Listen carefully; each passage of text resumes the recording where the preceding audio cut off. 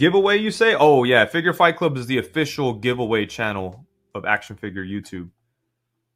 Thank you, members, for the love you bring, for every shared story and the joy you sing. To our sponsors, your support's the key. Together we build this legacy. Collectors unite in this fight we thrive. Figure Fight Club, our passions alive. Yeah. Unboxings and battles, the thrill of every find. Trading tales and treasures. Toyish Gone, where magic and toys collide. With every step, our hearts ignite. Through hidden halls and secret doors, we'll find the treasure. No more fear. Pirates hoist the flag high and bold in a world where the sky meets the gold. Each toy a clue, each mystery a game on this quest. We're never the same. Feel the energy, hear the crowd scream out. This is where wrestling lives and legend. Stand proud. Sunday Night Slam. Step into the fight. Figure Fight Club taking over the night. Sunday Night Slam. Hear the crowd go wild. Wrestling talk in the square circle style. Debates rage on under bright lights. Who's the greatest? Who wrongs the night? Stories told from the ring to the stage. Voices echo with passion and rage. Breaking down every bumble and feud. Wins and losses, attitude and mood. From the classics to what's new. Sunday Night Slam leads the way. Feel the thunder, hear the metal roar. Sunday Night Wrestling always wanting more. Sunday Night Slam. Step into the fight. Figure Fight Club taking over the night. Welcome to Sunday Night Slam. What up, chat? What up, everyone? This is going to be an exciting show because this is episode 2. And tonight we're going to be doing a tournament for the greatest male wrestler of all time. And we have some people backstage who are going to jump in on with us to do their votes and, make their arguments. And then you guys in the chat, you guys are part of it. You're going to participate and you're going to vote. So we're going to be asking you guys to do some 1s and 2s and tell us which wrestler advances in the next bracket. So, let's bring out our guests. We have a few of them, so we're going to bring them all at once. Welcome, Lucifer, Stu Albano, and Pac Photos. Welcome, guys. Photos. Evening. So before we start on the brackets of the wrestling show, here's what we did. There's 32 slots for the greatest wrestler of all time. We asked every single one of you to pick 6. So we all picked 6, and then there was 2 random we inserted to make the 32. Now we all get to vote. All votes count, and then the chat's vote count. We have 6 technically votes in this situation. I know Talib from mentioning Talib, we are totally stealing this fight bracket tournament stuff from Talib's show, Men on Film. Check it out Saturday nights. Borrowing it with a blessing, right? Yeah, borrowing it with a blessing. I like that. That's better. But definitely check out his show because it's Men on Films. We definitely like to talk about the movies and the different things about the movies. But in this case, we're going to switch it over to wrestling. It's pure wrestling talk, guys. So hit that like button and make sure you're subscribed because we're also the king of giveaways. We like to do a lot of giveaways.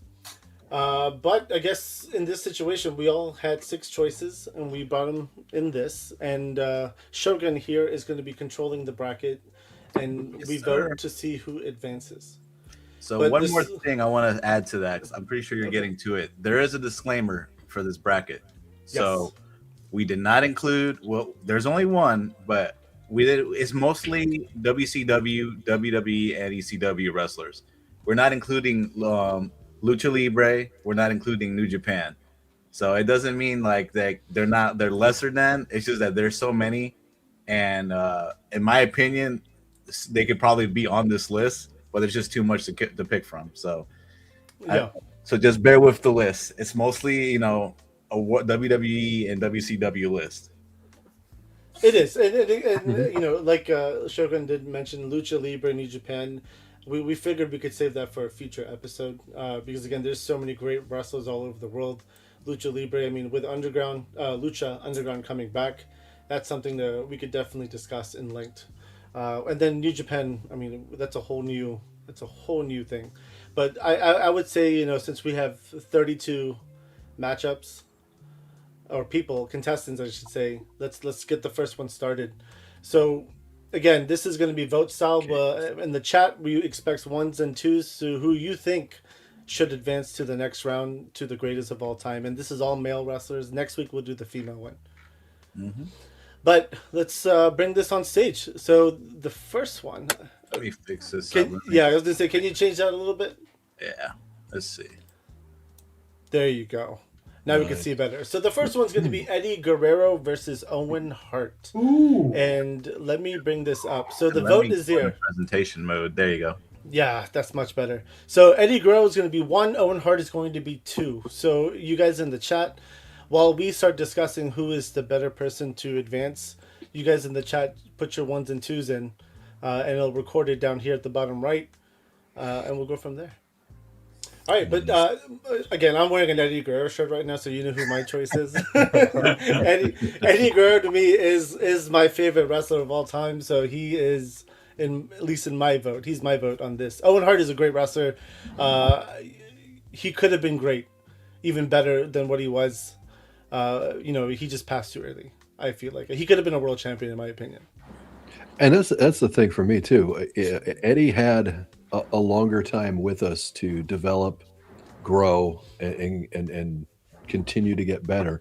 Owen's life his life was cut short, especially at the time of his. I hate saying that, but at the time of his death, he was really on the upswing. He was really finding himself, finding his momentum. In the ring, his ring talent has always been phenomenal. But personality wise, it was when he was really starting to shine. It was so unfortunate that, he passed when he did. I agree with you. He could have been absolutely main eventer for years to come. Oh yeah, 100%. This is a tough one. This is a tough one. This is a tough one. Eddie reached main event status. Owen didn't. He worked hard. He worked at it though. He worked really hard at it. And again, Owen could have done it too. Honestly, again, if that accident didn't happen, he could have definitely been a main eventer for sure. But again, Eddie Guerrero is one of those people who's multi-talented. Man, he was so good on the mic. He was a perfectionist. He was a perfectionist in the ring. His in-ring skills is really what put him over. Dude, I liked Eddie Guerrero when he was he wore the the American tights back in the day when he was tag teaming, and I was a fan of him back then. I always thought he was a great wrestler, and then his LWO character, cheat to win, I love that character. He showed so much emotion, and he had that's so what much I really charisma. liked. Yeah, his charisma was through the roof. Owen Hart missed out on that. I mean, again, missed out because the tragic ending, but the changing of the guard of how wrestlers were. Bret Hart was able to kind of take that mantle away from the huge dudes, the gargantuan guys like the Hogans and the like. And Bret Hart showed that you didn't have to be some giant, monster to be the carrier of the belt. Owen Hart, showed that he could fight his own brother and did a great job. And like you said, he even took, the Blue Blazer character. That little, the Owen Hart's a turd. That thing with the run with the Nation of Domination, those faction fights. He almost became like a character or a characterization of him, but what was it? Jason Sensation doing his impersonation of him. That was You Jason know, Sensation. Yeah, yeah, that was a just great making. impersonation, dude. Great Yeah, I mean, it impersonation. was just great. And Owen Hart again, and then Eddie Guerrero. You know, again, I think was it Diesel? Wasn't he one of the guys that had made a comment about the size of Eddie Guerrero? Those type of guys, the midget wrestling type size. But Eddie Guerrero fought Brock Lesnar, and some of those matches were phenomenal. Right. That battle, and so Eddie Guerrero. I mean, he got jacked up too, but Eddie also made others great in their matches. So. But I think Eddie can also fit That's with a the lot thing. of different wrestlers. Yeah, that's Yeah. what, yeah. Yeah. He knows how to fit in. Like he could do a high flying match. He could do a grounded match, like essentially for a submission person, and then he could also go toe to toe with lucha style. So I just thought he was like all styles he could do really well. I gotta give. I do want to put some respect agree. on Owen because even in the small time he had with everyone, this man put out some bangers like that. Like you said, that match with Bret Hart, like you said, the Hart Foundation, like it's crazy, and and just the fact that he is kind of like what you're saying with Eddie, that he can wrestle with almost every type of wrestler. He was that gifted as well. One of the things 100%. I remember watching some of these old documentaries about like Owen Hart. They would mention him that he was always like a jokester and a prankster. That was one thing I really appreciated about Owen Hart because he would make the boys laugh and like break character during the matches. I think there was I want to say it was where he was put in a submission hold and he started yawning and pretending to sleep and snoring and they just made the guy start laughing and breaking character and he would do stuff like that just for fun. And that just made it entertaining. He loved what he did. But in Eddie Guerrero, again, very similar. That he wasn't a jokester in the ring. He was a perfectionist in the ring. He wanted everything to be done perfectly, and how it all planned out. Very two different, but again, two great wrestlers. And I think both of them belong on this list.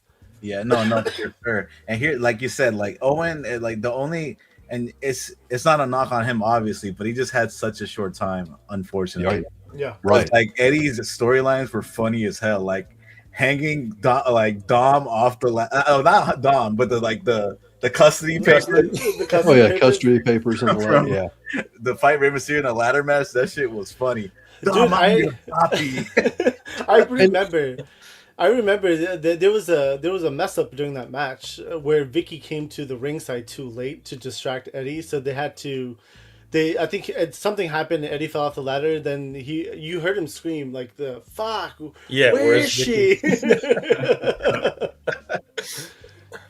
Yeah, no. But even with that, dude, like his promo he did against The Rock really stood out to me because it was emotion. It was pure emotion, and the fact that he did that the counter to get out of the rock bottom with an arm drag, that was like no one else has done that. And someone like Eddie Guerrero versus The Rock, you don't expect anyone to reverse that just the way he did, and it was just done so beautifully. That was such a good match too. The bearded sumo knows ball. We're talking about some New Japan. Yeah. Knows ball. All right, Yeah, so absolutely. we've talked enough. Who do you think you guys think should go to the next round? All right. So I'm going Eddie Guerrero. Viva La All right, Raza. so I'll man the line here. Who's voting for Owen? Because I know that not a lot of people are going to probably vote for Owen. Who's voting for Owen? Raise your hand. I'm gonna stop the poll as well. All right, who's voting for Owen Hart? Yeah. nobody? No, this is everyone. Even in the chat, it's tough. 80% for Eddie Guerrero. So everyone vote for Eddie Guerrero to move on to the next bracket. All right. Yeah. Eddie I mean, moves on. this is tough out the gates. It's not taking anything from Owen, but if you're talking about greatest ever, All right. oh, you've got to be kidding me. So All the right. next one is Kurt Hennig, Mr. Perfect Kurt Hennig versus Bret Hart. So let's show that. We're gonna move it over here in the corner. Speaking of jokesters, So Yeah. one is for in the chat for you guys. One for Kurt Hennig, two for Bret Hart. So all right. Go ahead. Go ahead. Oh, well, Kurt Hennig was probably the second wrestler who I loved as a heel and didn't care that he was a bad guy. And I was a kid, right? When he came up with WWE as Mr. Perfect. But he was just absolutely amazing, and he was perfect in the ring. I remember as a kid, doing that thing where he would spit the gum out and smack it with his hand. I used to practice that anytime I had gum, I would do that, like boom, boom. Luke, can I ask you a serious question though? Do you still Yes. do that? Absolutely. Do it right now. Yep. I used to love when he'd throw the towel behind his back. I mean, and even catch the it. towel thing, yeah, I was Yes. just about to say, I was like, damn.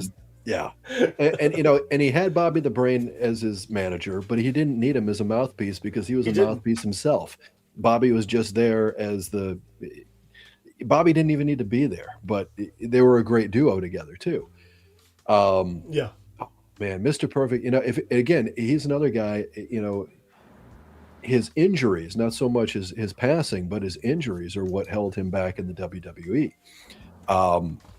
He should have been a main eventer. He should have had a long, in my opinion, had a long storyline with Brett fighting over the heavyweight champion when Brett was champ. That would have been a phenomenal rivalry, and I think that would have been one that could have gone for years. But I know he had the back injury, which set him back for a long time, and basically he was never quite the same after that. Yeah, Chuck D said what I was about to say. That match they had in SummerSlam was sick. That was a great match.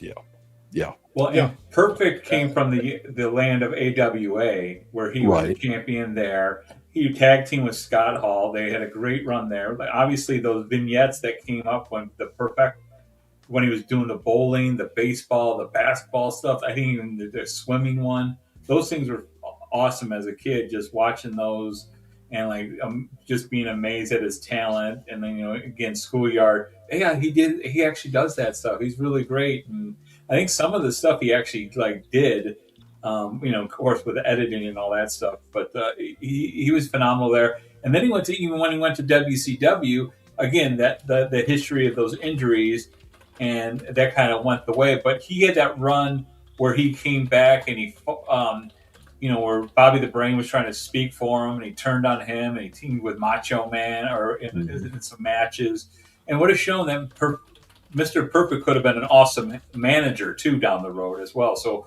talk to me about the whole complete package of a wrestler. I mean, he was perfection, but then you got the excellence of execution. Right. Yeah. Yeah. They're both so good in the ring, man. They're both so good. Like, yes. I mean, so like Keith made a comment here. Brett was one of the safest wrestlers to work with, and I agree with that. He was one of the safest wrestlers to work with. And again, anyone who gets trained in the dungeon turns out to be a really good wrestler. They knew what they were doing. Yes. Yeah. Absolutely. Absolutely. Yeah, and Brett, Brett's only weakness was the mic. He was, of course, that shows up when Bret Hart's being mentioned. I'm just gonna bring that up. They sued him. Bret Hart sucks. No, I'm kidding.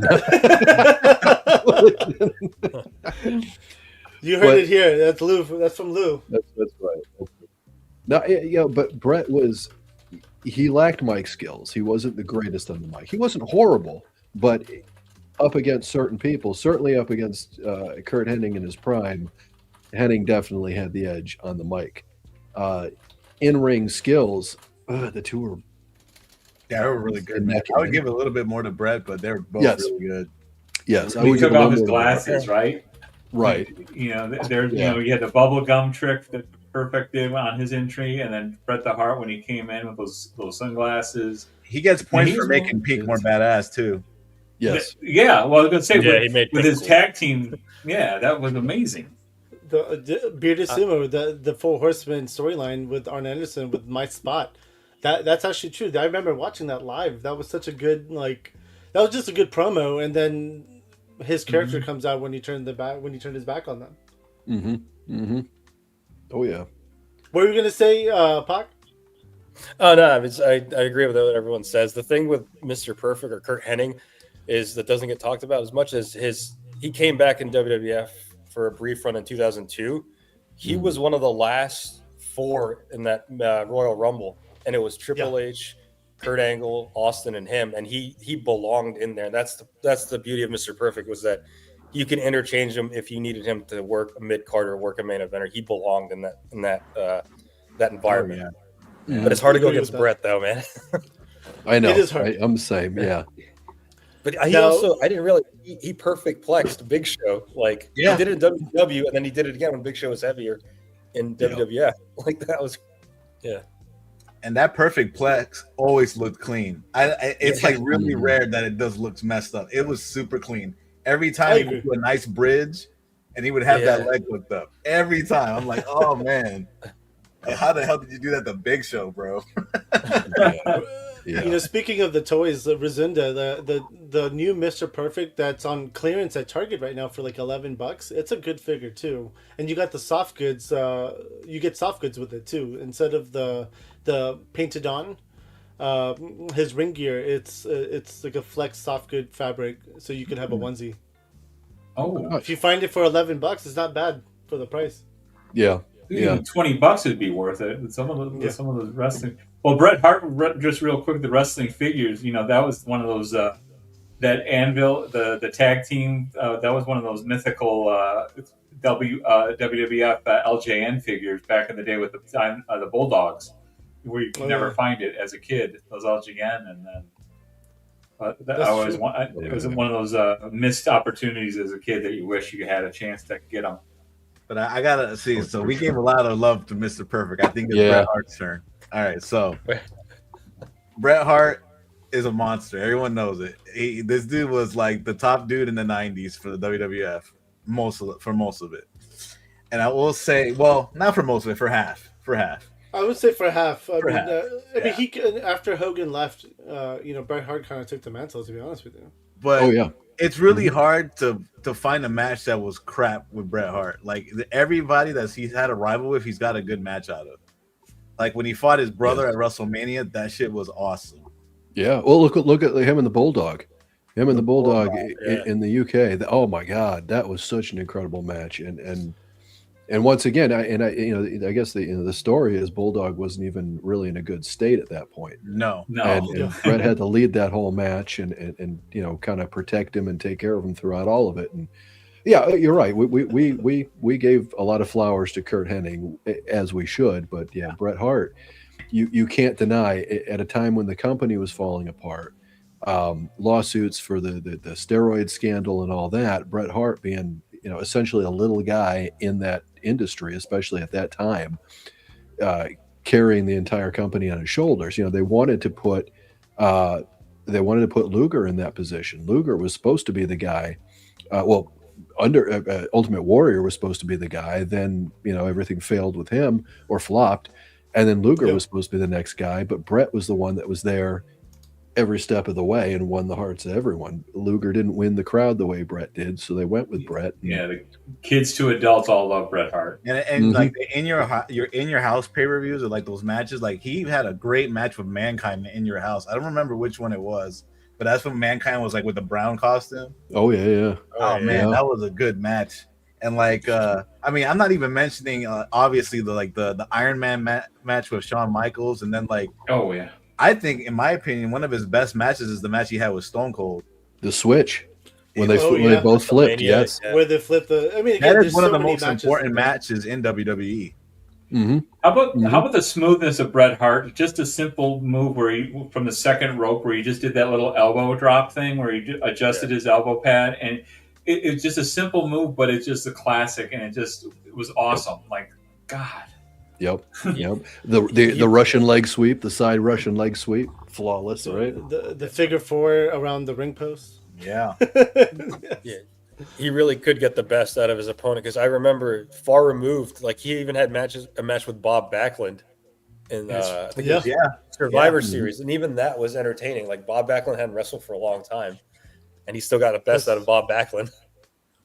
That's very true. I will say also, it's just like, if it wasn't for Bret Hart, we wouldn't have Stone Cold as we know it. Like he is the reason why there was blood in that pay-per-view. Like in that match, he's the reason. He suggested to Stone Cold, hey, there should be blood to make it more dramatic, and you can pass out in the sharpshooter.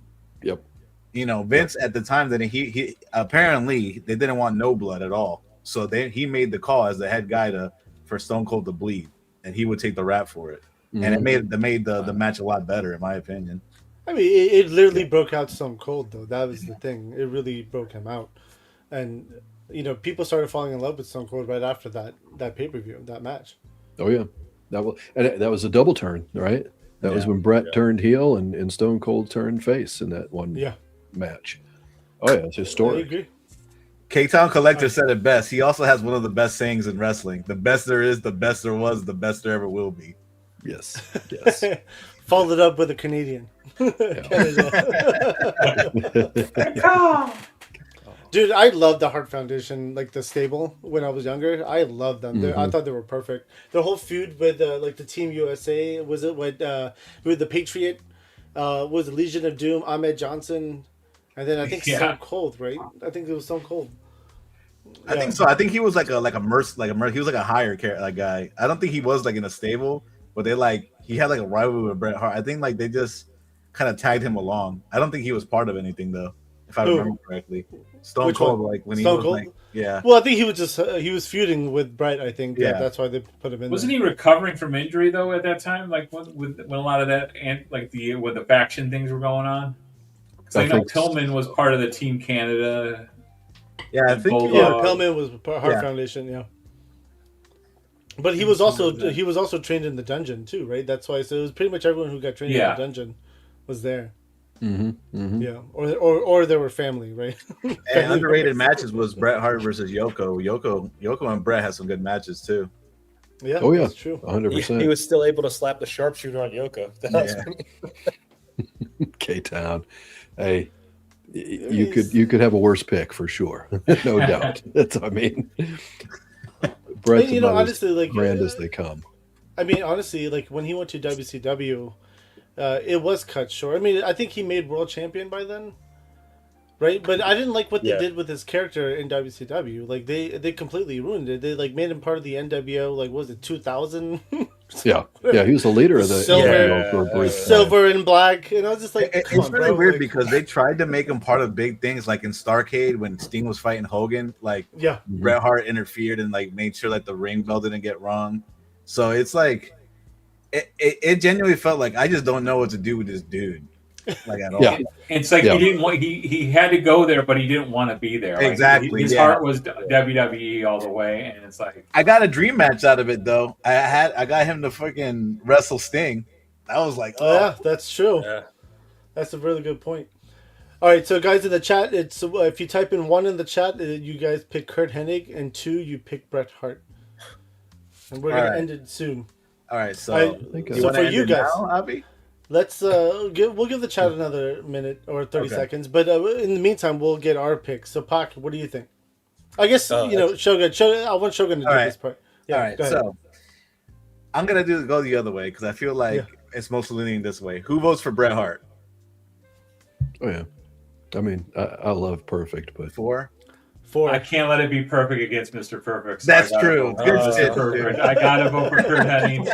But again, this is a matchup that Bret Hart is the excellent execution, but he ain't. I love Kurt Hennig, dude. This sucks. This is tough. This is tough, but even the chat picked Bret Hart too. So, well, you're all wrong. You're all wrong. Bret Hart is advancing. So the next one. Rob Van Dam versus Macho Man. So let's go ahead and show this one.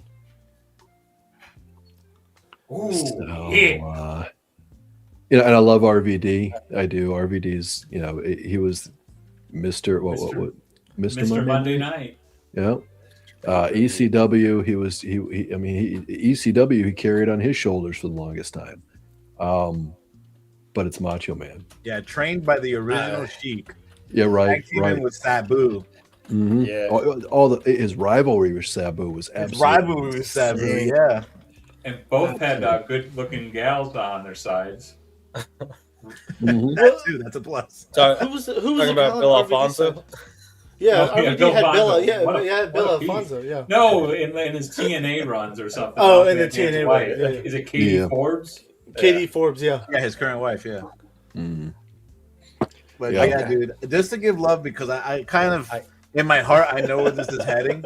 I'm gonna give some love to Rob Van Dam because Rob Van Dam, he does that. If you look at his ECW stuff, It's just yeah. like he's over here doing front flips from the ring to the crowd. Mm-hmm. Yeah. Mm-hmm. It's Stuff that no it's one's done crazy. before. Like, Dude, The whole ask a- effing show, right? Yeah, I mean, you ask a lot of the wrestlers, like Seth Rollins, it's like they all kind of mirrored what he did. Like I know it's obscure to pick. Like this one is personal to me because out of that whole debacle with WCW and ECW becoming the alliance, the one bright spot was RVD naturally getting over within a month. They put him Right. with Jeff Hardy, who was easily one of the biggest faces or mid card faces at the time, and he got over naturally. And the unfortunate part was, I think Bruce Richards even said it, and Rob's even admitted he never played the game technically. And Yeah. Bruce is like, you could have been Vince's guy had you just got along, but he always stayed true to himself. And eventually he got his moment. It's just unfortunate what happened after that. But yeah, this one's personal because Rob's always like, he walks in any What's up, room, he's Billy always Boys? going to be the coolest dude there. It's crazy, man, because I mean that match where he beat Cena in one night stand, I was like, holy crap! They actually gave Rob Van Dam the title. Well, I that know. was at ECW One Night Stand. Yeah. You had a feeling that was going to happen, but beating John Cena clean too. Yeah. at that time. Yeah, that Yeah. played a big role. I agree with that. There's a Rod Splash is It was, amazing. you know, Edge kind of speared John Cena, but yeah, you're right. You're right. Yeah, that's true. I guess It was moments like that where it's it's like once in a while- ECW. Come on. ECW, ECW. I mean, again, RVD, especially in original ECW, again, he was a phenomenal talent. Like he was Mr. What was they called? Mr. Was it Sunday Night? I think, right? That's what Monday Sunday night. night. It's Monday night. Was Yeah. it Monday night on Yeah. ECW? Was it Jerry the King Lawler that brought him over? Yeah, he For was like on that Raw. one. It was like one was night. It was something weird, like the contract wasn't there, so he was there for like one night, and then it's something that happened with the contract, so then he like disappeared. They did an invasion angle like back in the day.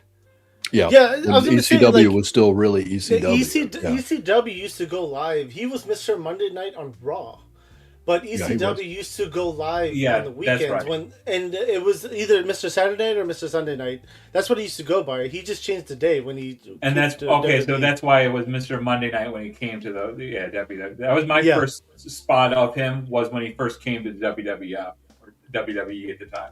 Yeah, and the WWE, he was known as Mr. Monday Night. yeah. It's crazy. His match with Jerry Lynn. Like if anyone ever wanted to see a best Mm. RVD match, I'd always pull up a Jerry Lynn match. Yeah. Jerry yeah. Lynn RVD went down, dude. They hit it hard. I loved Jerry Lynn too. Yeah, I was Jerry actually a Lynn's big fan of underrated. Sabu. I was a huge fan of Sabu. I Oh, loved yeah. Sabu. RVD had that move where he jumped off the rope and like did a 1 foot kick. Yeah, coast to the guy. coast. Coast, Yeah. Yeah. Oh well, yeah. I don't remember what the name of the one Van foot. Terminator. Yeah, the Van Terminator Yeah, was. the The Yeah. Van yeah. Daminator, and there's a Yeah. Rolling Thunder. Yeah, Van Daminator was when he threw the chair at the opponent. They would catch it, and he would do the flip kick. Yeah, No, There's that was so many. no the Van Daminator was when you jump from one side of the one corner to the other. I thought no, that one's the coast to coast. they called it coast to coast with when Oh, Shane McMahon. McMahon McMahon. when Shane McMahon It was was- doing it. It was the Terminator because that's when Alphonse they had like a promo before, and he's like, "You're going to see the Van Terminator," and that's what it was. It was Van basically a Terminator? coast to coast. Yeah. That sounds about right. Was Bill was the one with all that damn whistle, right? Oh yeah, Yeah. Bill the damn whistle. Jeez, Yeah, Bill was the guy with the whistle. Yeah, obnoxious as It- hell. you know, I'm pretty sure Rob Van Dam still wrestles a little bit here and there too. He does, To yeah. dance. Yeah, he was at a house show. Yeah. Yep. It's crazy. Like I mean, he just had a kid too. I think I'm pretty sure. That's right. That was a good man. Bam Bam and RVD. Bam Bam was. But I'll be upfront with you guys though, man. You're comparing. We're comparing. He's going against Macho Man, and that's dude. Well, that's why we're giving him his flowers now. You got to get the flowers because he's about to go. Let's talk about Macho Man. Though. Let's do that one. All right, where to begin with Macho Man? He was a catcher in the baseball in minor Yeah, leagues. yeah. Angelo Papa, yeah. or is his dad. The cream always rises to the top. Leaping Lanny Papa was known for his frisbees and other talent. Were leaning forward. Yeah. And Randy Macho Man Savage, when he came up and they were looking for a manager, and all the WWF managers were trying to scout him and court him, and then when he brought out Miss Elizabeth, like there was just this energy with Macho Man Savage. Right when I was a kid, Hulk Hogan, I was over. I was done with his stuff. Like, and Macho Man was like my guy when I was. I mean, tremendous dude. Just again, beautiful Miss Elizabeth with him. But Randy Macho Man Savage, that match that he had, like taunting Ricky Dragon Steamboat, and then going into WrestleMania 3, just being right at that age before you really got like the understanding that it's predetermined. Yep. And like going, this is BS. He's the best. Why are they letting him lose? That damn George Animal Steel, get him out of there. And then just also the way he got a match going. Like you talk about Eddie Guerrero wanting to make a match really perfect. That's what Savage did. He was almost to an annoyance of the other wrestlers, but Oh yeah, he was yeah. professional as hell in those rings. A little bit psychotic about his, in behind the ring, but behind the blockers. But he could fight the big dudes, using his skills at a time when the small guys weren't supposed to win. Yeah, Against the yeah. monsters. That's true. That was the thing. Macho Man, Macho Man didn't have the size of Hulk Hogan, but he had that that larger than life personality that everyone loved. Chico? Oh yeah, Macho Man. Dude, look at Tito the Santana. outfit in the picture. I mean, Oh yeah, and reinventing himself. right. And he was a guy that even if you go back and go watch his when he was on Arsenio Hall show. Back then they were still playing the character, even when they did talk shows. And Macho Man wasn't playing a character; he was just amping up. He was one of the first that was truly just amping up himself. And I believe he was a heel at the time, but on Arsenio Hall, he didn't play a heel gimmick. He just was him, and it came across as real in a time where people were wondering what was real and what wasn't real, and in a time where they were still hiding and still living in kayfabe. The man was just absolutely incredible inside and outside of the ring. One of my favorite feuds with the Macho Man was with Ric Flair in WCW. Yeah. That really stood out to me because we're talking like the greatest villains yesterday on Men on Films on Talib's show. Miss Elizabeth was where she took off her heel and poked it, like hit him in the eye or hit him in the face, and she turned on Macho Man and went with Ric Flair. And she did it over and over and over again. You'd think he would learn a lesson. Oh yeah, Yeah, you don't do me well. yeah, she was the problem with the mega powers too, kind of like She was a problem with the mega Lust in your eye. Lust in your eye, Hogan. The only issue I think Macho Man honestly had was he was always in the shadow of Hulk Hogan. Like he really was always in the shadow. Like, and I actually think Macho Man is 10 times a better wrestler than Hulk Hogan. Oh yeah, He was 10 absolutely, times. absolutely. Hogan had his stuff, but he was just bigger, and he had his like 5 moveset. That's it. We can talk about deeper into Hogan, but yeah, Hogan he had a lot of power as well, right? Yes. Whereas Macho Man didn't necessarily have at least as much power as Hogan. But Macho Man, 100% top to bottom, was a better overall wrestler than Hogan. Better in the ring, better on the mic. I mean, Macho Man in my opinion, could easily win this whole thing, easily, with incredible talent on this bracket, right? Macho Man is that damn good. That WrestleMania 4, that tournament thing, when he fought he fought like one man gang. He fought, I think Butch Reed. He fought in that tournament. Against Ted DiBiase.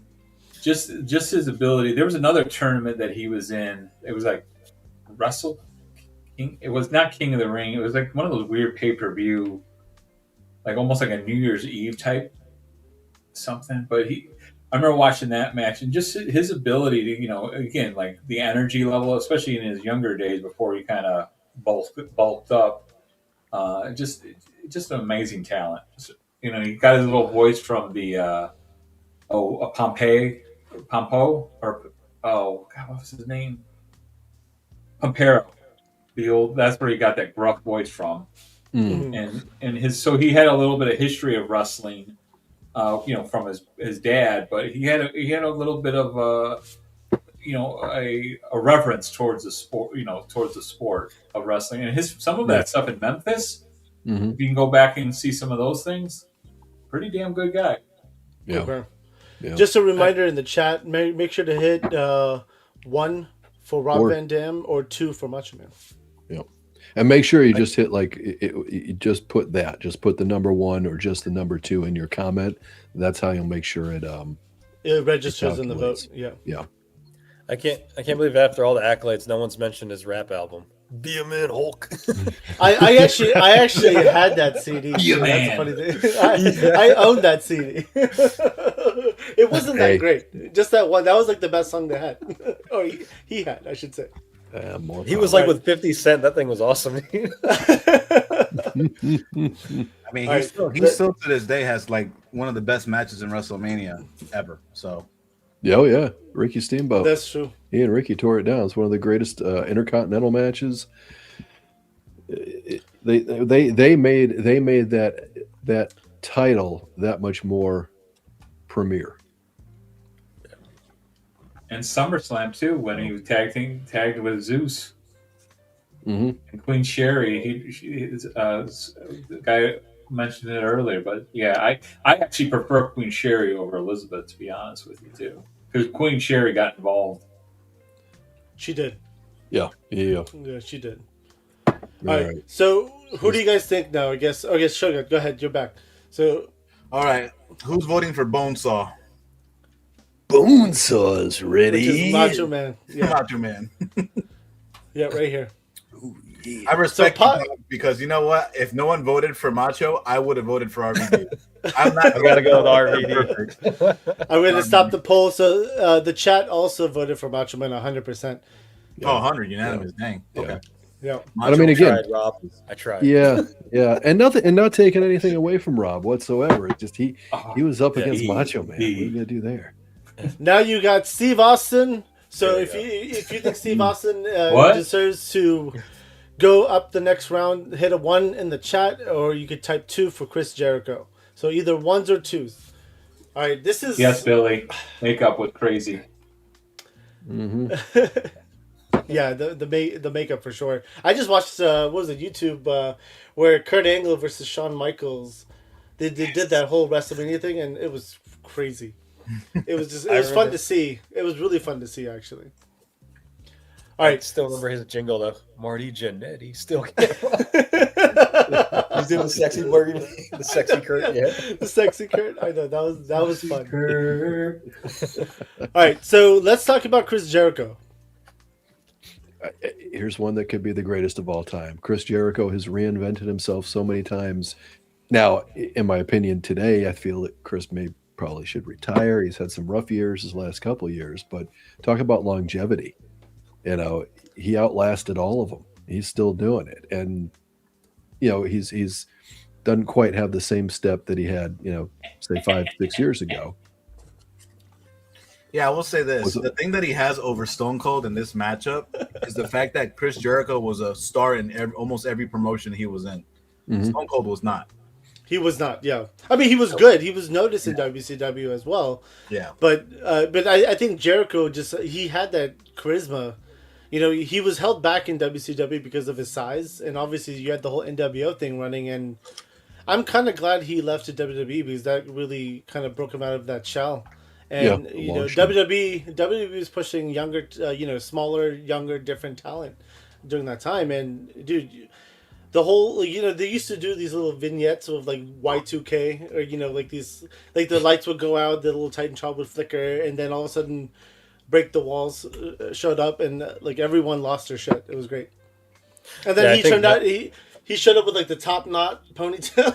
Like, Oh, yeah. Yeah. Little goatee. That was the first big, I think, free agent that went from WCW to WWF, because everyone else had transitioned to WCW. Him moving to WWF at the time was pretty big. Oh yeah, Yeah. for sure. Yeah, and then he shows up and interrupts The Rock to cut that's a that big promo. deal. Yeah. That was huge. The wrestling superstar and versus wrestler. That's like Chris Jericho, way I would say way better wrestler Mhm. in ring. Stone Cold though, I mean, is like considered one of the, if not the top wrestler of all time by And Chris when Jericho, people by and talk heart, about it. like Chris Jericho wrestled in almost every major promotion. He wrestled Yeah. in Mexico. He wrestled New in Japan. Japan. He was a champion in almost every promotion. all over the world. Yep. All over. And longevity. And that's- Longevity, too. So like even he wrestled at ECW, WCW, WWE, AEW. Did he ever go to TNA? No. He performed He- as Fozzy there. That's it, but he never. Oh, actually he wrestled. performed his father, but he never wrestled. Okay. But yeah, That I mean, counts. he's been everywhere, literally everywhere. He helped put AEW on the map. The first, his signing in the very beginning. undisputed champion, beating That's Stone Cold and The Rock in one night. That's That's true. right, man. That's right. Dude, I used to love the Lion Tamer. The way he used to do it in WCW, where Yeah. he would like wrench down on the neck and like kind of go down with the legs and the, but he changed it over time, where he started making like a Boston Crab. And Yeah. I was like, I He read had his to book. mainly. Go ahead. Yeah. Oh, no, my bad. Yeah. No, go Puck. No, I read in his book that I think some wrestlers were complaining about it. That's why he had to like kind of switch it up. But that looks so legit the way he would like have half your body just, yeah, Yeah. dude, Yeah. it looks like it hurt, like a lot. Yeah. He had to, Ever. he had to adjust it with the size of the wrestlers too. That was part of it. He was able to do it that way in WCW because he's mostly wrestling guys that were relatively smaller. And like Pac said, people some of the bigger guys were complaining. when he did that to Punk at WrestleMania 28, though, that was pretty cool. He busted it out in that match. Yeah.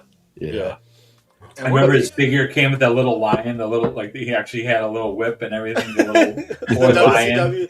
WCW figure. Yep, I remember that. That was funny. And that's just going off of 90s Jericho. But this dude is a beast. Like, he was like doing the best in the world gimmick before CM Punk. Mm-hmm. Yep. He's had banger matches with CM Punk. With He had Kenny the Kevin Omega. Owens thing with the list. Like, The list. The list. Someone actually said it. He's the man of 1004 moves. Oh yeah, well that was Dean Malenko up against WCW and his rival. Go ahead. Dean Malenko is the man of 1001 moves, right? Right, and Jericho came out with his list With of the list. that he was the man of 1,000 Armbar. Armbar comes back from a fucking commercial break. Armbar. But Chris Jericho, like, if it's Stone Cold versus Chris Jericho in terms of longevity and like being over in multiple promotions, Stone Cold should lose. Yeah, But this ain't about the great. This is, like I said in the beginning, this is like greatest WWE WCW wrestler of all time. yeah. And there is nobody that has gotten more money and has been more over than Stone Cold. Right. Oh, 100%, dude. Stone Yeah. Cold was, it was like, when he showed up, it was like, at least when they finally did the Stone Cold character, it went bananas everywhere, dude. It was everywhere. He was the most best-selling. I mean, he probably still sells the best t-shirts. I mean, Pac, you bought his shirt. He's been top, I think top three, top four, ever since he stopped wrestling. Well, Oh, and yeah. also his ability to, I mean, just the theme song with that broken glass sound. I mean, that's just immediately pop. I mean, LOD would be the closest back in the day, right? The LOD pop that when they would used to come. I think Austin's at some points is even louder. And he's still, even when he wrestled what's his name? Kevin Owens, right? At WrestleMania. He actually he came out of retirement. I mean, it was not the greatest match, but it was still fun as hell to see Steve Austin. I mean, it was doing fun to that see him crap. wrestle. Yeah.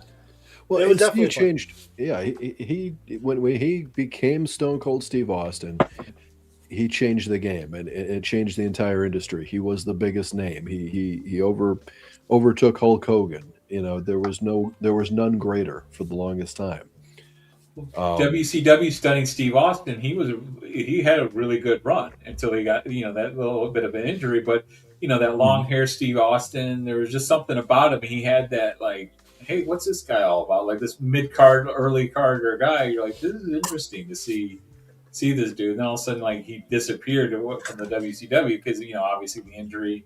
things like that. And then it's like, oh, he's fighting Jake the Snake or something in this match, and then all of a sudden he cuts that promo because he was the Taskmaster, I think. Yeah, you With thump 15 in your Bible, you're talking your John 3:16. Well, Stone Cold, Austin 3:16.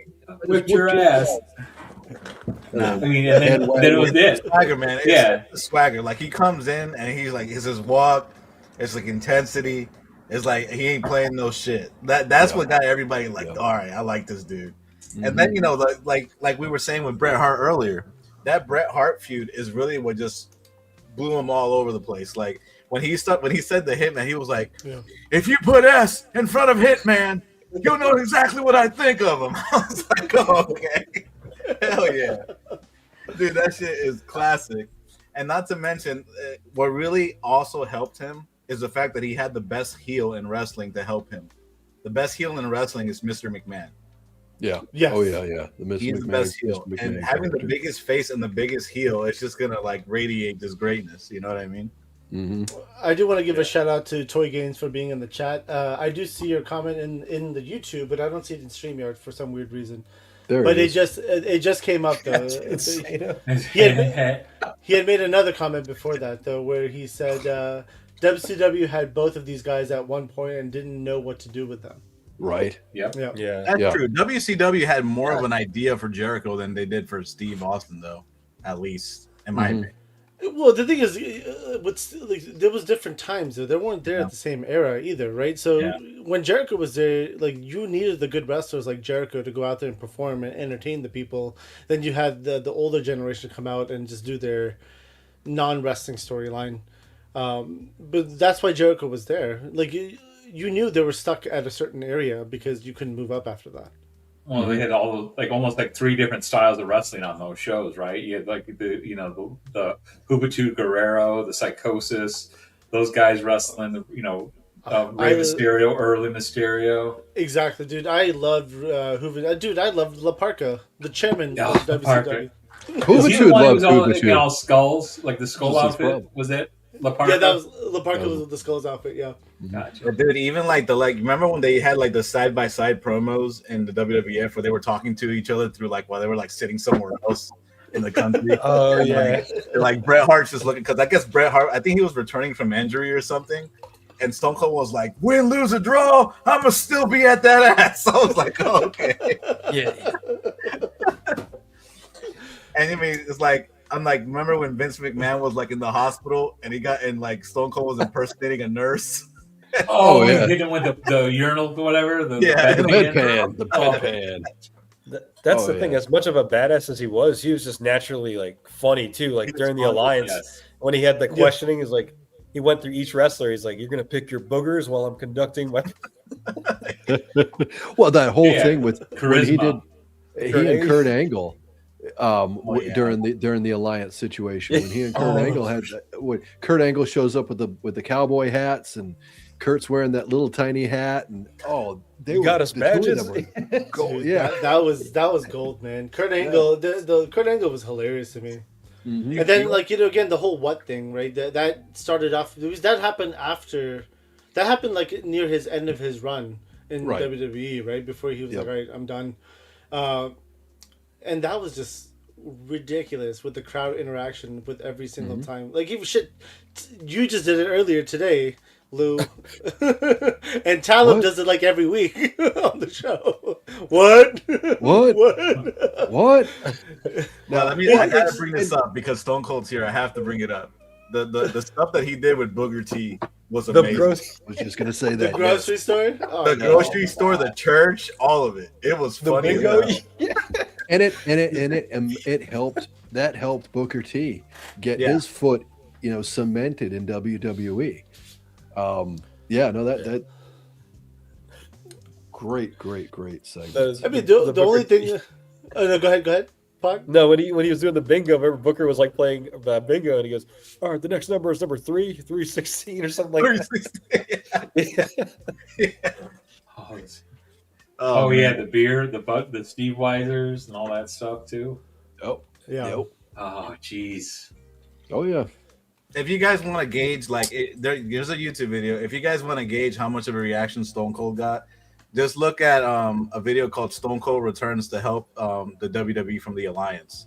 Mm-hmm. When they're getting like WWE's getting jumped by WCW and ECW, he comes back, and that's probably like one of the loudest pops he's ever gotten. Yeah. You'll see how over Stone Cold was. Yeah. I wish he would have used that Disturbed theme more because that was Oh, such the a badass Disturbed pop. theme, yes, yeah. These two both have great themes that they only use a little bit. Oh yeah. Yeah. Which is surprising, yeah. All right, it's that time now. We gotta do a vote, right? All right. Yes. So- yes, let's lock it in. Let All me right, go I got to you, the- Abby. So, who is voting for Jericho? I have to. I know. I have to. Oh,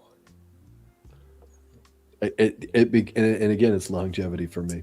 The longevity. Well, I just stopped the vote, so the chat has 86% for Steve Austin. Who? All right, move on. All right. Yep. And the Thank you, Austin Jericho, for 316 says, "I just whooped Jericho's ass." Woohoo! Now Which I the figured next was gonna one happen. is Mil Mascaras versus Oh. Roman Reigns. This is the one I was saying from the beginning that there's going to be one Lucha Libre wrestler here. Yeah, And he's we- a wild we did card. add This was one. nobody's pick. This is just a wild card that was left hanging because there was some people that were left to put in the bracket. There was actually a lot of people left who didn't make the list, which I was a little surprised by. We're gonna bring up some like honorable mentions that didn't make the bracket for Yeah. sure. Mm-hmm. Mm-hmm. All right, let's start with Roman Reigns. Acknowledge me. Yeah, I see it. Where the fingers at? You gotta acknowledge the tribal chief. You gotta acknowledge that. All right, so go ahead, Lou. Go ahead. You know, I've always wanted to love Roman Reigns, and I don't hate Roman Reigns, but he got you know, when he first came out with the Shield, you knew he was going to be something. Didn't have the mic skills yet, but he had the presence, he had the look, right? Mhm. And then when they wanted to really push him as a singles wrestler, and Vince was kind of shoving him down everybody's throat, he was forced. You know, the sucker and succotash. That killed it for me for a while. He was forced into this, and he didn't. You know, you could tell he was forced to he was force fed these lines that he had to say on television, and it hurt him for a long time. Now, a weaker person, I think, would have completely flopped and disappeared, and that's where I've got to give him credit. He kept going and kept persevering and kept going and never gave up. He took exactly what was given to him and he worked with it until he finally kind of developed himself and developed who he is in the ring. To the point now, you can hate Roman Reigns. You can say, "Oh, he's shoved down our throats for so long, and you know he's overrated." But I got to give him a lot of props in his growth and how he stuck with it and you know became what he's become. This is one of the only times I wish I could call a helpline and be like, "Yo, can you put Paul Heyman in the group to talk right now to boost up Roman?" Because let me tell you, man, the needle mover Roman Reigns. So, all right, this man is the longest reigning WWE champion since Bruno Sammartino.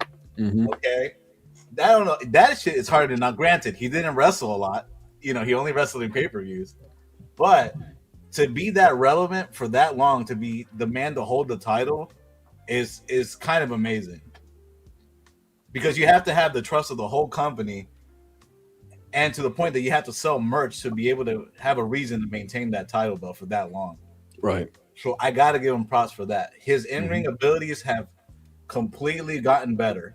Yes. Completely have gotten better. He knows how to work the crowd now better. He knows the right things to say. Now his heel work, his heel work is always his best. He's kind of a weak face. I will say that. I'll take him points off of that. He's not a good guy. He's gotten better. He's a better bad guy. Yeah, he's a much better bad guy. The cocky attitude, the acknowledge me when he did the whole bloodline thing and there were heels. That was that was perfection. Like, he did such a good job. Yes. Like he people loved him so much as a bad guy that they started cheering him. Right. They exactly. And that's how you know you're over, and that's how you know you've succeeded, honestly. That you're so bad that the crowd gets back behind you and begins to love you. It worked for The Rock. It happened with Macho Man. Yep. Happened with a lot of guys on this list, quite honestly. That's true. It actually happened with Bret Hart. The Hart Foundation at one time was a heel team with Jimmy Hart. So I mean, you can go all the way back. There's a lot to be said for that. If they can hone their skills as a good heel, they can become an even better face. That's good. Sure. That's a very good point. But I think in terms of like, and also his condition, because he has leukemia. Mhm. So it's just the fact that he's like, it's on recession and he's still doing all this stuff at such a high level. It's like, you got to commend him. He survived dog food, like someone said in chat. He survived dog food. He survived suffering suffrage, the big dog gimmick. Oh God, the fucking big dog. They had him beat Undertaker for his second loss at WrestleMania. A lot of people didn't like that. It should have been Undertaker's first loss, in my It should have been opinion. his first loss because Yeah. Brock Lesnar didn't need it. Exactly. I mean, honestly, Undertaker should have retired after. He that should have match. retired undefeated, if anything. I think so too. Oh yeah, he shouldn't have lost. I think he Yeah. should have beat Brock Lesnar. And hands down, he should have beat Brock Lesnar. But I get why there's like, there's a lot of people that hate or love Roman Reigns. But that's like to be honest, that's the formula for like a top level guy because people hate and love John Cena. So Right. I agree. And you got to kind of understand, we witnessed Roman go from his very beginning to where he is now. We witnessed all of that. Back in the day, you didn't necessarily see the guys develop in developmentals or in the territories the way we see today. We see these guys from the very beginning. So you see the entire growth. And some succeed and you see it happen, some don't. But you can't hold against them where they started necessarily to where they are now, because that's the entire journey. Some just do the entire same thing over and over again. They're just stagnant and they don't get over. But some of them transform as they get better, and Roman's one of them. I think he's in his final stages of character development, though. He's not going anywhere after this. He's reached that peak now. Yes. Yeah. he's found it what he's supposed to be for sure. Mm-hmm. All right, let's. So let's I want to get- ask a question to the panel, not to Avi. Do any of you know who Mil Mascaras is? Yes. Yes. Okay, good. 'Cause I was about Mills to from say, back in the if it's day. going to be me and Avi talking about Mil Mascaras. It's about to get very boring. I do have to say we have to go a little bit faster because we only covered like 3 matches or 3 We match are an brackets, hour in. and we're an hour in. So we Yeah. got to do a little time limit on these. All right. Let's say Right. 5 minutes per, and because again, this is going to go for like 6 hours or 7. We'll be here all night. Yeah. So we're just gonna finger poke a Still Doom need every some- single one of these matchups. All right, so we'll start, Yep. we'll start it off with Mil Mascaras. All I'm gonna say is that this dude is pretty much a Mexican superhero. He is in comic books. He is bigger than you could probably say he is bigger than Stone Cold and The Rock in Mexico. I'll be He's right probably back. he's probably I'll be bigger right than back. Hulk You Hogan. guys keep He's going. bigger than Hulk Hogan in Mexico. Yeah. Straight up. In a heartbeat, dude. He's bigger. He's probably the one well-known lucha libre superstar. It's him and El Santo. El Santo was another one. Like everyone, if you don't even watch wrestling, like you talk to people like who don't watch wrestling, they could say that Hulk Hogan, The Rock. They may mention Stone Cold Steve Austin, but everyone knows Mil Mascaras and El Santo. Even like Mil Blue Demon, Mascaras. right? Yeah, Blue Demon. Yeah, Mil Mascaras though, without this one of those guys from the magazines back in the day. That's the guy, because again like the Bill Apner ones and things like that. You would always see those information, and Mil Mascaras was the guy that you would hear about. And that's for like your television watchers over here in America, but pre-cable, because even in the old cable days, you really didn't get it unless you were watching some of the deep Spanish channels. And it depends on what kind of market you're in. Up here in Chicagoland, we didn't really get too much.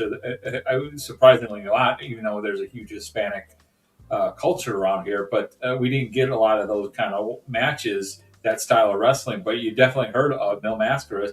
And again, as you get older, you hear about him, and just he gets my vote because he's not Roman Reigns. I just don't like Roman Reigns at all. Oh, that's fair, man. You're allowed. But I love Mil, just that style and just the idea of these international superstars. As a kid, I wish I had more opportunity to watch some of that stuff in its prime. Now seeing it is more like when he was in his later time, we saw him more of like a novelty act, not a novelty act, more of a presentation. Like here's this hero that we're only seeing in like the form like if Stone Cold Steve Austin shows up nowadays, you're only getting just the praise for him, but not the actual matches. Yeah, and Mil Mascaras, just because I know we're trying to, we'll probably end like at 3 minutes in. Mil Mascaras, like, also, you got to give him credit because he is probably the reason why a lot of Mexican wrestlers exist nowadays.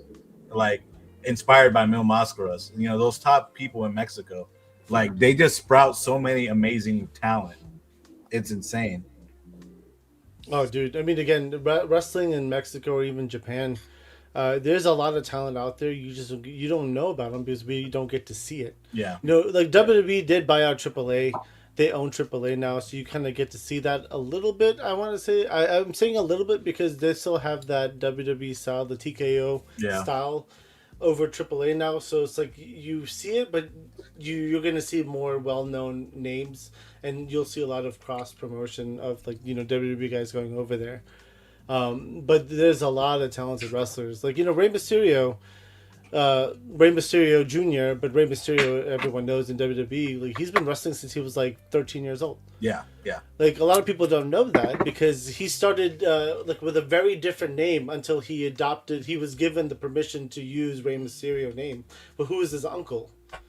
And Rey Mysterio's senior original child is El Hijo de Rey Mysterio, which is also a great wrestler, but not good as Rey Mysterio. It gets confusing. No, I get no. That's the thing with Mexican wrestlers is like they pass down their name like a mantle, like Batman. Yeah, it's cool. Yeah, the mask, the mask gets passed down, the mantle, like so it gives you a lot of like culture as well. I feel like there's a lot of culture and family aspect involved in luchador wrestling, which I do like. I do like that. Deep lore. Yeah, it's different.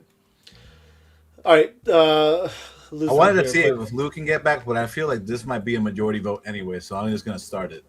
All right. So who's going to vote for Roman? Raise their hand. Are you serious? None of us? None of us. yeah. Okay. All right. Well, Shout out to the tribal chief, though. I acknowledge you, though. I do acknowledge you. The chat. Zero. Lou's not here. I think he would have been the one, to be honest with you. But the chat did go with Roman Reigns, so he did get one. Okay, good. All right, so Mil Mascaras progresses. All right, the next one is Andre the Giant versus the Undertaker.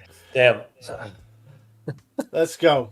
Andre the Giant versus the Undertaker. Let's see who do you guys think is the best? One, if you type 1 in the chat, you get Andre the Giant. You type 2, you get Undertaker.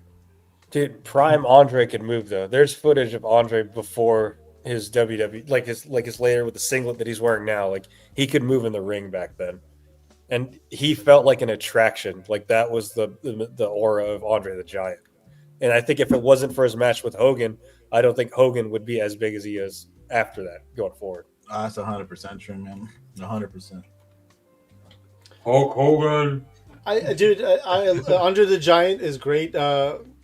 He's had some great. I honestly hated his stint with the mask on, but the thing with the Undertaker, the machines. The machine, giant machine. I hated that part of it, but again, he was again like an icon, right? He was like holy shit when you see him. He showed up, but again, like I feel like he didn't win that much. He didn't over bigger names. He was an attraction. Yeah, he didn't need to. You're right. I mean, he played his role properly, I guess, but. Undertaker, though, holy shit, man! Like, you want to know what's interesting about this matchup is that both of them in their time were locker room leaders. They were like the top guy in their locker rooms. Like in like the late 70s, early 80s, a lot of people say that Andre was the leader of the locker room.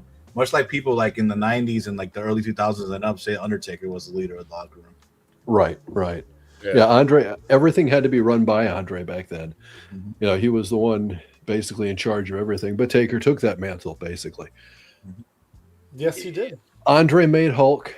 Sorry, I didn't mean to just like jump back in. My son stopped by. I No, had to do it, dude. had to This is a wrestling make show. some stuff up. Yeah, the invasion angle from Lou. Out of the bag. It's this one's another tough one because I mean, two absolute freaking legends, right? And yeah, I'll never forget when Undertaker first appeared. When they first brought him out, the debut of the Undertaker. Mean Mark. Yeah, Andre was never called Mean Mark. You're right. It was but nobody agitated knew. Andre. Agitated Andre. Right. My I jam love with me Andre. I love me Andre, but man, it's just Undertaker. It's just Undertaker is just like one of those characters that you've seen just perform over and over and over again. He's got some of the best historic matches. You know, like, dude, some of the stuff he did. I was a big fan of the Ministry of Darkness, personally. I Me loved too. the Ministry of Darkness. This is before the corporate ministry.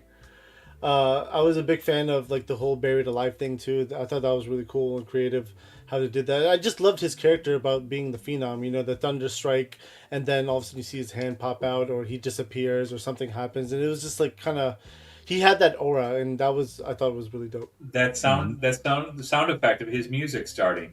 You know, he has one of the best Yeah. entrances ever Yeah. in wrestling for Yeah. sure. He has one of the best entrances, Yeah. and like not to mention like almost all his little like weird gimmicks, like his like phases were almost over. Like the Phantom of the Opera Undertaker, Ministry of Darkness Undertaker. Undertaker I missed versus one. Undertaker. Undertaker when he started putting people in body bags. You remember that? That was really early. Mhm. Yeah. Putting people in body bags.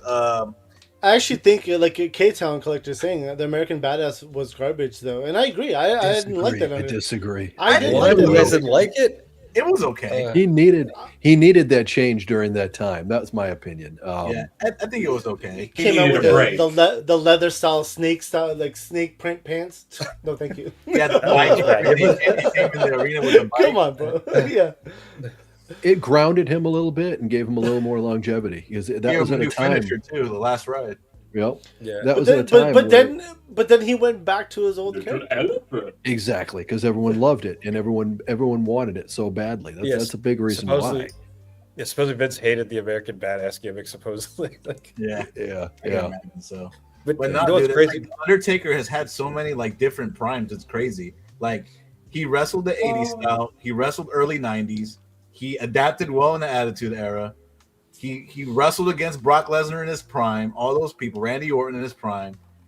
He even when he gets older, when he comes back and he wrestles Kane, he comes back and then he wrestles Shawn Michaels, Edge, all those people, Batista every year. Now, granted, he only wrestles like once a year at that point. Sometimes. Yeah. I think you're I'll be right missing back. someone though. He fought Giant Gonzalez for. Oh yeah, we don't talk He- about He was that. forced. Right. He was able to put. Well, you could. I don't know if you could say he was able to pull a match out of a Giant Gonzalez. That wasn't even a match. That was just him being choked out by like some That was like just drug, That was and just then he a goes powerful back match. and starts knocking him. Yeah. Who was the bad match in WrestleMania? He was like some big bald guy. What was that? Talking about King Kong Bundy? Not King Kong Bundy. There was another one. It was like some. Was it Bull? It wasn't Bull. Not Bull Shannon. Was it Bull Bolshevik? Buchanan. Was Bull Buchanan? Oh, Bull Was that Buchanan. Yeah, Bull Buchanan. Was that a I don't think WrestleMania match? Or No, I don't No, think so. he fought Big Boss Man, Hell in a Cell. That's when they hung him, I think. Is Yeah. that what you're talking Yeah, about?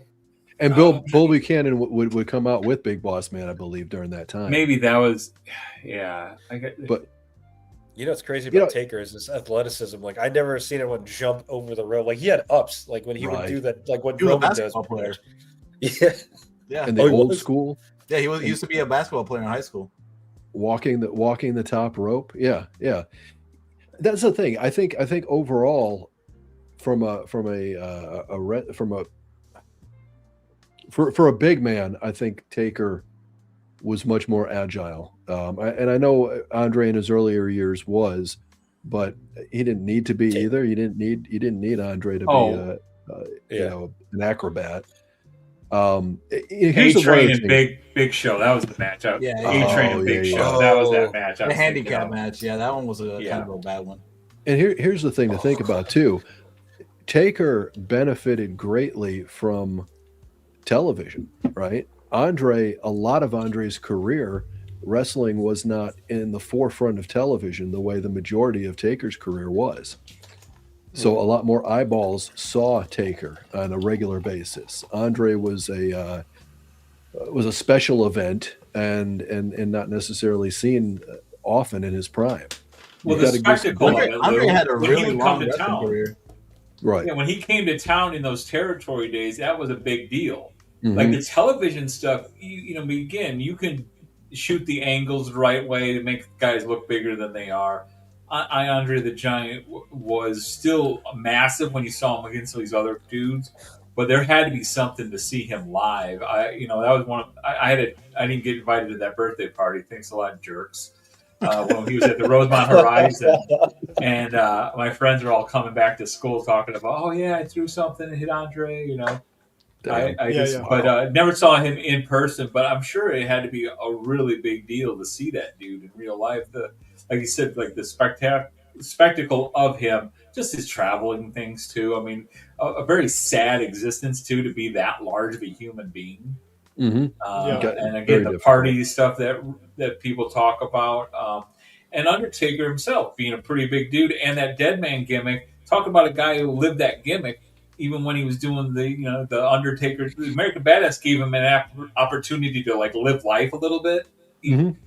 Again, being that tall, you're pretty obvious who you are. But now, let alone you have to wear all that black leather all the time, or with a clammy looking skin. I'm sure that doesn't help. I remember. I do want to make one comment here. Poi, I think you have to re-input your two just separately. I don't think it registers if you start typing after the fact. That's one. And then two, we're going to start doing a time limit on all this because we're only on like the fourth matchup right now. So, all right. I got my stopwatch ready to go. Next round, we got 5 minutes, guys. All right. Move it forward. Move it forward. Stop it. Let's vote. Move this forward. Let's vote. All right, Let's go. Who's voting for Andre? Raise your hand. I gotta go with it. The chat is 50-50 right now, unless you get. I haven't Yeah. stopped it yet, so it'll just be null and void. Up, it just moved. Undertaker to 56. All And right. how many were on screen? Three Oh. hands. 3 Undertakers. Wait, Three Undertakers. Yeah, there's 3 Undertakers. Oh, Okay. I did Andre. I was voting for Andre. Sorry. Yeah, same. All right, so Undertaker moves on. Much respect to Andre, though. So who's next? That's the true number one, Andre. Edge and Oh, this is CM an Punk. easy one. All right, so CM Punk greatest of all time. Edge 1 in the chat. CM Punk 2 in the chat. CM Punk. CM Punk all day. Edge was fantastic, and he did become a main eventer, and he's a great wrestler, amazing wrestler. It took him forever to break out of the tag team mold. For the longest time, he was not great as a singles wrestler, and they tried numerous times. I think for me, it was it was Rated R Superstar, and his personally what made me love Edge was his rivalry with Cena. His feud with Cena at that point, it was like, okay, yeah, Edge is a main eventer. The two of them had amazing chemistry. Yeah, but I mean, But the singles wrestler stuff is good, but you can't take away like he made the TLC matches with the Dudleys and the Hardys. You know what I mean? Right, as a tag team, right? As a tag team, as a What tag he team did- wrestler, Edge was one of the greatest. What he did as Rated R Superstar, though, was freaking phenomenal. Absolutely, His Rated R naked with character Lita? was... Yes, being naked Yes. with Lita. 100%. You know what's That was funny? the most Both awkward of thing these on were with television. Lita, I think, right? CM Punk was with Lita as well. Yeah. Yeah, CM Punk and Lita dated for a Dude, while. I think I got with Lita. Yeah, And Beth Phoenix. but CM Punk. I mean, again, CM Punk is one of the greatest ever. No, The yeah. greatest talker. Yeah.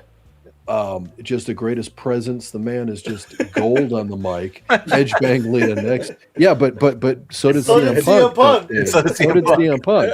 So we're back to a level playing ground game. Yeah. we And their We gotta- theme songs are. Well, I Edge gotta married do- Beth Phoenix, and CM Punk married AJ Lee.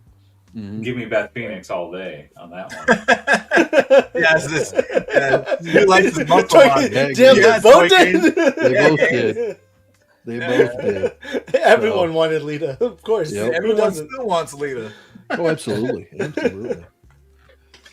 All No, right. all right, I mean, again, CM Punk, let's give CM Punk some love because we're running out of time. So CM Punk, Lockport obviously, Phil. dude, the greatest in the world. He disappeared for what, 8 years, 10 years, 10 years. and then 10 he years. disappeared for 10 years. 10 Came years from back at WWE, he AEW. went to AEW. Right. That's right. I'll be He did upfront. I didn't like what he did at AEW in the sense of like coming back, not wrestling. The whole bullshit, the whole shenanigans, the whole drama, and then he was let go by Tony Khan. I didn't like all that, and it was just kind of bullshit. And then he showed up in WWE, like essentially like a month later or 2 months later, and we knew it was kind of happened, but rejuvenated, a new I- man. Yeah. but I the drama still appreciate- thing I didn't like about it. Yeah, but it goes both ways. My thing is, I still appreciate his feuds with like MJF. Like that was one of the biggest Yeah, highlights in yeah. AEW, in my opinion. For Like sure. when those two were in the ring with mics, like that was what everyone was waiting for. Yeah, and they Yeah. tried to do like I think his biggest feuds in AEW were with I don't like Dean Ambrose, but it was with Dean Ambrose, MJF, and I think they also had one with Samoa Joe as Yeah. well. He had one with Samoa Joe. I think that was his very last Yes, match. Actually, with that Samoa was Joe. his last. Yeah, that was his last. His But- last match was with And, Samoa and Joe. the thing about CM Punk is, I remember a lot of people went back to wrestling when that pipe bomb happened. Yeah. Because even though it's scripted, brother, he did blur the lines to even a point where today sometimes you don't even know if it's in the script that he's supposed to say that, right? Yep. Like no other wrestler has that type of charisma or talent. Yeah. I mean, CM Punk is definitely well known for his mic skills, and they even recently he had like a big I would say scripted because it felt like it was a little scripted when I watched it, but it was a good promo that he did. That was on TKO. This is more current events, and he talked about the sales and the ticket prices and all that stuff, and it felt weird because it was like, but again, Cody Rhodes did the same thing. He said kind of something similar. Right. He gave Roman Reigns his first 5-star match. Yes. Yeah. Yes. CM Punk, So- dude, that WrestleMania match was phenomenal. It was a really good match. I enjoyed it, and I hated the Randy Orton Cody match. But Ice cream I'm bars. just gonna run down something real fast for CM Punk because we got to keep going because I know we're running out of 5 minutes. All right, so CM Punk started in WWE, the off-brand ECW, Straight Edge Society, which was a good heel faction. He was the new leader of the Nexus after Wade Barrett, which was awesome. That's when he did the pipe bomb when he wore the Stone Cold shirt. Yeah. Had a great banger match against John Cena at Money in the Bank in Chicago, where he got the title, and he left for a couple weeks, and then he came back with a Cult of Personality, which is a banger theme, Yeah. his old theme. So he has, in my opinion, in solos, he has way better matches than Edge in solos. He also 100%. had a better feud with Jeff Hardy than Edge did. He also had a Yes. better feud with Jeff Hardy. That is true. I would also like to correct Shogun here. When he said ECW, WWE ECW, no, before that he was in Ring of Honor. No, I'm saying when he was in WWE, his first time in WWE, he Oh. was in off-brand ECW. Yeah, he was. Yeah, off-brand. Yeah. But again, Off-brand. I've been watching Punk wrestle in Ring of Honor. Fuck, he was in TNA, part of Raven's flock. Yep. Flock. Yeah. Yeah, it I was don't consider Raven's- I don't consider sci-fi ECW. I don't. No, it's WWE CW. Yeah. Yeah, it was WWE That's what it was. ECW. Yeah. Yeah. Yeah. But he was like the shining star that came out of that, right? Because I mean, everybody else that came out of that were development. And I'm not talking about the original ECW guys. I'm talking about the guys that were put in ECW that were WWE guys. He's the one that. Dude, go succeeded. back. Yeah. Zombie. Watch it, yeah. Go watch The new- TNA. New TNA, back in the day, Raven. It was Raven, Julio De Niro, CM Punk, and then I'm trying to remember who the chick was. Mickey there was- James. Yeah, it was Mickey James. Yeah, Mickey James. Yep. Yeah. Yeah, it was interesting. All right, guys. Yep. 1 for Edge, 2 for CM Punk. All right. He's about to pull in a minute because I'm about to make this choice because, like Avi said, we're not even done with the first half of the bracket. Right. We got a lot more to go. So Yeah. On this An hour and a half day. in. Are we going to cut this thing and do the second half of the bracket next week? no. All right, Next then week- pick it up, roll it up, Let's guys. go. Let's go. All right. So CM okay. Punk. Who votes for CM Punk? Raise their hand. All right.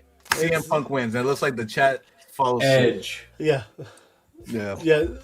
Get out of Yes. here, Lockport Phil. You're not you big Chicago. All right. Oh, the Bruno. next matchup is John Cena versus Bruno Sammartino. Bruno. The longest reigning WWE champion of all time. I will Where forever my be a Italians Cena at? hater. God bless. This is a tough one because, again, John benefits from television that Bruno didn't benefit from back in the day. Bruno was a huge star for the WWE or WWF back then, I believe. That's right. And, huge star, the longest reigning champion for decades. He's had amazing rivalries, John Cena, and not to mention, I don't want to include this, and I don't want to take the wrestling stuff, but in terms of what he's done for the company as an image, like the image of the company itself, with all the Make-A-Wish stuff he's done for kids and actually inspiring people, it has to be added. It has nothing to do with the wrestling stuff, but it's helped make his character bigger than life. Right. I mean, in a world where you've got so many scandals and everything else, John Cena has maintained a very. He had a scandal. He was dating Mickey James. Yeah, Nikki Bella cheated on him and his wife or something like that. Right. But he was never arrested. He was never, No. I mean, honestly, John Cena played. Talk about big stuff. John Cena was a womanizer. We all know that. But he stepped up. He stepped up to grow WWE in ways like again, when WWE turned PG, John Cena stepped up to play that character who brought the kids back in, and he did a good job. He did a great job. I think John Cena is a great wrestler. He's well known, and I think he's a pillar of wrestling. Yeah, because he took control of it, and he played such a great character, dude. Even the adults loved him when he started doing the rap stuff. He was about to get fired. He was about to get fired from the company, and then Stephanie heard him rap and said, "Do that," and he blew up. Right? He did. My only thing is the unfortunate part is Cena. His rise was during the rise of social media, so there's a lot of stuff that gets said and all that, right? Yeah. But my thing was, being an Attitude Era fan, when he won against JBL, like almost a few months after, it started to turn on him. So he never, to me, like for the adults, he never resonated with the fans. Because I remember his feud with Jericho at SummerSlam. It was here in DC. It was split 50-50 Jericho and Cena. And I remember Vince was so mad that they acknowledged the Jericho chants. And like furthermore, like he's done so many good things, but also it's hard to ignore stuff where clearly he should have done the job to certain talents and let them get over it. Yeah, he's done the bad thing. Like I think one of the ones that he regrets that he says is what he did to the Nexus as a stable. Right. Wade Barrett, he should have taken that L, but he didn't want to, and he pressed it. But again, I think John Cena. Bray should have gotten the win over Mania also at 30 because I think it would have done better for Bray than it would have Cena. Same for Bray Wyatt. Bray Wyatt is one of those characters or wrestlers I feel like should have deserved a lot more because he could talk, he could walk, he could do a lot of cool things, and people acknowledged it. Right, they were in love with him, but he just kept getting the L's, and I didn't know why. I was like, "What the hell is going on?" He's probably one of their best characters in the industry. But John Cena's been the top guy for so long that he had feuds with every top guy. Like he had feuds with Randy Orton, Edge, CM Punk, like Brock Lesnar, Rock, Hulk Hogan, Rock, everybody, Stone Cold, Shawn Michaels, Triple H. Yeah, it's wild. So it's just like in terms of just televised, because that's the problem with our friend here is like a lot of his stuff people do not know about. It's just in the history books. Right. Well, and again, the territory days. Bruno Sammartino. I mean, he was able to make what WWF was in the East Coast, stuff like that. Yes. The New York things. There was a feud where he got blinded, and the mafia was actually going to go after the guy. That's how wrestling back then was. Yeah. It wasn't where people were in on it. Like nowadays, everyone on the internet wrestling community. We didn't even have that. Even in the papers and stuff like that, it was like a legit thing. Bruno Sammartino was the Italian for New York area. I mean, the guy's from Pennsylvania, Pittsburgh. I think is he originally from. I think so. And again, mostly my first incarnation with him was when he was an announcer with the company. he had the WWF GAN figure of him. He was an actual toy that you could actually play with. He had a good pose for that figure line.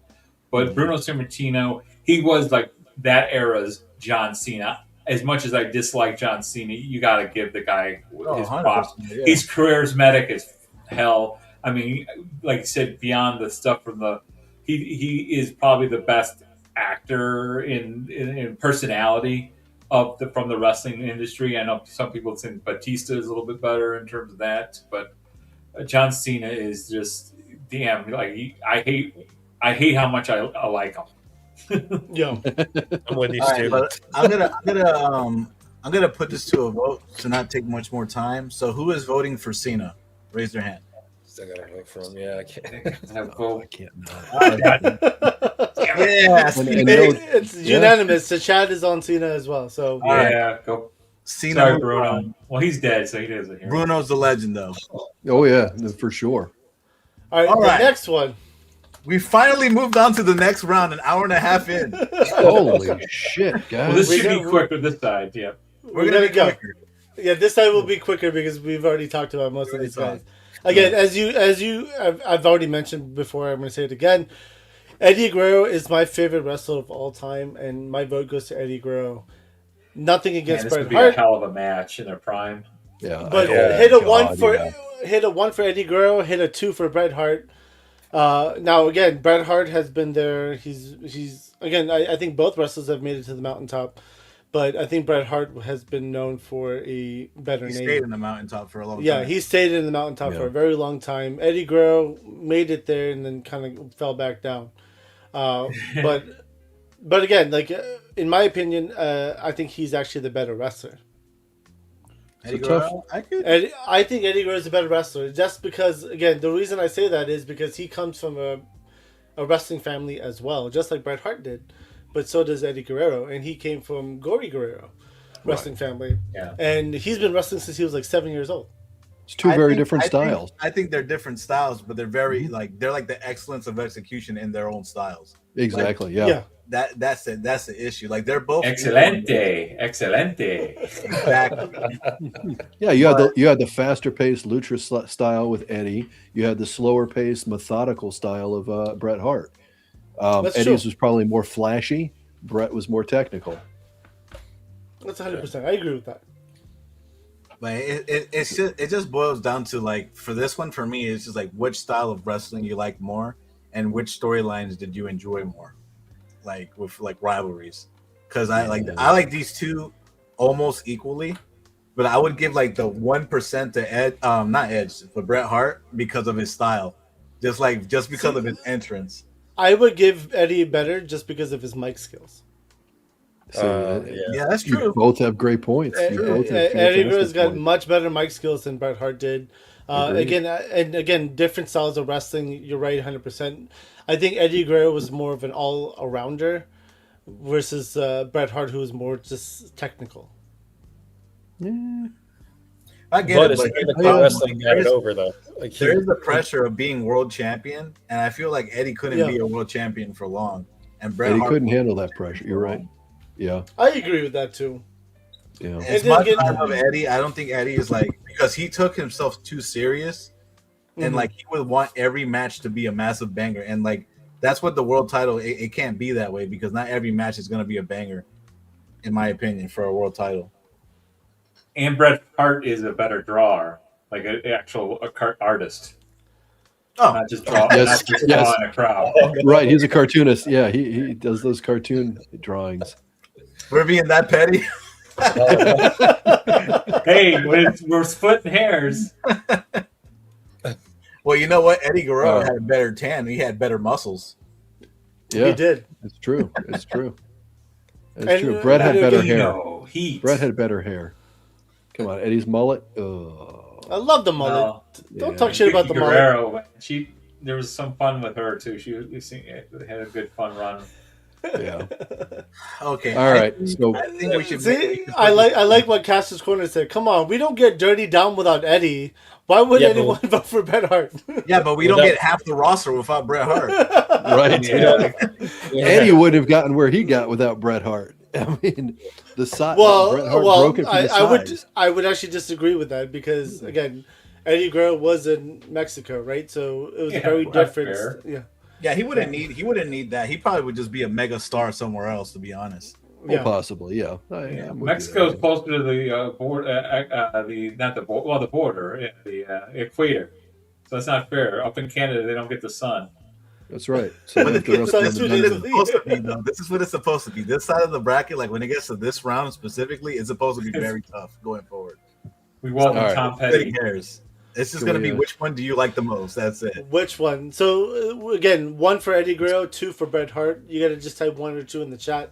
Your vote gets acknowledged, I should say. All right, so I'm gonna give that like 30 more seconds, and then I'll put it to a vote for the I panel. mean, you can put it to us though. You can put us to Okay, the vote okay. now. All right, Oh. so who is voting for Eddie on the panel? Raise your hand.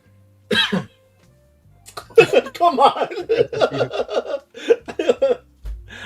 Listen. I'm wearing an Eddie Guerrero shirt. I'm fucking voting for Eddie Guerrero. I'm voting Eddie because I do not want to see a panel that has only one vote for Eddie. So I'll vote. It's crushing. It's crushing, and it's a difficult choice. But It's fine. I mean, the chat Yep. is leaning towards Bret Hart as well, so I'm good. I'm good with it. It's fine. He made it this far. The fact that he beat Owen Hart, I'm happy about. So He fought 2 hearts back to back, by the I way. know. Yeah. He did. He did. yeah, And his heart I- gave out in real life. So That's he'll so lose this sad, one. dude. That would have been a great match, but Bret Hart wins. He moves on. Bret Hart wins. Excellent. All right. Woohoo! Ooh. Jesus. All right, guys.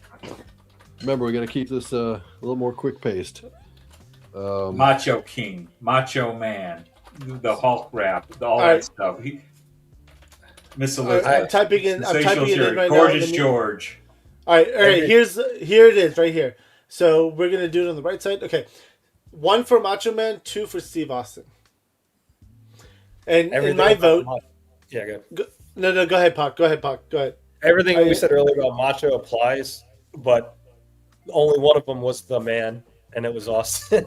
Yeah. Macho could have been the guy, but I just feel like the 2 different generations here, honestly speaking. But I would go for Macho Man in this situation just because of the fact that I love the Macho Man. Like I love Stone Cold too, but like I didn't like Stone Cold as much as like some of the other wrestlers in his era. Like The Rock, I liked a lot. I like Triple H better than Steve Austin. I was rooting for Bret Hart versus Stone Cold. So- I have to pull out the Avi card here. Macho Man Savage is my favorite wrestler of all time. So, Yeah. I'm gonna be going down with if I go down with the ship of Macho Man. Oh yeah, I mean. So listen, I love me some Dig it. Macho, but I have a sense of sanity. Stone Cold is the man. Okay? Point blank, period. This dude sells shirts still. Macho Man does sell shirts. There's still people that dress up as Macho, but and every eat Slim time Jims. Yeah. and Slim Jims, but every week you're gonna hear someone go, "What?" in the crowd. Yeah, they're overweight lesbians. That's Well, what dresses in Macho And Man. we are and we to are speak to that- 50-50. 50-50 Right, in but- the chat right now. right. But to speak to that real quickly, I just have to say this. Ooh, yeah, the cream always rises to the top.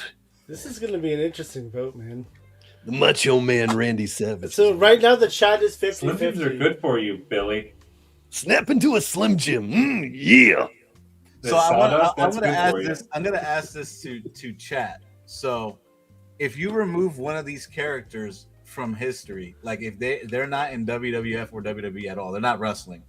Who do you think would have a bigger impact leaving the wrestling industry as a whole? Like they never were there. Who do you think? Which hole is more massive? Let's Macho ignore Man. that, Shogun. Come on, that's a good. Damn it, that's a good one. That's a That is a point. good question, and I think Steve Austin not being there would have been a bigger hole than Macho Man. Because again, I said I made this Yeah. comment before. Macho Man was always in the shadows of Hulk Hogan. That was all. He was always there. But again, I still think for that era, he was probably their best wrestler of all time in that era. But Steve Austin did something that, he picked up a mantle in WWE and he ran with it for many years. Because Stone Cold was also. I mean, I wouldn't say that he is as good as a wrestler as Macho Man, but I will. Say, but Stone Cold is a ring general too. He is really good in the ring as well. before his neck injury, the way he used to move Yeah. before his knees kind of got messed up, and then his neck injury from that Owen Hart pile driver, he was moving, man. Oh yeah, I You mean, know, these two. I think these two in their prime. Oh, sorry, Lou. Sorry, in these two in their prime, they would have had a hell of a feud too. Good in some matches. Maybe not even a feud, just some good matches with each other. Just because, like you said, Macho Man, how meticulous he was with designing it, and Stone Cold, respecting that and saying, "Yeah, let's do this and we'll do that." They would have put on a hell of a performance. But like Shogun just said, Steve Austin, I think, means more to the industry too than the Macho Man. But I'm going down with the good ship, Macho King. All right, so I think what needed to be said has been said. So let's put it to a vote.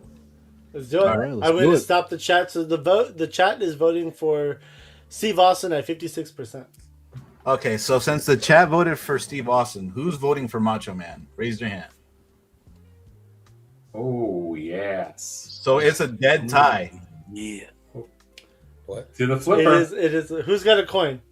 So this is the first one that's decided by coin, which is okay with me. Does anyone have a coin, or should I go get one? You know, I'm all Wait, right. is it a tie? Because I see 56 Austin, Macho 44. Well, their vote. There's their three vote went to Macho Men. Steve. There's Yeah, three it's Macho only Mans and us two are voting Stone Cold. So it's Oh, favored. yeah. Yeah. So yeah, 3 and 3. Who's got a coin? Anyone got a coin? I'll have to go get one. I can go get I can one. PayPal you a coin. I think Do you have got it. Venmo? Do you need Venmo? Oh, okay. I picked up my Pokemon coin here. So we Are Are you got telling? Wait a minute. Macho Are you Man? telling We got me Charizard, the Macho Man Randy Savage is left up Charizard to on this side, and we Pokemon got card? the Pokemon coin on this side. So Shogun, you picked Steve Austin, right? I would give it. Let Pop pick. He's a guest of the show. Let Okay. Pop. Pac, Yes. So Pac, the Charizard is heads. Okay. I'll be Austin. Okay. All right. So you want heads to be heads or tails? Heads. I'm gonna flip it now. All right. Let's see. It's heads. All right. The most even match that we've had so far, which is insane. You know what? That was- Macho that Man was would the- accept that. He would accept that. It's good. Foiled It's best By for a business. Pokemon. I mean, the fact that it was 50-50 and he's going against Stone Cold, the biggest dude ever, pretty much, it's wild. So Yeah. that's crazy. Well, Stone Cold moves on from a coin flip. Put me That's down the to first a coin flip we toss. did. That's crazy. Oh, Dynamite Kid. Hell, that was a match. All right. Mil Mascaras versus The Undertaker. All right. Undertaker.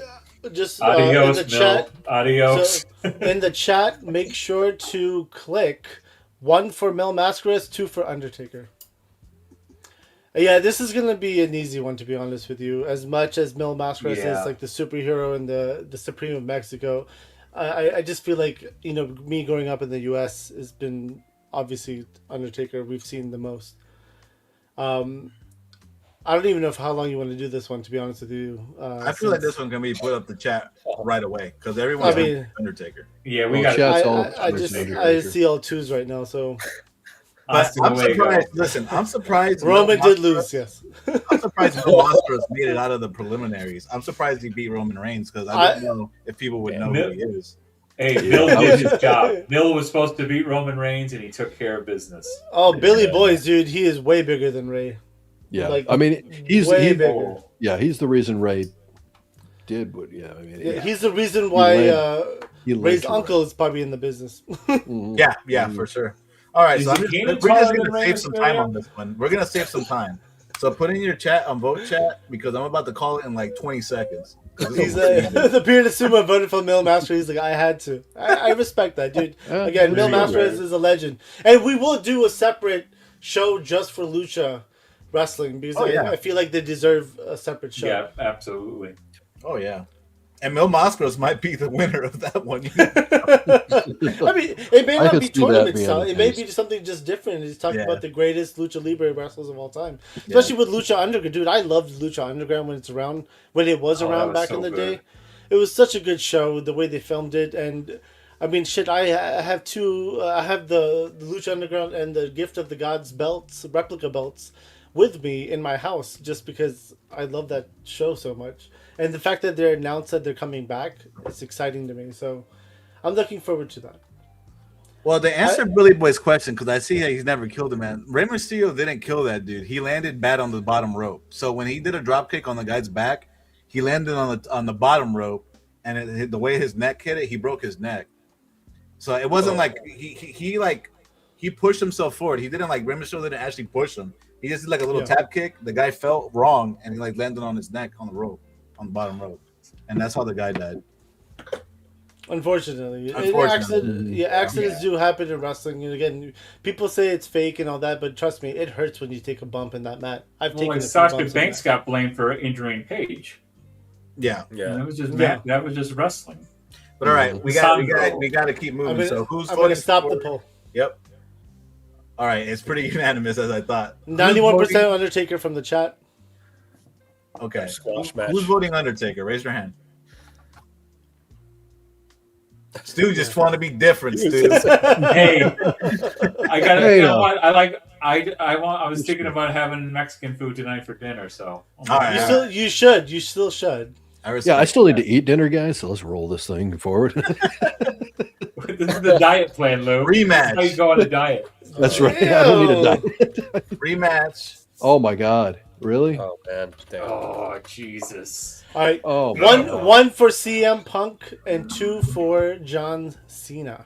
Oh, this Voice hurts. of the My voice. my vote is going for John Cena, and I'll be right back. This hurts. This hurts because I like CM Punk better than John Cena, but John Cena is more important than CM Punk is. I'm gonna be for real. Yeah, well, Cena was the turning point for the out of the Attitude Era into the Ruthless Aggression era, into the PG era. So yeah, I'm. And this one's weird because I'm just gonna put it out there. In terms of mic, wrestling, and even theme song, CM Punk is better than John Cena in all those aspects, in my opinion. Mm-hmm.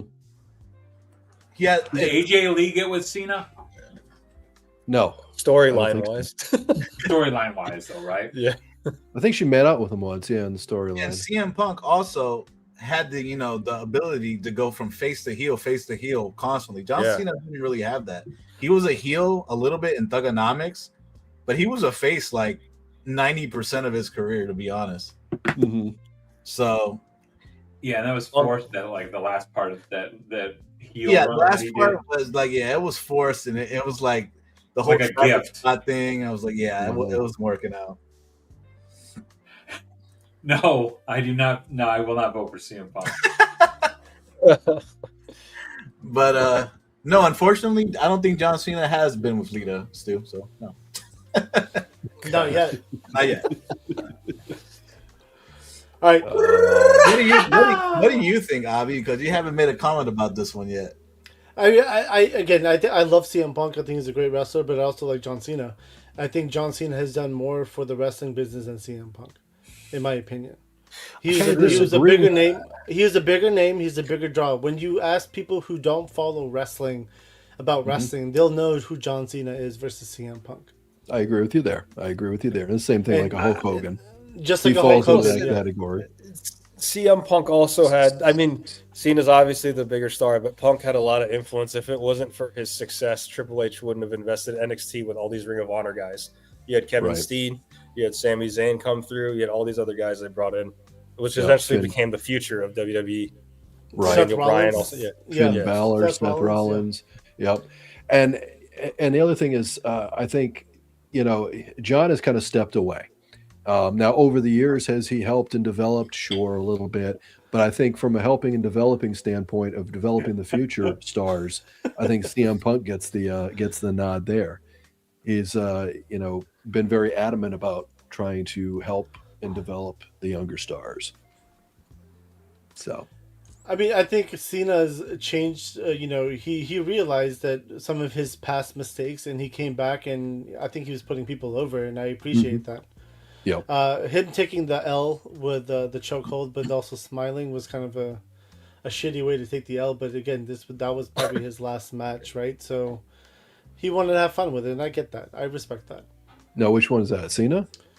Yeah, Cena. That was Cena. Okay. Yeah. Last match. Yeah, last match. Yeah. Mm-hmm. My vote goes for Cena on this one. To be honest with you, for me, it's because he's done more for the business than CM Punk has. I'm trying to think because like I honestly feel like John Cena has had better rivalries than CM Punk has.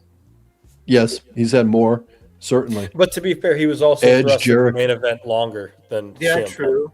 That's a true lot too. longer. Yeah. That's true. Yeah. But Yeah. but then here's the thing: like I give it to CM Punk too because CM Punk has had better wrestling matches than John Cena.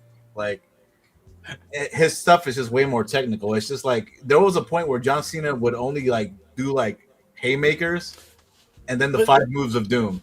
I honestly though I feel like CM Punk Steve Austin was the exact same way. They Right. found Steve Austin is a great wrestler. He's a good technical wrestler, but he didn't do that as Stone Cold. The he Luthez press, he did that. Yeah, he did he that. did the Luthez, and once in a while you'll see a pile driver here or there, but he was more punches and kicks after a while. That was just his style, his character. Yeah, the stomp, And top of mud hole. Cena could wrestle because I watched him wrestle as the No, he is. prototype. Yeah, for sure. He was a It great was- wrestler. Right. Cena was playing the same way that Stone Cold did, to play the greatest hits for the biggest crowd. That's what it That's was. what all It's the not that top they guys- couldn't. Exactly. It's not that they couldn't do anything else. It's that was what people paid to see. So they would do that. And, Stone Cold did it.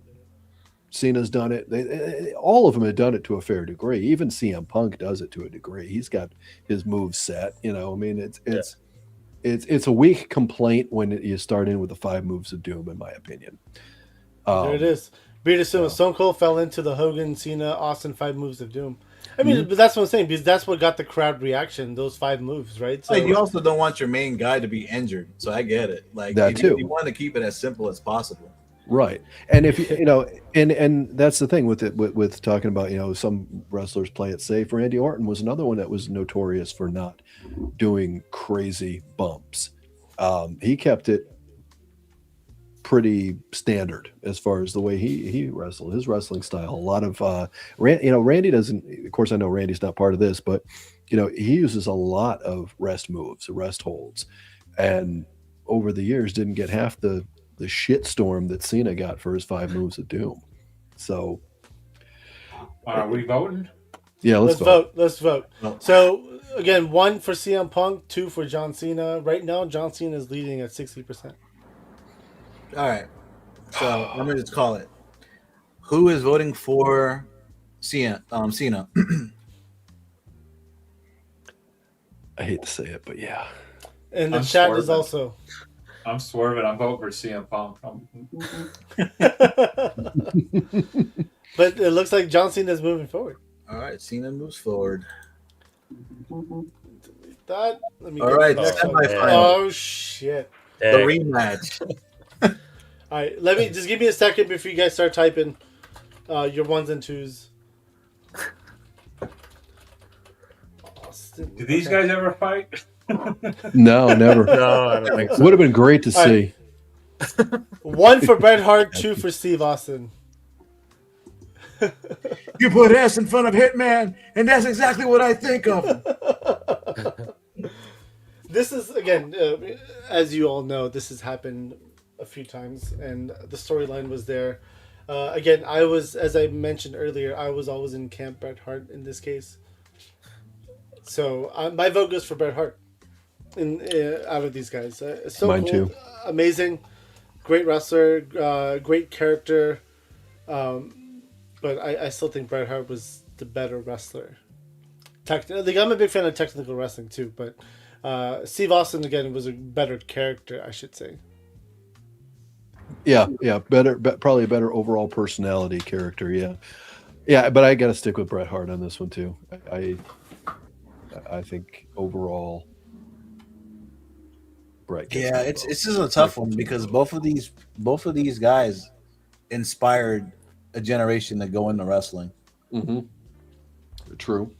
One, whether it's a style of wrestling, and then the other one is just like the attitude, the promos and all that. They both have done such a major part in making the product what it is today. I agree 100%. And then when I'm voting here, my vote is really just WWE. If I consider WCW, I would go for Stone Cold. Honestly speaking, in reality, like Bret Hart during the '90s, early '90s, I should say, was like he was awesome in the ring. He was awesome. I mean, his mic skills needed some work, and that's for damn sure. But I mean, that's why you had a whole crowd. He wasn't terrible. I don't think he was terrible on the mic, but he could have been. He was no Stone Cold, and he lacked in personality, just like Lance Storm did. So. Well, I think he had decent mic, like good mic work towards the tail end of his WWF career because he always had to switch it up from face to heel when they're in Canada and then when they're US. Yes. Like when he was he could. like, you ever notice? Regardless of him being a face or a heel in Canada, Canada is like the upside down world, dude. They will go against. They will like every match in Canada, any major pay-per-view. They will always go backwards. It's I love it because it's also because of Bret Hart though. Because after that screw job happened, there's a whole documentary about the Canadian crowd. Because they did that for Edge when Edge fought Cena, I think in Canada. They were going for Edge, but Edge still buried the crowd. Yeah, exactly. Yeah. I will say this though, the problem with Stone Cold is it's hard to gauge like his best matches. Like his best match, in my opinion, is with this guy. Exactly. Bret Hart. And Bret Hart is like, Yeah. I think of like some of the most epic matches, like just in-ring matches, and I have to give it up to him because he's like the match he had with Owen, British Bulldog, Shawn Michaels, even matches that like a lot of people don't reveal, like matches he's had with Mankind, Yokozuna, like all those are memorable to me, man. Like to me, Stone Cold, like what's memorable about Stone Cold is the promos and the written storylines. Right. That, and all that goes into helping make him like what he is today. But Bret Hart by himself, when rubber meets the road and you're in the ring, those matches are way better than Stone Cold's. Yes. I guess it's about a matter of preference because when I think Austin's best matches, he had The Rock, WrestleMania 7. Oh, the Rock ones, yeah. He had his matches with Kurt Angle when it flipped where Kurt Angle was the face and he was the heel. Yeah. He had his 3 stages of hell with Triple H at No Way Out. I don't know. I think Austin has better moments, but also moments in the ring that matter. That Stone count Cold more has than Bret. many, many better moments than Bret Hart. But Bret Hart, I think, just in my opinion, has the better matches. But Stone Cold, like I said earlier, he was a better wrestler. Out of both of them. The milk, like the whole, like what did I say? The store, the grocery store, the bed, the bedpan, Mr. McMahon rivalry, like all that stuff. The beer truck. He is the most successful wrestler ever. Stone Cold. Sonny, who are you voting for? She said Bret Hart. Right there. Bret has made so many people look good. And that's I was going to true. say the same thing. Bret knows how to make people. He understands the psychology of the wrestling, I feel like. Just ask Kevin Nash. I mean, Kevin Nash talks about his days as Diesel and what Bret did for him to make him look larger than life. Because Diesel was a green guy at that point, and Bret helped him significantly to put him over. Yeah. And Bret's done that with so many other and people. So here's the thing, though. I'm not saying that Stone Cold is the scrub. I'm just saying that Stone Cold in comparison to Bret Hart matches are not as good. That's just my opinion. Yeah, like I'm not saying that Stone Cold matches are bad because that's not true. His matches were good. It's an opinion, right? This is our own opinions, and the chat gets their own opinion. That's how it works. But I agree with what you're saying there. I think Bret Hart was a better wrestler. He had better matches. But it also goes down to what type of matches you guys like. And I mean, for me, Stone Cold was better character and better storyline, for sure. Let me give something to help the Stone Cold argument, though. You remove Bret Hart, you remove Stone Cold, which makes the bigger hole in the wrestling. You think? I use that argument for what was that? The Macho. Macho Man, yeah. For Macho. Yeah. Well, let's think about that because when Bret, when Bret came up, he came up during, like I said before, during the steroid era. Hulk Hogan was gone. Vince was, looking at massive suits. He was looking at criminal charges. He was looking at all kinds of things. Bret Hart was the guy that lifted them. That would pave the way for them to get. Well, to there was Stone no competition though. Bret Hart. Well, no, WCW was there. Hulk Hogan just went over to WCW. I would say that Bret had a good cast around him. During that there new was- generation, you had Diesel, Razor, you had all Yeah. these other guys that also kind of uplifted that same era with Brett, like Sean, you know.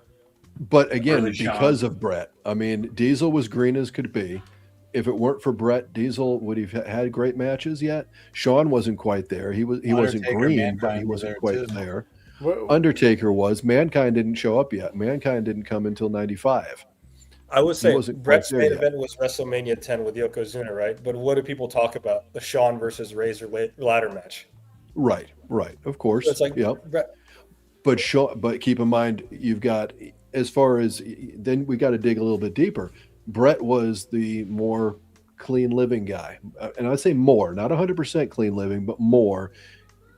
Razor, Scott Hall was already known to have issues back then. So he was unreliable. Kind of, we don't know what's going to happen there with him. Sean, the same way. Sean had his demons.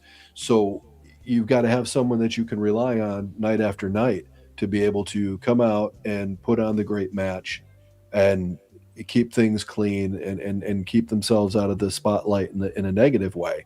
Brett was your guy again. So that's where I stay. That's where I stand going, hey, that's why I vote Brett. And that's why I think he would be the bigger hole. And here's the thing also to help Brett. I feel like this is getting more towards Brett, but I have to give it up to him. Like every major wrestler, even that had the top spot around his era, they would say that they want to work with Bret Hart. Like they want to be. they wanted to make money. They wanted to make money, yeah. But also, it's like he was mega safe, like in comparison to other wrestlers. Like he did not injure anybody. He has never injured a wrestler, which is crazy. That's a crazy claim to make when he's been wrestling for a long time. Because people forget, like Bret Hart wrestled against Andre as well. He's been there for a while. Yeah, I ask WrestleMania the- 2, like, him and then Neidhart. Could I ask the panel, does like success with crowd and money factor into your decision? The reason why I ask is because when Brett was the top guy was arguably their most down period of their company. Agreed. Yeah, you're right. I think it does. That's It a does good point. factor. That's why I keep saying like there's never going to be a bigger draw or wrestler in terms of popularity than Stone Cold.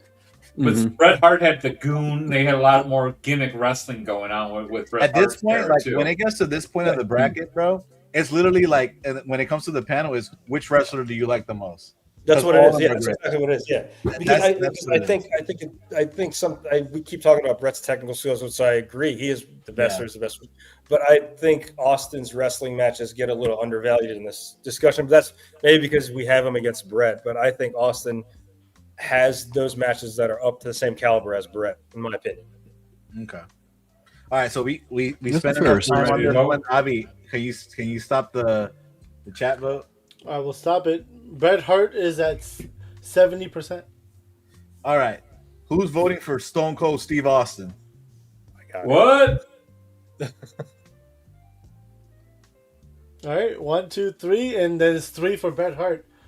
Wow. So Pokemon it is. Another coin flip.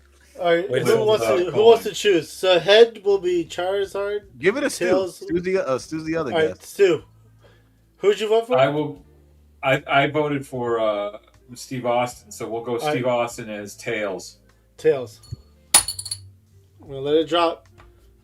I'm gonna look at it. It's heads. Charizard face up. All right, so Bret Sorry, Hart. Austin fans. Sorry, I failed you. Hey, listen, it was 50. I'm not mad at it. Brett's also. But I was for Bret Hart the whole time. I screwed you, Brett. I screwed you, Brett. Or Stone Brett- Cold. Brett sorry. was on It's so cold. It's the reverse Montreal screw job. Listen, Unbelievable. I can't believe it either that Stone Cold's Yeah. out, but I know. it is I- what it is. Let's Bret just Hart screw won. job. Bret Hart. That bought is a Mr. little crazy. Bret Hart bought Mr. Burns' house. I can't be mad at that. He's on the same. All right, Taker versus John Cena. All right, just give me 1 second before I bring this up. Oof. Copy, paste. All right, Undertaker. Undertaker will be 1, and John Cena will be 2. Do not vote until you see it on the screen. And you can vote now.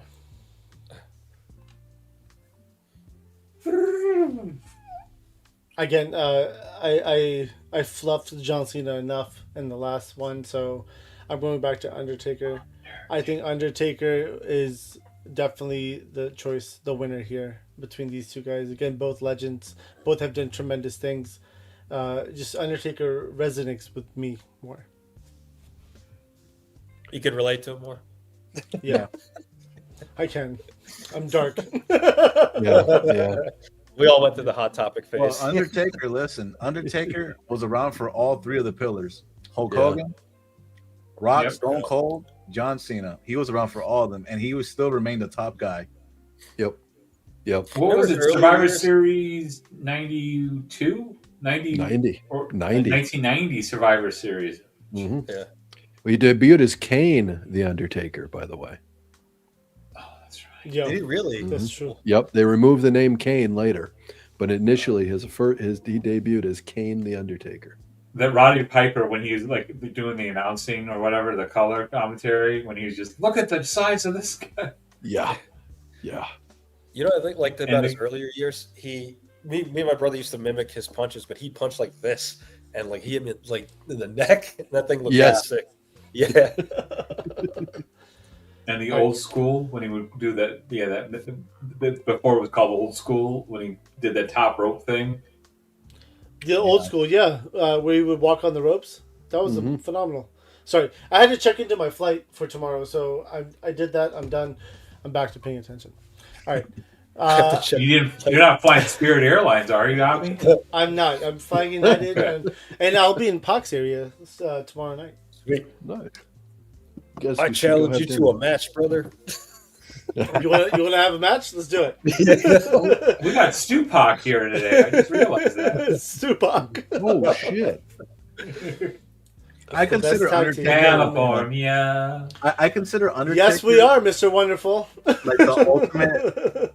Undertaker is like the ultimate pro wrestler, in my opinion. Like Oh yeah, 100%. he is the ultimate pro wrestler. Like he was super serious about his gimmick. He was around long enough to like know that, not to like just be out of character and like lose his mystique. And it's just the fact, like I said it earlier, like he stayed relevant despite every other type of star showing up. He was there, and he always was top. He was a top player every time. Now he was so good that he didn't even need the title belt. Exactly. That's He how you didn't know need you're it, yeah. over. He didn't need He the title did- belt to be over. Right. His He matches with transcended the Jake the title. Snake, some of that stuff was amazing. When he fought Jake the Snake Roberts, he had some of those matches where, like, again, the big guys, the whole story with his brother Kane, Yeah. the Paul Hell- Bearer stuff, the Hell in a Mankind. Cell. Oh my God! I mean, that's Hell in a Cell with Mankind. Right? Oh yeah, those moments, man. He over here crucifying Stone Cold. Stephanie McMahon, kidnapped her and had her strung I out. don't remember who he did it to, but there was one that he like went to like a funeral home, and he was about to stab somebody through like. I was like, holy shit! that wasn't with that. What's the girl? What's the name? Katie Vick. The, No, that was Kane. Katie Vick. No, Katie Vick was He's gonna that was stab Kate. Katie Vick. I mean, just a lot of moments. I mean, like Undertaker burying Paul Bearer like in cement or something like that. Oh yeah. That was after the Dudleys, right? They wrestled the Dudley Boys, Yeah. right? Or he wrestled the Dudley Boys, I should say. Remember the guy, the Executioner? Like it was like in that Yes. match with there was the action figure set. There was the Executioner some famous wrestler, or later on became a big wrestler. No, he was a wrestler. I forgot He his was a name. wrestler. But like just like He like was a wrestler though. He was a well-known wrestler, but not like super well-known. He was like a mid-carder. No, it was Terry Gordy.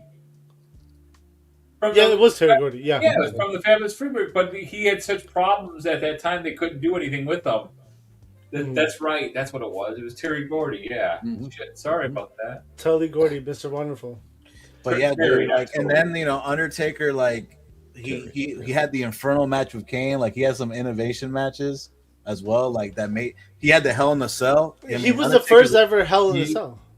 First ever, wasn't he? Yeah, first Yeah. ever with Shawn Yeah, Michaels. it was invented First ever for- Hell in a Cell, the coffin match, the what was it, the Buried graveyard Alive match? match. Buried, yeah, That the buried alive that match. AJ Styles match that they fought. That Boiler was that room ridiculous brawl.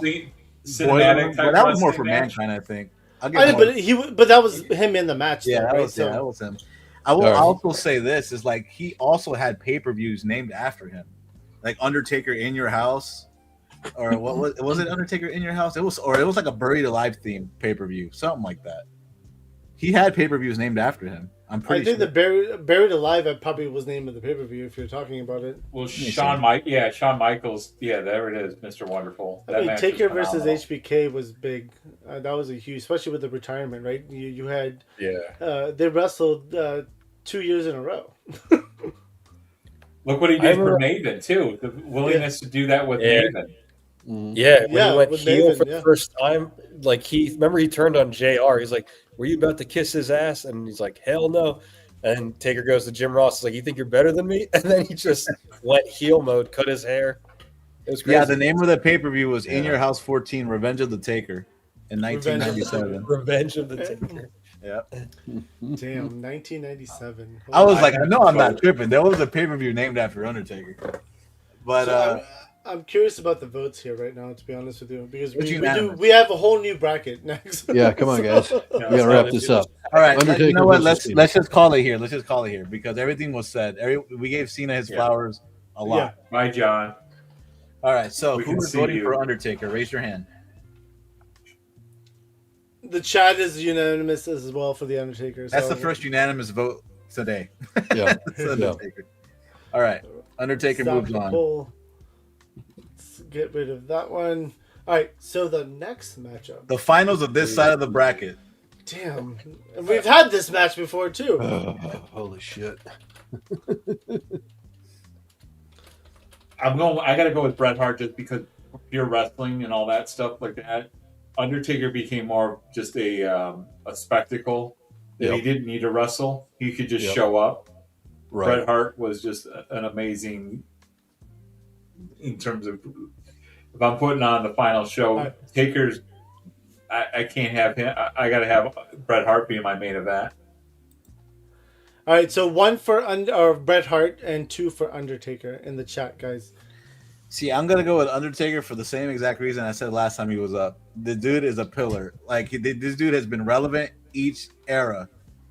Every era he was relevant, top dog, and in every era he had a great match. Every era. Bret Hart, unfortunately, like he went he got screwed. Baby. He got screwed and went to WCW, and then like He's he had right. a couple good matches there, but He's right. he did not live nowhere near up to the potential that he could have been. And he already had a high potential. Like he already made it, but he could have went even further beyond, in my opinion, with how many matches he could have had.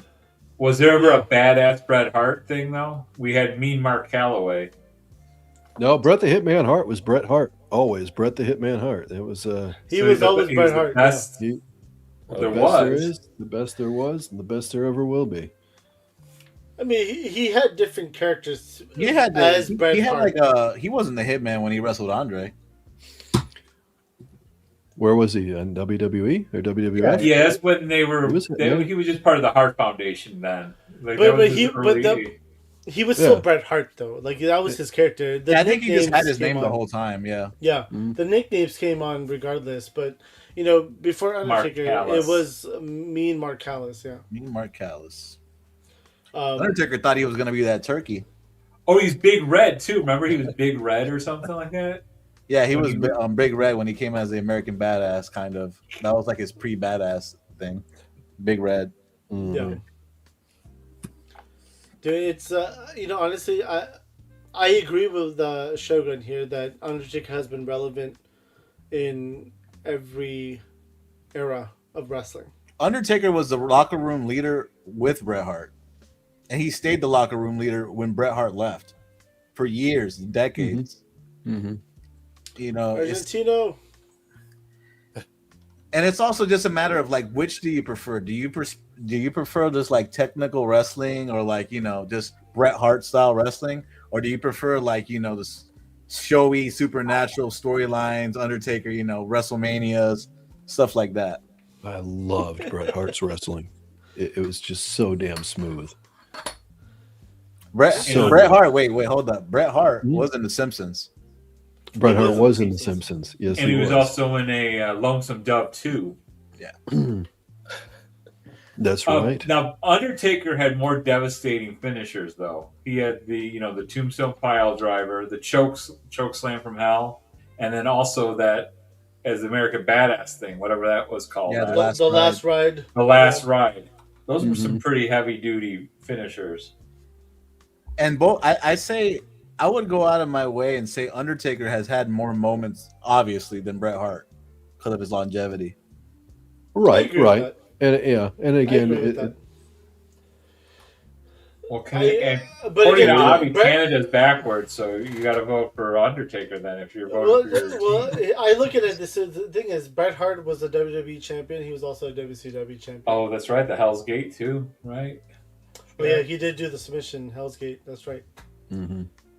My vote All right. is actually going to go with Bret Hart. I'm gonna go Undertaker. We're gonna wrap this. Let's do it. Let's wrap it up. All right. The chat is at 60% Bret Hart right now. All right. Who is voting Undertaker? Raise your hand. All right. It hurts, but So Bret Hart advances. All right. Bret Hart made it to the finals of the bracket. Finals of the left side of the On the left side of the bracket. That's left. All right. This is the all right. I'll first see time you we're guys on, next week. we're on the other side. This Oh, one's gonna man. go All a right, lot guys. faster, I promise. We got to make this one go a lot faster. Okay. So 3 minutes. 3 minutes. when you see it on the screen, that's when you vote. So Sting will be number 1. Brock Lesnar will be number 2. Why did Brock's picture get so small? Shogun. Because it had to be so wide. Because he's so small compared to Sting. He's a And little I'm going to guy. say it. I'm going to say that because Sting was my favorite wrestler as a child, and I watched his last match live. Listen, I don't First care how thing. much of a genetic freak Brock Lesnar is. There's no way he is beating Sting. This is supposed to be one-sided. I agree 100%. I agree 100%. Only one of these guys ended the streak. That's Yep. true. That is true. But All right, real if quick, Sting- I got to if- step away. My parents are calling me, and if they're calling me, there could be something. All right, bro. Yeah, But I'm down for Sting. Put me down for All right, Sting. Sting. Okay. All right. Sting. Right back. All right. Argentina is also saying Sting wins. Hit those ones in the chat, guys.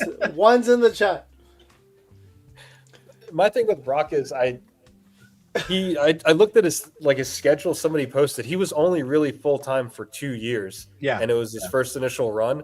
And then after that he kind of just became an attraction, kind of like Andre, for the last 10 years. Because to me he legitimized matches to me, but yeah, I can't go against Sting. But I like Brock. Sting's though. I wish Sting would have done his surfer gimmick one more time though. Yeah. I know. I agree with that. Yeah. Or the The Blade beard- Runner. The Blade Runner run with the Ultimate Warrior. Oh, back yeah. in the day. Bearded Sumo. I agree with you. It should have been Sting. I agree. Sting should have It's been the one to knock out the Yeah, that Undertaker's would've been- WrestleMania career. Oh my God, that would have been amazing. All right, you know I what? agree. Abby, stop the vote because this is unanimous. Let's just keep going. It is. Stop. I'm voting for Brock All right. Lesnar. Whatever, dude. All right. Who's voting for Brock Lesnar? Put your hands up. We got one. Okay, good. All right. Well, everyone else voted for Sting. The chat was with Sting too. So All right, Sting Sting is advances. Goodbye, Brock. I'm afraid of Brock Lesnar if he ever found out I didn't vote for him. He's gonna come to your house too. Oh, that picture came out small too. Oh well. Ravishing Rick. Rude. Rude. Well, that's an actual shot, though. Ray is that small. Yeah. It's a 1-to-1 scale. On the one scale. All right. Rick Rude number 1, Rey Mysterio number 2. Put it in the chat, guys. Who do you think is the better wrestler? Or I guess greatest of all time, I should say. No. This is an interesting. I never one, knew too. Rick Rude. I never knew Rick Rude was that jacked, dude. I forgot. Dude, Rick he Rude was is jacked as shit, dude. Ridiculous. Yeah. He was so jacked. It was crazy. Rick Rude Well, I had like the more hair. shredded than the Ultimate Warrior, dude. It was crazy. Yeah. Hubba. Do you remember his match with the Warrior? He had his trunks. He pulled down his Yeah. pants. There was a Warrior's face on there. No, the best was Jake the Roberts when he had the picture of Jake Roberts' wife on his ass. Oh, Remember yeah. that? That was dirty. That was crazy. And he, That was what I'd like hilarious. to have right now is all you fat, out of shape losers. Be quiet so your ladies can get a taste of what a real man looks like. Dude, Rick Rude had bangers with Mr. Perfect, man. Yeah. Minnesota, Bangers. Robbinsdale, Minnesota. Ravishing Rick Rude. I mean, and he also he was a champion in WCW, right? I think he won the belt Yeah. in WCW. Not WWE. He won in WCW. Yeah. Well, and he Intercontinental Champion in the WWF. He also was on both Raw and Nitro on the same night. Yeah. Dude, that look is such an iconic, like 80s, like mullet and stash. Like he looks like a pitcher. Yeah. Like the man. Dude, And I love Rick Rude, but man. Rey Mysterio is just. I mean, he just some of those matches when he was like Daredevil mask, all those. I gotta get a stuff. refill. I'll be right back. But Alright. my vote is going for Rey Mysterio. Yeah. Yeah. I mean, But think yeah, about dude. Remember the giant action figure for the WCW that came with a little Rey Mysterio, it like a little rubberneck thing, Yeah. and just to think about that, how they treated Rey Mysterio back then, and how he's still relevant in essence. Again, his kid is doing the Dirty Dom stuff, but Rey Mysterio was able to wrestle. Heck, he beat Brock Lesnar, right? And was that a WrestleMania? No, what did he? No, I don't think it was Eddie that beat Brock. It wasn't Ray. That's what it was. Ray beat well, Kurt Angle and Randy Orton. Yeah. that's what it was. Okay. Now Ray, though, that match with Eddie, those were some phenomenal matches. Oh, listen, I'm gonna say it for Avi. Yeah. But when he comes back here, he's gonna probably talk about like all the matches Rey Mysterio had with Psychosis, and dude, like just the rivalry with Psychosis. Like he's wrestled Psychosis since he was like 13, 14, and they still wrestled in ECW and WCW, and those wrestling matches were amazing. Well, and they did Talk him about, dirty like, by taking his chemistry. mask off. Remember they took his mask off by Oh yeah, WCW, that crap. But he didn't pull no crap. He went out there and had these awesome matches still It is with impressive. Billy that he Kidman, took- right? Yeah. He took his mask off, but when he came to WWE, he put it back on. Like, it's kind of impressive how he was able to. It kind of gets ignored now. Like, you know what I mean? Like, they don't try to, like, when they bring up Ray's face and all that. Like, It's weird, right? When you see some of those videos, like those clips from that time, you're almost like, who's this guy looking like Ray? Oh, wait, that is Rey Mysterio. it's Ray. dude, and not What? to Who's this mention, guy? Ray is still a beast today. He's still doing all that stuff. Obviously, like he's not doing freaking 450 splashes and stuff or anything like that anymore. But this dude is still jumping off the top rope to the freaking ground and everything. He How is about when still the a Giant put him on the stretcher thing and smacked him against the the side of the ring? That was amazing, and that's a wrestler who's willing to put his body out there, and because again respects the industry and knows that it's how to work a match correctly, and even like I mean what was it, the 316, not the 316, the 619. 619. 619. Sorry, the wrong area code. That And like- would be Stone Cold Steve Austin doing it. And like Poe Figures, has said like that Ray and Eddie match. I'm thinking that he's talking about the one from Halloween Havoc because that match was amazing. A lot of his matches were amazing, but the one that stands out is the Halloween Havoc one for me. All right. You obviously haven't seen Rey Mysterio, sir. I know he has not. Yeah. All right. Let's see. Did you guys have your rundown? Yeah, we the did. chat right now. The chat right now is at 82% with Rey Mysterio. I think we'll be able to progress without Lou because I think everyone's gonna vote Ray. I think so. Yeah, As much as as I much love as Rick I, Rude. I love Rick Rude, but Rey Mysterio is a better in terms of the industry. All right, so raise your hand for Rey Mysterio. And the chat is also Rick. Rey Mysterio. That's unanimous. All right, so let's move on. Rick moves on to Rude the- would kick our ass immediately. Yeah. He would. He was he was kind of a rough guy. All right, Ooh, this one. Oh, All right. So 1 in the chat for AJ Styles, 2 in the chat for Bryan Danielson. The Bullet Club. They're Bullet both so Club. sweet. That's Daniel Bryan, right? Yeah. Yeah. Oh, I mean, these again, are both great. wrestlers are awesome. I watched both of them in Ring of Honor. Amazing wrestlers. AJ Styles, at the earlier years, I would say made a bigger impact to me. Brian Danielson, obviously when he made it to WWE, he's became more well known, but he was the American Dragon in the Indies. I guess now today too. I mean, they're both great wrestlers. Brian Danielson had the better storyline when it came to the top WWE moment. The fact that his WrestleMania win was freaking crazy. It was crazy. Like the fact that he had 2 matches in one night, and he had to earn that spot, and the crowd was all into it. You as a fan were into it because you were rooting for it. You want the underdog to win, and he had that big underdog story, and it was awesome. It was awesome to see live and live on TV and watch it happen. Go, Chuck.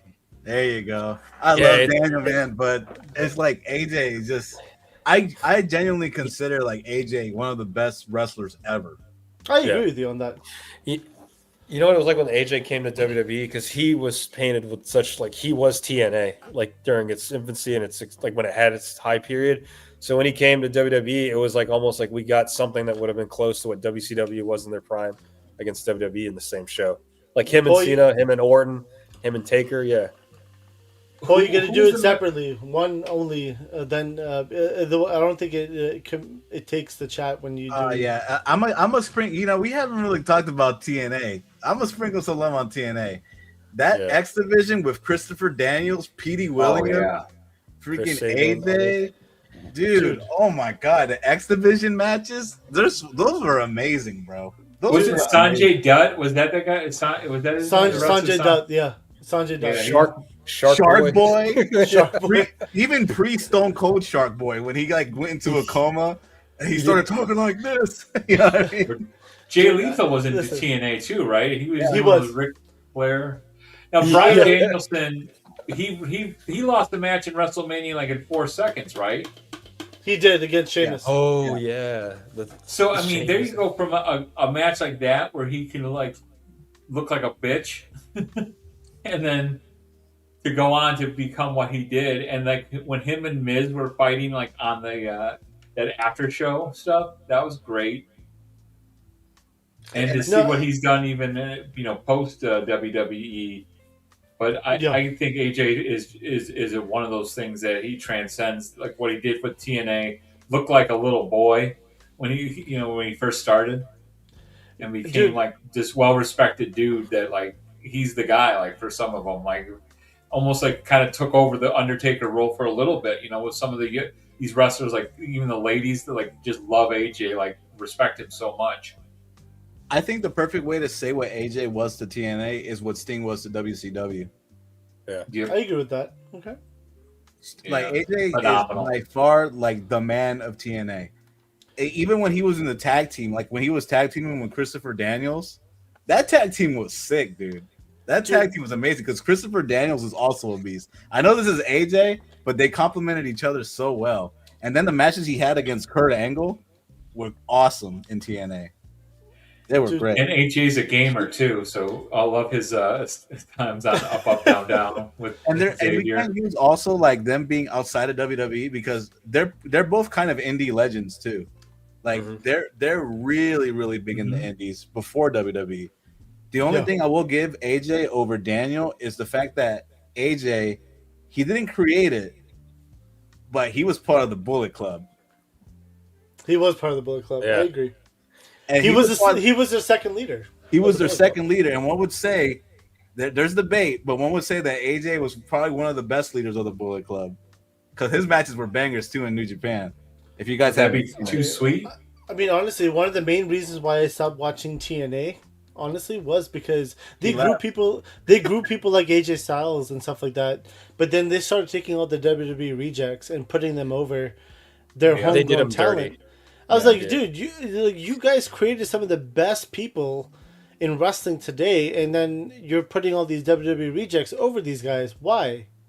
Why are you doing that? Stick with your homegrown talent. And I stopped watching TNA because of it, because I was like, you guys are screwing the people who brought you to as a competitor, who made you a competitor. You guys are going over them and just taking all these WWE guys who got fired or left.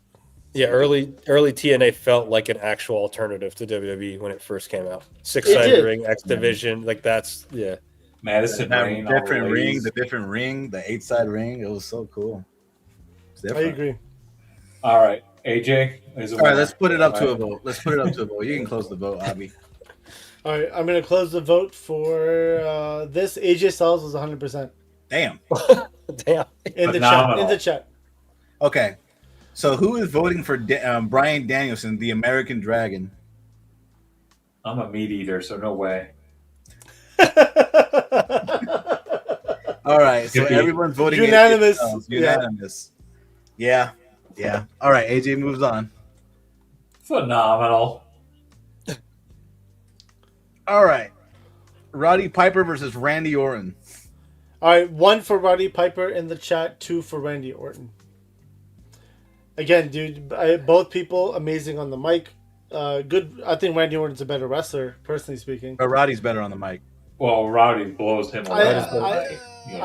I think they're both good, but I guess Roddy probably is a lot better on the mic than Randy Orton.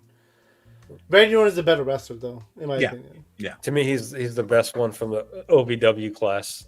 Longevity, he's able to prove that he can work with R-rated RKO, RK Bro. He can do tag.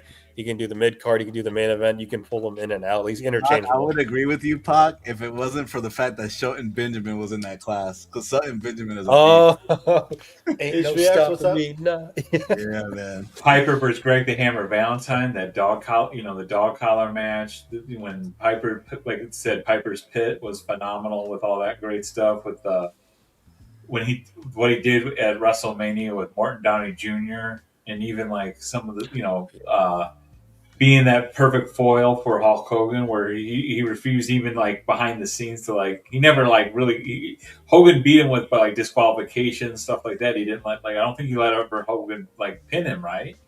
I don't think he ever got pinned by him. Yeah, I don't think so.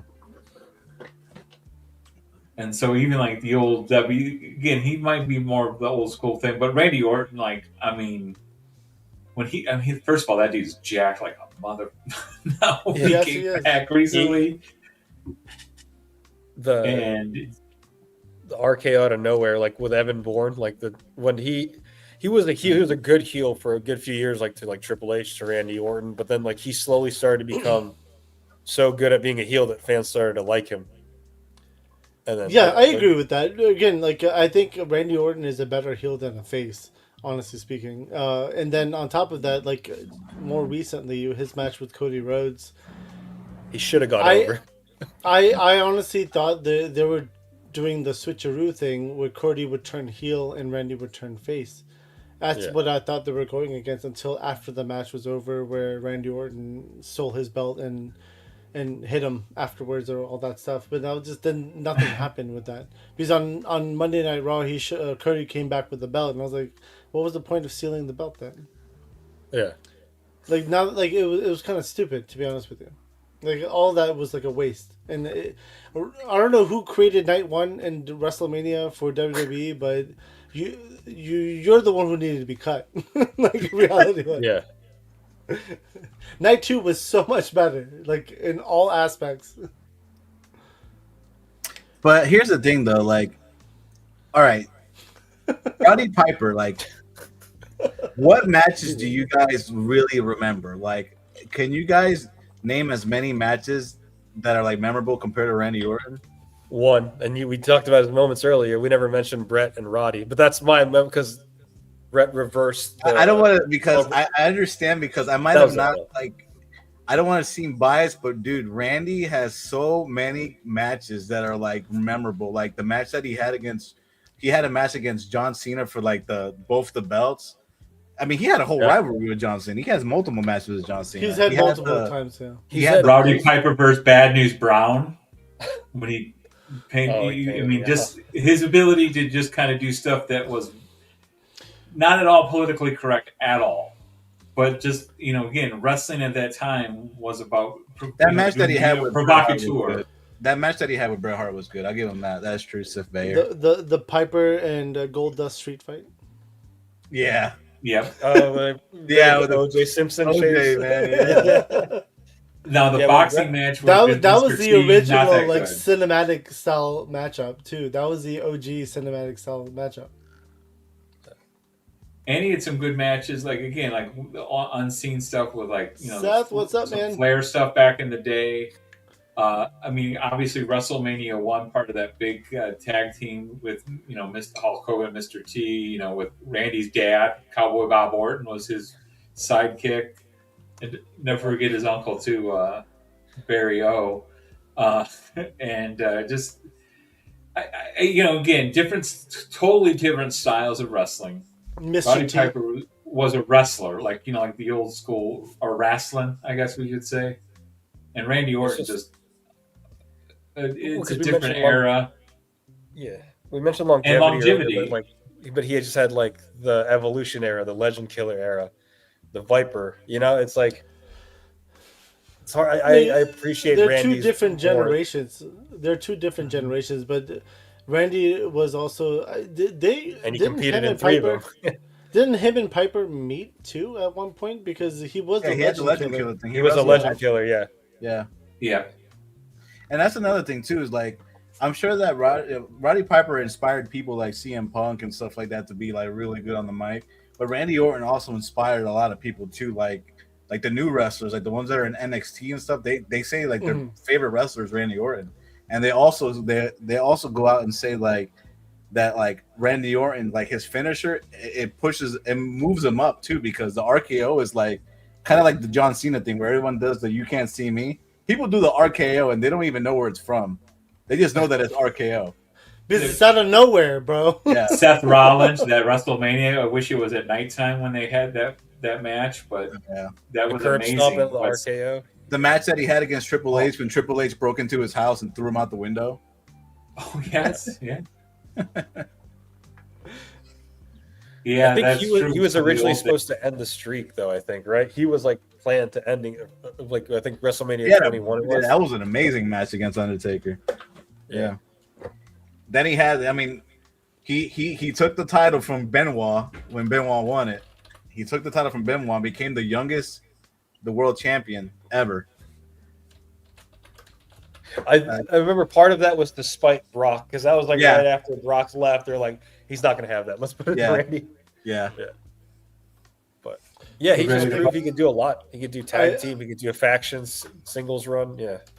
I think we're ready for a vote. What do you guys think? Yeah, we're ready. We're ready. All right. So just freeze the chat, Abby, if you can. Yeah, let me stop the poll. Roddy Piper is up 67%. That's surprising. Okay. So who in the panel RKO. voted for Roddy Piper? Okay. I'm going Piper. We done lost. Looks like Randy won. I mean, looks like No, Roddy Piper Roddy- won. Yeah, I was like, wait, Roddy Got it whoa, backwards. whoa. I'm sorry, got it backwards. Got it backwards. Rowdy Randy Piper, who won? All right. Piper goes on. Every time you think you got the answer, he changes the question. All right. The bad guy. This is a good matchup. The next Yeah. matchup is 1 for Razor Ramon in the chat, 2 for The Rock. So Yo, Roddy the Chico Piper Rock. won, huh? Roddy the Yep. Piper. Roddy the Right. Piper. Roddy the Lou. Piper. You weren't here, Lou. He was getting food. Are you eating right now? Well, I did grab a little something, yes, but I said, A Slim Jim. Yeah. yeah. Snap into a Slim Snap Jim. into Ooh, it. yeah. Yeah, Brett did beat Austin. It was a coin flip because the panel was even and the chat was even.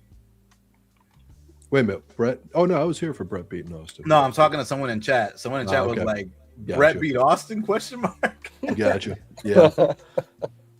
Brett beat Austin. So, again, Razor Ramon, Scott Hall, right? If it weren't for his demons, the man would have and should have been a world champion. He should have been a world Should have. champion. Diamond Stud. Do you remember him as the Diamond Yes. Stud? AWA Yes. or WCW? Was it? Yep. Yeah, you went WCW, right? WCW. That was is Diamond Dallas Stud. Patrick was his manager, right? You're right, exactly. And then AWA I agree. with just the mustache and the permed mullet. Well, him and Kurt Hennig were tag team champions in Right. AWA. Yeah. Mm-hmm. No, But and you go ahead. Yeah, I was gonna say, like, again, one of the biggest things with Scott Hall was the fact that he was the beginning of the whole storyline with the NWO. The Monday Night Wars started with him, Mm-hmm. Yeah. and that you can't take that away from him because that's who started it, right? The Rock again. I mean, this is a hard one the battle Forgot because to add one more very important thing to Razor Ramon. yeah, He is the creator of Sting's Crow character. that is also true. He created Sting, yeah. Oh, from Crow- that perspective, the Scott Crow Hall had character. an incredible mind for the business. Dude had the greatest grease mullet ever. But again, dude, Toothpick. it's hard to beat The Rock, honestly speaking. Yeah, Yes. come It's on, really hard to beat Chico. The Rock, and Mm-hmm. again, I still think Razor Ramon is probably the one of the greatest Intercontinental champions of all time. But Right. Yeah. The- We're the fluffing Rock- up not Razor for a reason because we know he's. Yeah, not we're Razor. fluffing up. Be patient, chat. 100%, Be yeah. patient, chat. We know what's gonna happen. 100%. Yeah. Yeah. 100%. Damn it. Relax, guys. You guys are correct. And that's Hey the yo, hey yo. Hey, yo, Chico. I remember when he fought yeah. Diesel, we were like, how is he going to hit the Razor's edge? And I think it's when Diesel went to the second rope, he just went from behind and then just carried him. That was crazy. Yeah.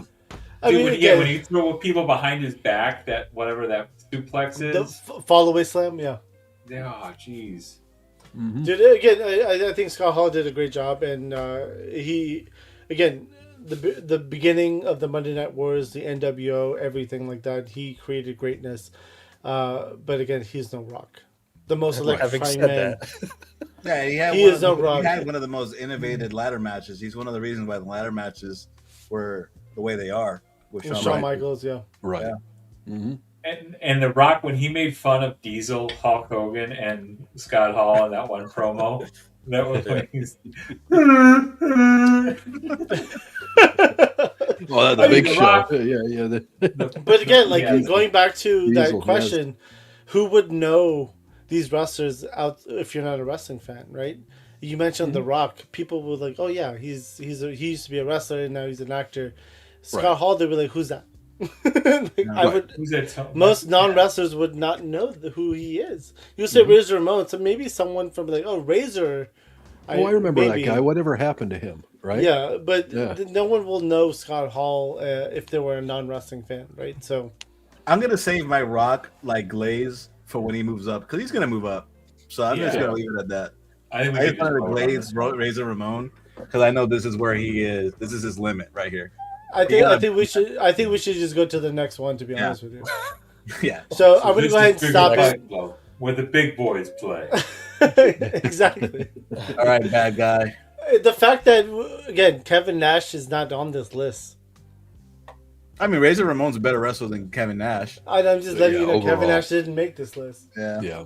Well, I would have voted for Oz, but So The Rock was 100% unanimous in the Shredder. chat.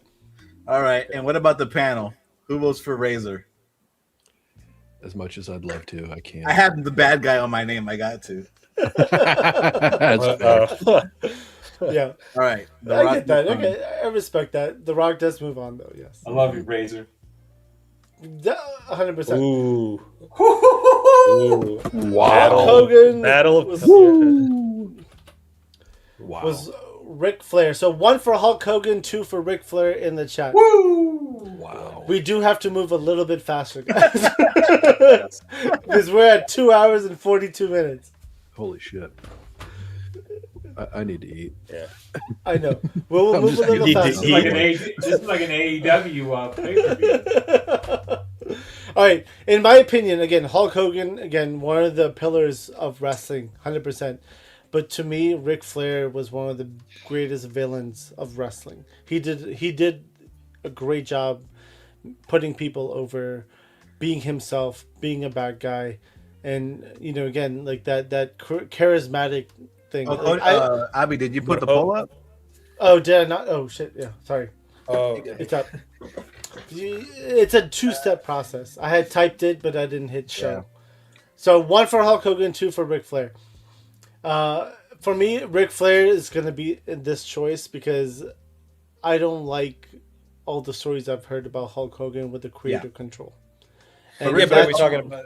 Yeah, I will here. I will add to what your point is, Abi. One is a pillar for WWE. One's a pillar for wrestling in general, in my opinion. Just wrestling, Really? period. Ric Flair, yeah, because Ric Flair, all his NWA stuff, his WCW stuff, his WWF stuff, he's done it all. He has more championships than 16. They credit him for 16. He has way more. I think the real number is like 23. I think so too. With a tear in my eye, this is the Well- greatest day of my life. He has Right, and Oldest ride, longest line. that's what the territories and everything else. He did a lot of traveling through the territories He in the did. early days.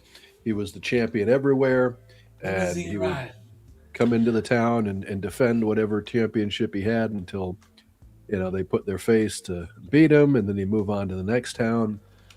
I mean, Ric Flair. $800 suit. I would also dare say alligator that shoes. Hulk Go to Hogan Giovanni. was made by Ric Flair too. No, I would Go to the disagree with that. Disagree. Hulk Hogan was I made think- by Andre, in my opinion. Yeah. That's my opinion. Rocky Balboa made Hulk Hogan. That's true. Too. That's true. Hey, you're not wrong. You're Yeah. not wrong. Yeah. That Why are definitely they put carrying him? eyeballs. They're not. So I know you said like Ric Flair did more for wrestling, but one of them truly got wrestling on the map, though, and that's Hulk Hogan. And Yeah. you were talking. Albie was talking about how Rick was a good villain. Hulk was able to be both. He was a hero in WWF and a villain in WCW, arguably the biggest villain in WCW at that time. But But honestly, you liked NWO. You liked you liked the not in the faction. beginning, though. Not in the. They were hated, and they got trash thrown in the ring, and they got fans that like in the beginning they were hated. They had No, hate, no, but then the beginning- it was the heel the turn, right? Like when he turned heel, that's what you were getting booed for. But in reality, in all reality, you didn't like NWO. It wasn't about Hogan. Hogan just took the mainframe of it, but it was really about the three guys who were getting booed. Here's a And- question. but then Who they was in started- Gremlins 2? Who was in Gremlins 2? Was Ric Flair? No. Hulk Hogan was. I will say this too is like, in terms of matches, like memorable matches, I gotta give it more to Flair too because Flair had way better matches than Hogan has. Oh, a lot better matches. It's way So way if better it- matches. Because I mean, like, If this tournament's based on matches, then it should really just be Flair and Hart. well, I But mean, my- it has to play into a factor, you know. It does, but I think also moments do too. Like I just can't not knock Hogan because of his backstage politics. Because if we're keeping that as a factor, I think that should have been a factor with Cena, arguably also. But And I Shogun, just ask think- your question. Hulk Hogan or Ric Flair if you take them away, right? yeah, Hulk Hogan is known worldwide. With people, if you just say Ric Flair to most people, they're gonna like, who? What is it? Ric Flair has Hogan. hip hop songs based off of him. He is known worldwide. Well, sure, but if you take Hulk Hogan out of the picture, there's no WWF exactly. as we know it today. I think Vince would have found somebody else to do Hulk Hogan's role. I mean, you I had think a we're lot of severely. I other- think we're Keep in severely mind- underrating Hogan's value to the. You, Right. you have to also He see there tried was with the Undertaker. He there was tried also with, a Macho Man. There was a Macho Man who was the shadow of Hulk Hogan. If you took Hulk Hogan out of that, Macho Man would have literally stepped in that position. Macho Man would have been in that position, and I argue he probably could have done better. He to be could have honest. probably done better because he was a better athlete. but they tried to But pass Hulk the Hogan torch. helped transcend that stuff because of his size, his hugeness. Yeah, It's huge. Yeah. Randy Savage, as Yeah. much as I love him, was the same, and Ric Flair the same thing. They're just normal body sized people. hmm I mean, Flair came back in the old days when he had that back break. I mean, he used to be a fat dude when he first started wrestling. right. You're the fat dude with a shaved head. Yeah, Yeah. he was. Go look it up. You know, This is that's interesting. and again my opinion, and that's what this is based on. It's opinion, but you know, It is, yeah. Hulk Hogan paved the way for modern wrestling as we know it, in my opinion. Now, it takes nothing away from Ric Flair. Don't get me wrong. Hulk Hogan And if is you're a talking about pillar, pure 100%. wrestler, Yeah. right? And if you're talking about pure wrestling, yes, Ric Flair would be the guy, 100%. But Hulk transcends that, similar to The Rock. similar to Cena, who's no longer here. So I don't know. There you go. It's hugeness. Yeah. I think we've given this enough time. We gotta move forward. Yep. All right. So the chat is currently at 57% Hulk Hogan, and I'm going to end it right now. All right, who's voting for Ric Flair? Raise your hand. All right, Hogan wins. Hogan wins, yeah. All right, And it comes crashing down. all right, let's move on. Hulkster wins. All right. Give me a second while I get the new poll up. It is Jake Roberts. Versus. We just need to fluff up Jake the Roberts for a little bit, and then we move on. All right, let me start show. You All right, guys so see this it? this 5 minutes is just gonna go all to Jake because we know Kurt Angle's gonna win this one. Listen, So Jake is probably better on the mic than Kurt Angle. He is. 100%. I would say that. Yes.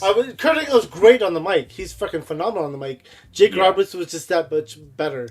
Jake Roberts was also very psychological. He understood the ins and outs of the human mind, and he played mind games like there's no tomorrow.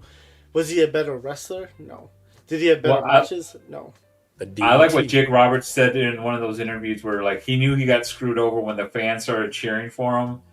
Like, there was Right. something with Hulk Hogan, and he was like, "Damn it, I'm screwed," because they were rooting for him against Hulk Hogan, and like they won like a offshoot match, and he knew he was screwed because there's no way that the company was going to let him be the champion.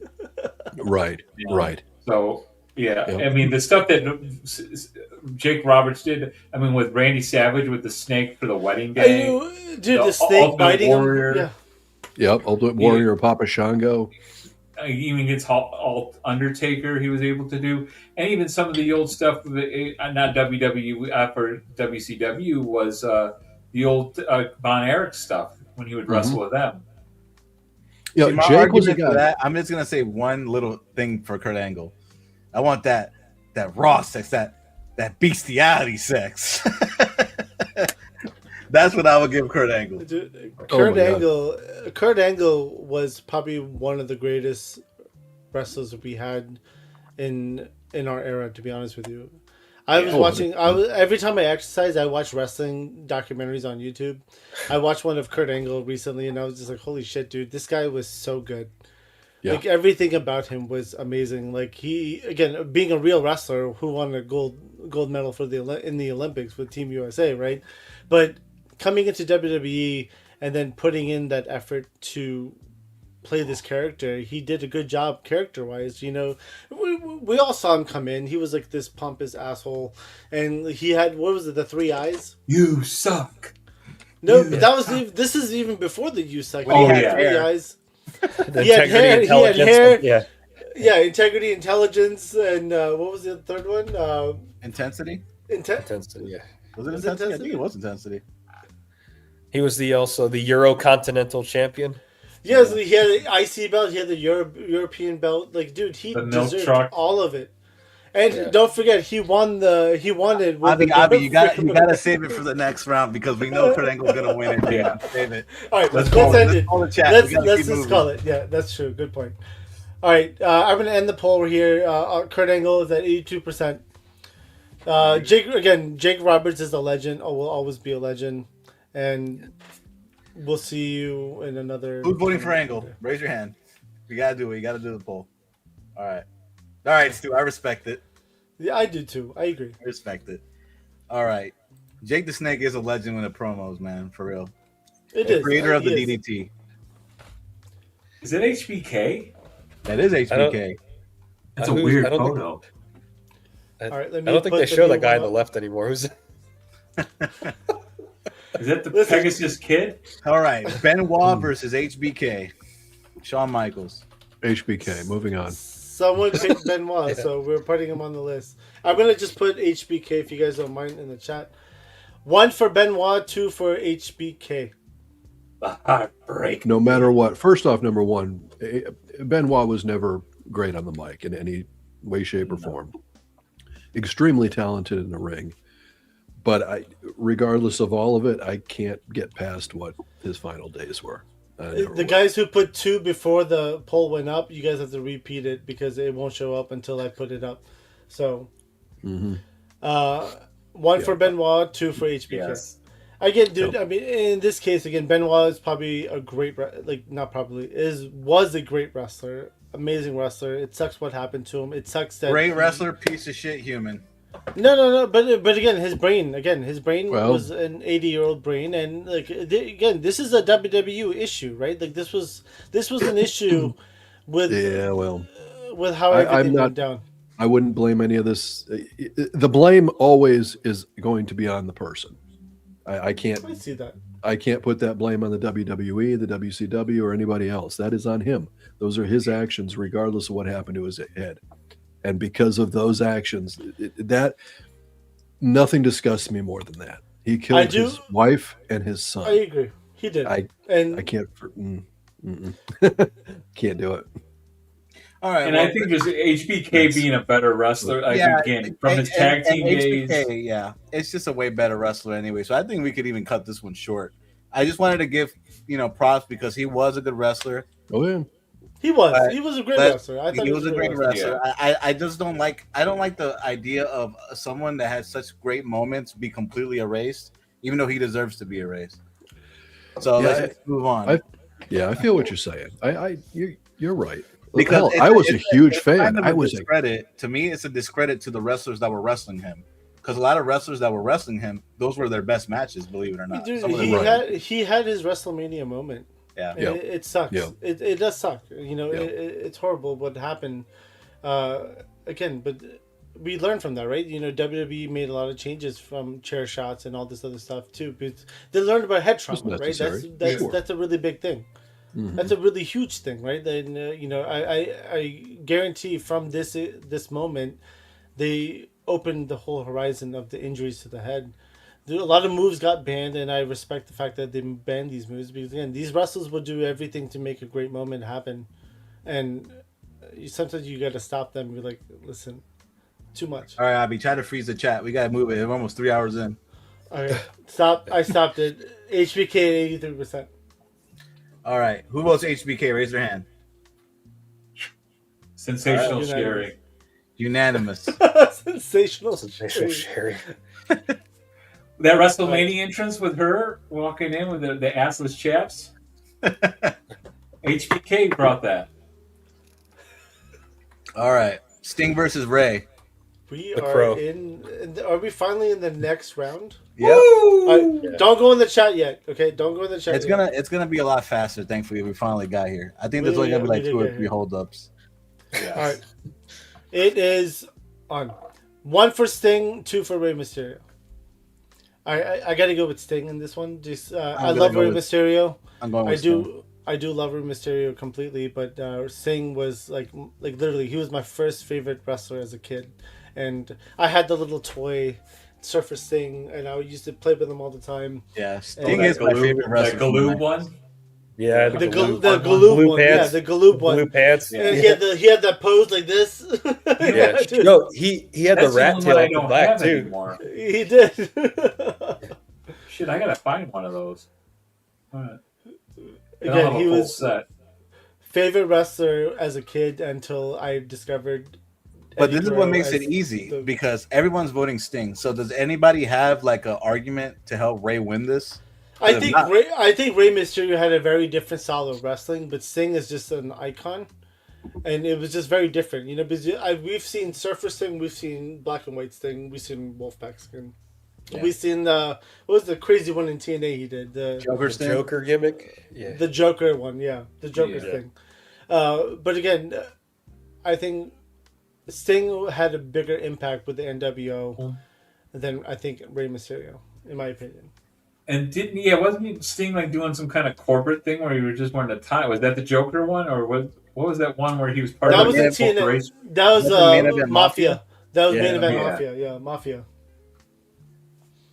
Yeah, Sting right. he's got to win. So I think Sting is my choice. Yeah, here, to be honest. I mean, this is another one that's a no-brainer. I think Sting has gotten the most no-brainers so far, so you can cut the chat here, and All we'll right, let me vote. stop the poll. 88% Sting. Yeah, see, yeah.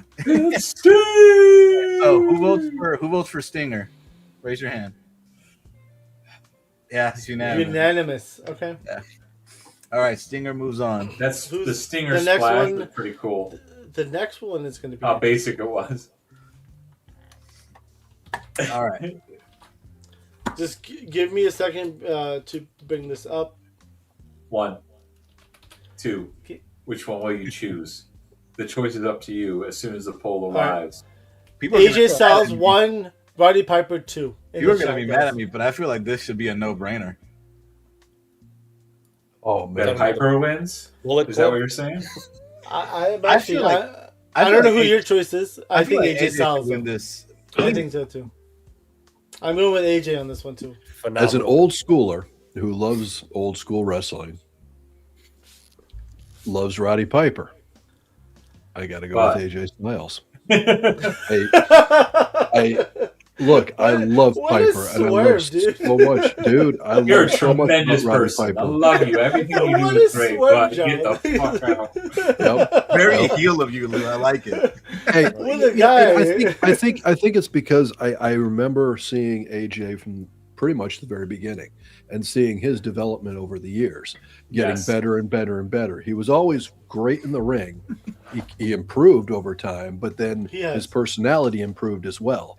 And he worked on his character. He worked on how he presented himself. And by the time once he got to the WWE, I think it was the perfect time in his career to get there. And if he had gotten there earlier, he would have been just another guy squashed in the back, and he wouldn't have made it past the mid card. But because of what he built over the years before going into the WWE, they couldn't ignore him. They literally could not ignore him. He was in WCW too with the tag team with Air Yeah. Paris. Yeah, Yep. briefly, right? Very The tail end, final days. I actually liked Air Paris and AJ Styles as a tag team. I thought they were great. Yep. This is before this is when I was younger, right? So I didn't know who AJ Styles was as a name, but then when finding that out, I was like, "Holy shit! I've seen this guy before!" Yeah. Holy hell! When he started showing up in TNA and Ring of Honor, yeah, AJ, man. AJ is the man that runs the place, man. He's the man that I runs agree. the place. I agree. Yep. He is a phenomenal wrestler. I think the only one that could match up to him, when it comes to spots and moments in the wrestling match, is probably Shawn Michaels. I think him and Shawn Michaels are very similar. But in my opinion, AJ is more athletic. I give AJ the edge on that, though. Yeah, Yeah. I'm with you. There's a lot of similarities, A lot more athletic. but I would kind of give the edge to AJ. K-Town, that's a great story though. Yep, That is Piper's awesome. overpowered in terms of mic skills, but AJ is just he's phenomenal. I mean, I mean, the thing is, it's sad that Piper hasn't won the WWE World Title. Piper didn't need a title, though. He didn't didn't need the WWE title. yeah, and again, you just dig into some history of some of the old stuff of Piper, right? If you can find some of those matches and stuff, the old NWA stuff, and he was pretty awesome in some of his matches. So, but AJ is my vote. Sorry, Roddy. All right, we can I'm going to stop it. Yeah. So right now, the chat is at 63% with Piper. Wow. And our buddy Gibbs would like Hot Rod Piper because it was a soft, good kilt on him for his action figure. This is true. But AJ had that hooded jacket, though. Yeah, he did have soft goods So- too. The hood jacket. That's true. Could go either way. All right, so who's voting for AJ? Raise their hand. Yeah, gotta go with. So Sorry, she's chat. unanimous. Holy No, shit. it's not unanimous. The chat's voted for Piper. Right, but So- unanimous. Unanimous on the panel. Unanimous on the I'm panel. Yeah. surprised by that. Yeah. Sorry, K-Town. All right. I'd rather Sorry, than John. AJ. Chase moves on. We'll remove that. And the Rematch. next one, Here we go. The Rock versus Hulk Hogan. One for The Rock, two for Hulk Hogan. I'll be right back. I'm gonna go for The Rock on this one. So we agree that WrestleMania is obviously their biggest event, right? Mm-hmm. Yeah. Right. And Rock's the only one that beat all. He's part of the pillars. He beat Hogan, he beat Austin, and he beat John Cena at WrestleMania. Kayfabe wise, success to me, he's that supersedes Hogan in my opinion, and longevity too. Did The Rock ever fight HBK? No, he and HBK refused. didn't get along. The Rock didn't like HBK. they never had a wrestling match. They had like moments where they hit each other, but they never had a wrestling match. Yeah. Oh yeah, when HBK was the commissioner and he was Yeah, like, music when he was trying to do the people's elbow. Yep. Like So- those promos that The Rock did with like when he would like bring out like the old teachers and stuff like that, and like make This fun of is them, your like life. the pie, stuff like that. The Heartbreak, not the Heartbreak Hotel, but the Rock Hotel, right? Those SmackDown Hotel. SmackDown. SmackDown Hell yeah. And Yeah. heck, you talked about the Taker having a pay-per-view, SmackDown, right? Oh, yeah, Named after dude. The Rock. The Rock has a show. It's not a pay per view. It's a Yeah. show that still Right. goes on every Still week. going on. Yeah. So Yeah. it's the house that AJ built, but The Rock has video games named off of his sayings, hmm The Rock Mhm. says, dude. And not to mention, The Rock is funny as hell. Like The Rock, Yeah. like Stone Cold, he just had so many memorable moments, like the Big Show thing, and the freaking saying Undertaker has Mickey Mouse tattoos. Like what the fuck? Oh yeah. Yeah. No, the Well, Rock and was The The Rock Rock and was Mankind. absolute charismatic. Just I mean, The Rock was a bigger actor than Hulk Hogan. He the was corporate on- Rock. hey, you don't knock the nanny, Mr. Nanny. Don't you dare. Come on, dude. He's Fast What and about- Furious. Thunder in Paradise. Come on, man. I love that show because Sting was in there too. And then it's like you gotta say like all the sayings. Like Hulk Hogan has some sayings too, but like The Rock just took it to another level with sayings. Like he has so many catchphrases. Mhm. I heard Oh, like man. he like Jericho said like he made stuff up just to see if he'd get over with the crowd. Like Yeah, Well, and Rocky Yeah. Maivia when he comes in, right? One starts like this guy. What is this crap? This thing is terrible. Why are we getting this guy down our throat? He sucks. Yeah. All of a sudden, he was able to say, "I got to rechange it." And when that stuff with the Nation of the Domination, with the whole like who taking over for Farouk, that whole like storyline itself, and he became this just amazing talent on the microphone. I remember being in college and like people going, "Man, the guy really bothered me as Rocky Maivia, but damn it, he's getting really good on the mic. He's charismatic, as you said, as hell, and it's just amazing." And even that theme song, it's not that good, but damn it, because it's The Rock, it got you thinking about all the funny shit that he did. you Right. remember when he's wrestling Stone Yeah. Cold and he takes the camera and he gets on the Yeah. announce table and he goes like, "Look at this utter piece, like what is it, like gutter trash or trailer park trash?" I was like, and then he gets stunned on the stable. And what he did for Mankind, that match, those matches that he had with Mankind, and he Oh yeah, the one where he Yeah. handcuffed him and like steel chaired him like this. Yeah. Oh yeah. all in front of his kids. Holly- Of course, K-Town, Holly- The Rock is half Canadian. He played in the Canadian Football League. I think we have our votes here. To be honest with you, Yeah, Yeah. we can cut it off here for I'm sure. gonna stop it here. The Rock at 75%.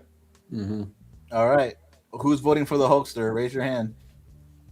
No, I'm just kidding. All right, unanimous. The Rock goes forward. The Rock- I'm actually surprised by that one. To be The Rock Hulk says, "Shut your mouth and know your role, Hogan, because The Rock's moving on to the championship." Yeah. Hulk Now Hogan we likes have a our vote. WrestleMania Oh. repeat, Oh, jeez. Oh, this is a tough one. and the Yeah. one that Shawn Michaels lost. Sexy That was a Kurt. good ass match. It was a great match. match. It was a great storyline. All right, one for Kurt Angle, two for Shawn Michaels in the chat, guys. So ones and twos, whatever you vote for. Again, I think both stars are awesome. Different times in a way, but they met at the end, and Kurt Angle went over on Shawn Michaels. And tell you don't something. forget the Punisher connection with John Barenthal. Kurt Angle is married to Yes. his niece, I think, right? Yes. Is he? Yes. Okay. Really? Yeah, there's a relation there. I don't. Oh wow. Wow. Yeah. No, this is again. I think both on the mic, they both are great. I think Kurt Angle is a better wrestler, Mm-hmm. mostly because he's a real wrestler. Yeah, just the fact that Yeah, Kurt man. Angle brought a gold medal, a real gold medal, to pro wrestling deserves some props. Yeah. It's a real gold medal. And how quickly, because that's one of the things they all talk about is how quickly he transitioned. He was a phenomenal athlete. It's to relearn pro wrestling versus what he was, what amateur wrestling and collegiate wrestling was. You know, you've heard a lot of people talk about it. They said, you know, it's some of these guys, a lot of these guys don't do it or do it easily. And Kurt immediately just grasped it and went with it. He had He said that. He had I the actually agree cleanest moonsault I've ever seen. Like, and if you Oh, did that dude, stuff his off the top, moonsault was off the top of a amazing. cage to like He floated, dude. He floated. Yeah. Dude, I actually agree with Castro's corner here, Khalil. Like, Kurt is more entertaining. He is. Yeah. I think He so was a too. lot Yeah. more. In Yeah. my opinion, He's funny as hell, dude. I actually, again, I preferred Bret Hart over Shawn Michaels. I didn't like Shawn Michaels because he was an asshole. And Kurt Angle he and was a Shane menace McMahon back had great then. matches He too. buried people, and I didn't Right. like his attitude. And Yeah, they screwed over Vader. They turned Vader into a little simpleton. Yeah. Yeah, and Vader was Right. the fucking Dude, Vader He's a didn't even beast. need the WWF. Vader is a multi-world champion in every like company. Also, That damn mask that Vader had. That damn elephant Yeah. mask. Yeah, that mastodon Again, thing. the fact that the fact that Shawn Michaels was just his attitude was just really bad most of his years in WWE. At least at the early part, right? He found Yeah. God, you know, new Christian, whatever you want to call it. But I'll give He was Shawn a better Michaels that he person has. than- I think he has probably the best match in WrestleMania history. Which one with against with Kurt Undertaker? Angle, with Kurt Angle, No. I think the match he had with Undertaker was really damn amazing. That was that Like really was. WrestleMania 25 was insanely good. Like, Yeah. I gotta agree. give it up to him. I'm voting for Kurt Angle, but like Sean, as much as like I don't like old Sean, like he had banger matches, dude. Like Bret Hart, the match he had with Bret Hart, even the match he had with Diesel when he had like that small little rivalry with Diesel, those are great. With Stone Cold. Stone Cold, that match with Stone Cold at Mania. Even when he came back and he was testing his back out when he had to do the first ever Elimination Chamber. That match was awesome. Yeah, despite his brown pants and Brown pants, yeah. I was like, what the fuck is that? Yeah. and you know, and Bob K-Town haircut. has a point. Shawn Michaels is also one of the worst matches. In, Well, I sense a ever. little bias in that one, buddy. I don't know. Yo, what he did to the Shawn- flag was he was a menace, dude. What he did. Oh, to yeah, the he he rubbing was the a menace, flag. dude. Yeah. Dude, he put it up his nose and everything, dude. It was- But I'm going to end this here because Yeah. in all reality, like 100. Oh, okay. Well, someone was different. Someone Derek- finally voted. Someone finally voted for Shawn Michaels, but Oh, Good and for it's still not Pittsburgh. enough. Kurt Derek's from Angle Pittsburgh, is too. unanimous in the chat. I'm very surprised. Yeah, I that am would be surprised close by that there. one. I'm too. pleased and surprised though.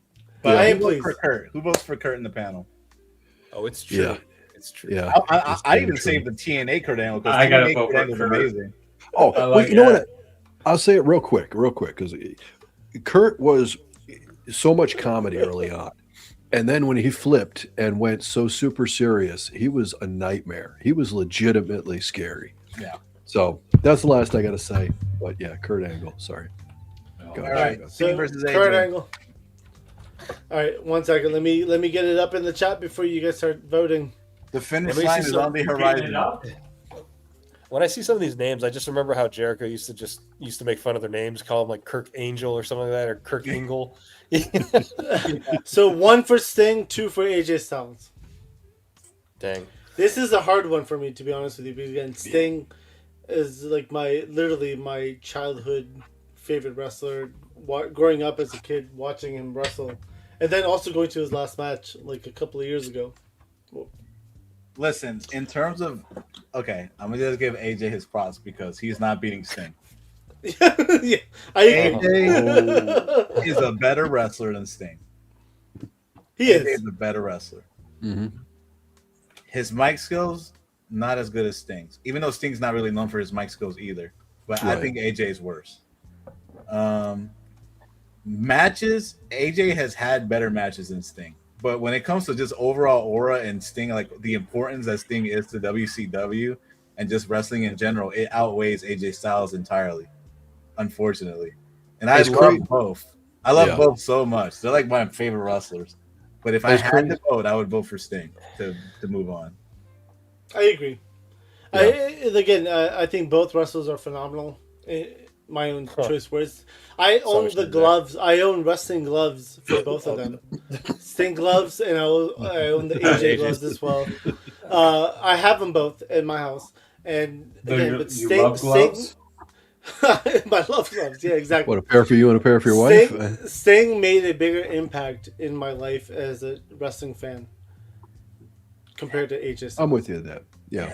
And I'm going with Sting because he's nostalgic to me at this point. This is a really tough one for me because these are actually like I think my top 3 wrestlers. Like they're in the top 3 or 4. Is it really? Yeah. AJ's just that good, man. Like AJ, I feel like it. Like out of the whole package, if he was better at promo, he would be like the best wrestler ever, in my opinion.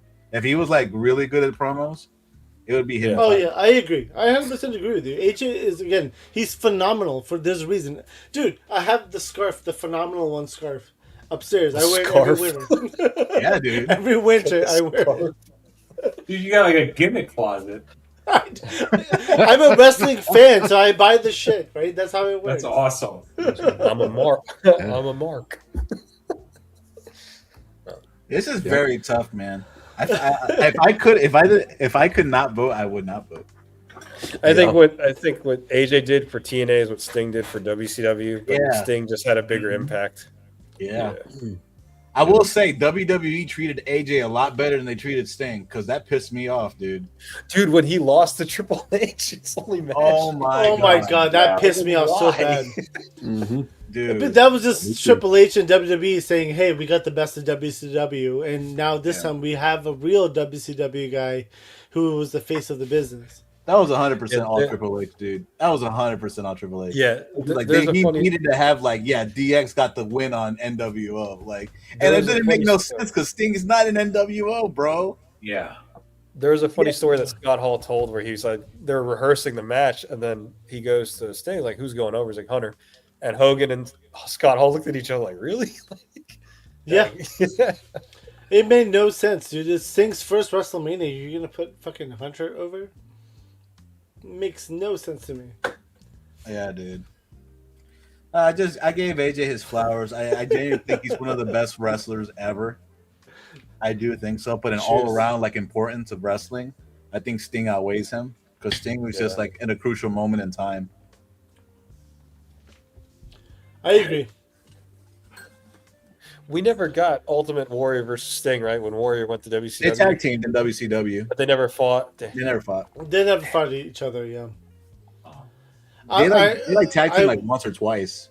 I wouldn't want to watch that match either, though, to be honest with you. I know, but no. I would as two characters. You know what I mean? As a kid, you're watching this two characters clashing. I mean, I liked Warrior as his persona, right? Like the Ultimate Warrior. I thought it was great. He was a horrible wrestler, though. He wasn't a good wrestler. All right. Yeah, but that's why I got over though. I think you can close with that, bro. I think you're talking about the motivational speaker of Ultimate Warrior, that guy? No. He wrestled too? Yes, he did. 89% Sting goes over. Okay. I figured. So I figured who's voting for AJ?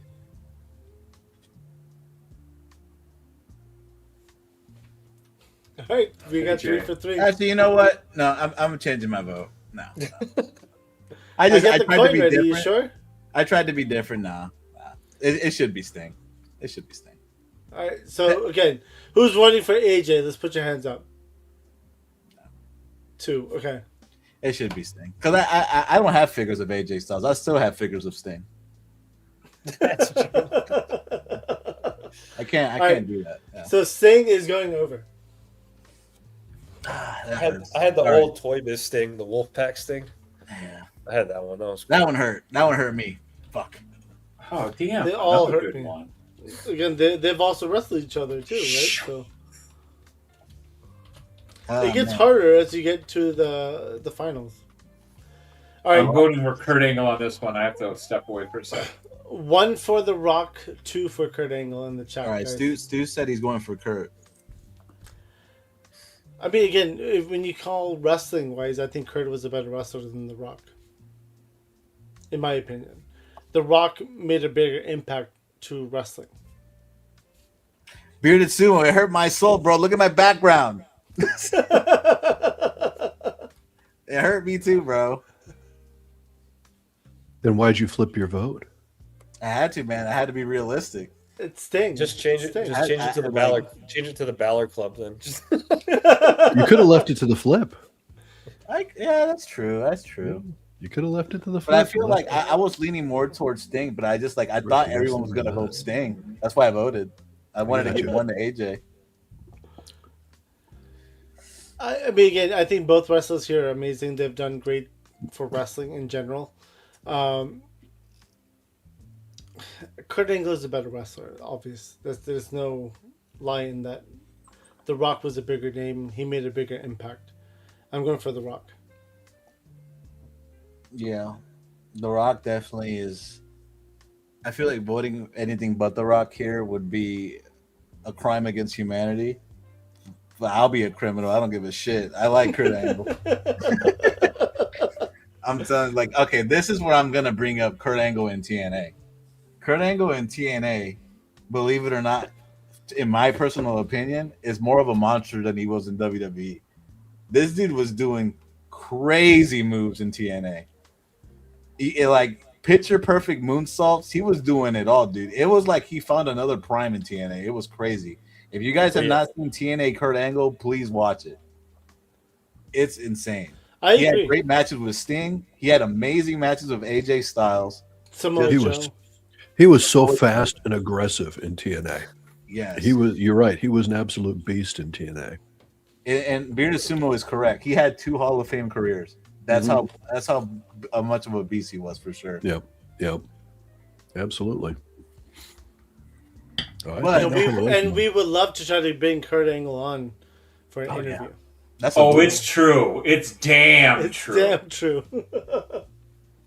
But then The Rock, I ain't gonna lie, The Rock has massacred Kurt Angle on the mic a couple times. The Rock, I remember one time he was like, "If I'm gonna be Kurt Angle, that means I'm gonna drink a glass of milk and drink 3 Viagra's."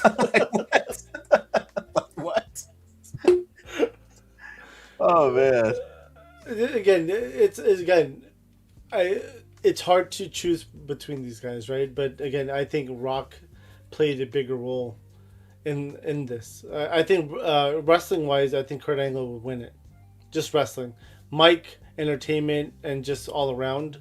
Yeah, I think The Rock wins. Sumo, you're so right. He held the TNA and IWGP champion at the same time. That is a flex, dude. That is a massive flex. Was it Karen Angle, right? Was his wife, and there was a bunch of stuff in TNA with that. Yeah, now she's Jeff Jarrett's wife. Now she's Karen Jarrett. It is now she's Karen Jarrett. Yeah. Oh yeah. Mm-hmm. I have her autograph on my wall as Karen Angle. Oh, I thought you were going to say her underwear. I was going to ask. Yeah, which last name? She probably is in her underwear, to be honest with you. Do you have her clothes too? No, but the matches that Kurt Angle had with, like I said, the people in TNA. I'm gonna go back to WWE. The matches he had with Chris Benoit, Chris Jericho, Brock Lesnar, Chris Jericho, Shawn Michaels, Eddie Guerrero. Yeah. Amazing, dude. They were banger matches. Every time he had, even the match he had against Kurt Angle in that pay-per-view, I think Rey Mysterio. Dude. Yeah, Rey Mysterio. And he was a member of the Shield. Oh God, yeah. Yeah. Oh my God, you're right. He was. Yeah. I forgot all about that. Yeah. And he won a match with Ronda Rousey. He had that weird stable that didn't last that long. It was with Team America. It had Shelton Benjamin in it, I think, or was it Orlando? It was Charlie Haas, Shelton Benjamin. It was there for a while though. They were on for a while. Yeah, but he was a deadbeat dad, right? Or he had Jason Jordan was his illegitimate kid. Oh yeah, that was so weird. That was so weird. And without Kurt Angle, we wouldn't have Al Americano. It's tough, man. That's also true. You wouldn't have Chad Gable. There's a lot of wrestlers today because of Kurt Angle, and I appreciate that. Mm-hmm. Kurt Angle is one of the greatest, and he definitely deserves to be one of the greatest. But again, The Rock, right? That's a hard one. Yeah. I mean, The Rock's an icon. I don't know, man. I feel I feel an upset coming. Because I feel like what happened to Stone Cold might happen to The Rock. I'm being for real. Well, we're about to stop the poll. The Rock is leading 67%. Rock's leading? Okay. So I'm going to stop it right now. 67% for The Rock from the chat. So who else votes for The Rock? We got to. It is. Okay. No. The Rock got it. I'm okay with that. Yeah. There is an upset then. No upset. No upset. The I mean, Rock goes forward. It is an upset regardless, right? That's how it works. Because we're at that like final four at this point. Well, Yes. final three. God damn it. This is a hard Yes. one. Oh yeah, that was awesome. Yeah. Now, Yeah. don't vote until I put it up in the chat. Yeah, just wait, guys. So Sting will be 1, and The Rock will be 2. This isn't hard for me at all because I didn't. My heartbreak already happened with AJ. I'm voting Sting. I'm voting Sting. Period. I'm voting I'm Sting laying, too. Yeah. I'm laying the smack it down on Mr. Sting. I am too. The I am Rock. too. Me too, Stu. Yep. Team I'm Rock, voting. New I'm connection. voting Sting all day here. I'm voting Sting all day. Rock. Yeah. Rock. Okay, so we've already got 3 in the panel voting. Yeah, we gotta wait for the chat and see what they. Well, we decide. do. We do. gotta let him catch up. 1 for Sting, 2 for The Rock. How many in the panel right now? How many are for The Rock?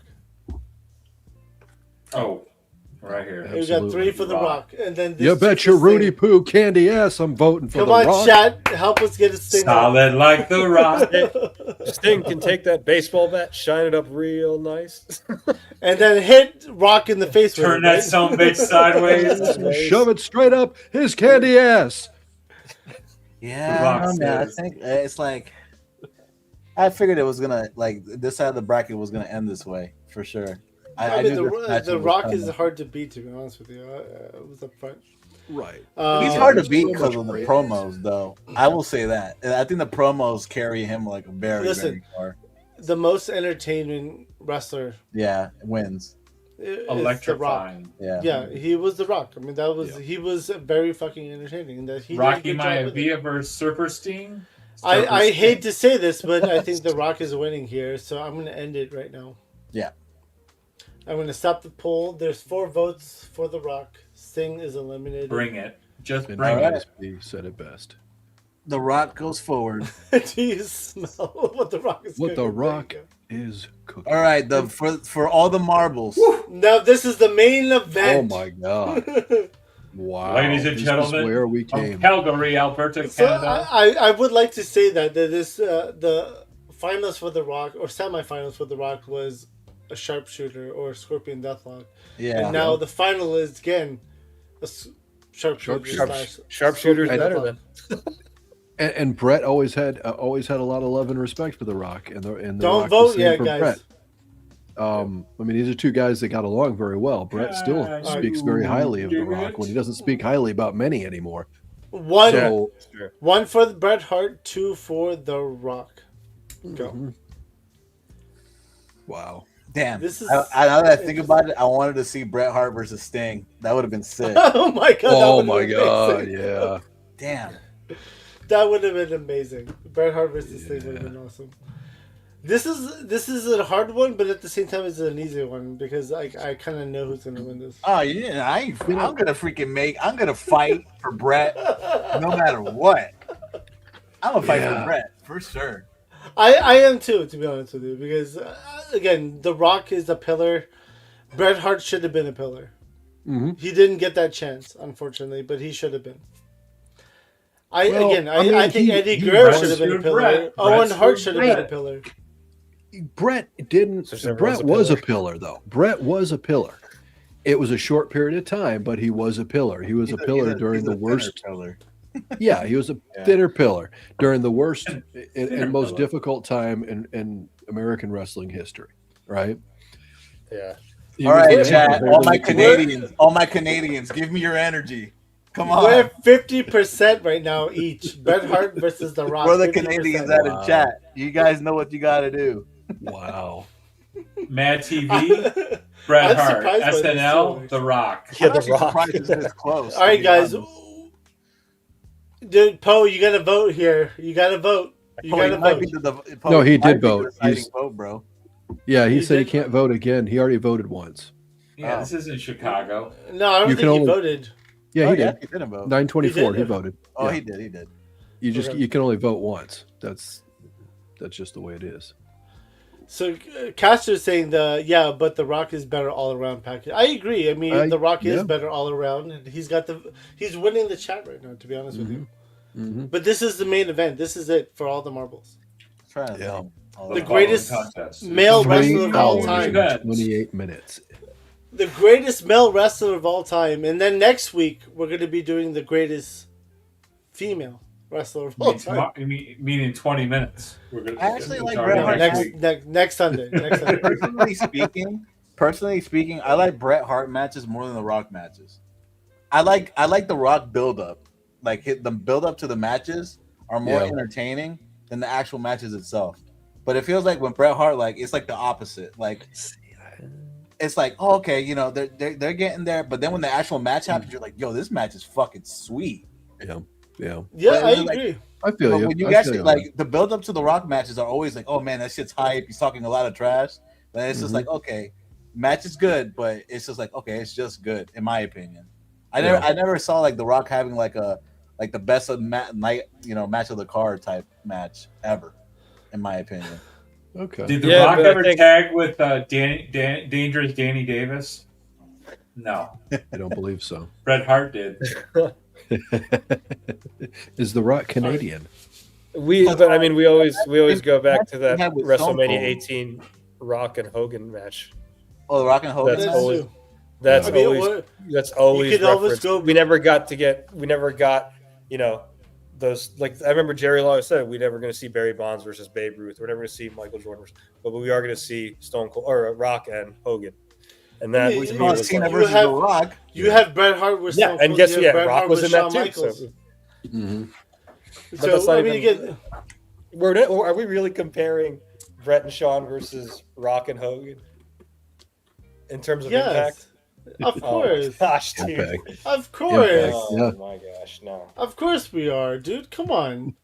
You were comparing Shawn and Bret versus Rock and Hogan in terms of I mean, impact. we kind of. I mean, listen. I hate when people. Because use this the thing is, your guy's argument for Sting and Rock was impact, but then you go to Austin and Bret, and it's like, oh no, Bret's the better wrestler, not Austin's impact. So it's like, which one is it then? No, but see, it applies to both because Bret's impact matters, and I think Bret's impact is the reason why The Rock's able to make as much of an impact he did today. It's like his era shouldn't be held against him for what The Rock's doing in the '90s era, because The Rock's able to do different things compared to what Bret Hart was able to do. You kind of have to like.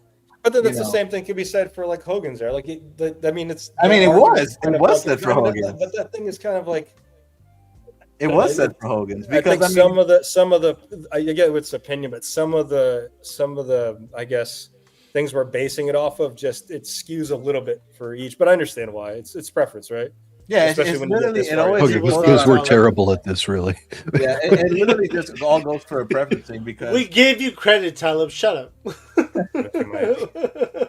it's literally all a preference thing, man. It's just like I'm a huge mega fan of The Rock, but it's like at the same time, it's like my top wrestler got eliminated. I would have made like Sting the number one, and if it wasn't Sting, I probably would have put AJ. But I was Oh, yeah. like, Shogun's all about a numbers game. The Shogun's Eddie here to play the Guerrero. numbers. Eddie Guerrero was my number one. Sting was my number two. wow. So it's just Who more did of Eddie like lose to? where like I personally I've always liked Bret Hart more than The Rock. I think The Rock's like I always find The Rock more entertaining when it comes to the mic stuff.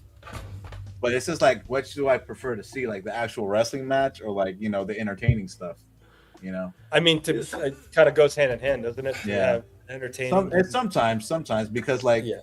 it's like with 'Cause Daniel I try to Bryan. look at Like, it. I try to with look at it Daniel Bryan, objectively, in my like, opinion, he had like really Yeah. bad promos. Daniel Bryan, but like when his matches were amazing. The chat is right now at 50% Split. each. Bearded Sumo still mad about me voting against AJ. And I agree with Bearded It's Sumo. at on 50%. that. So we get a bit more votes. Again, 1 for Bret Hart, 2 for The Rock.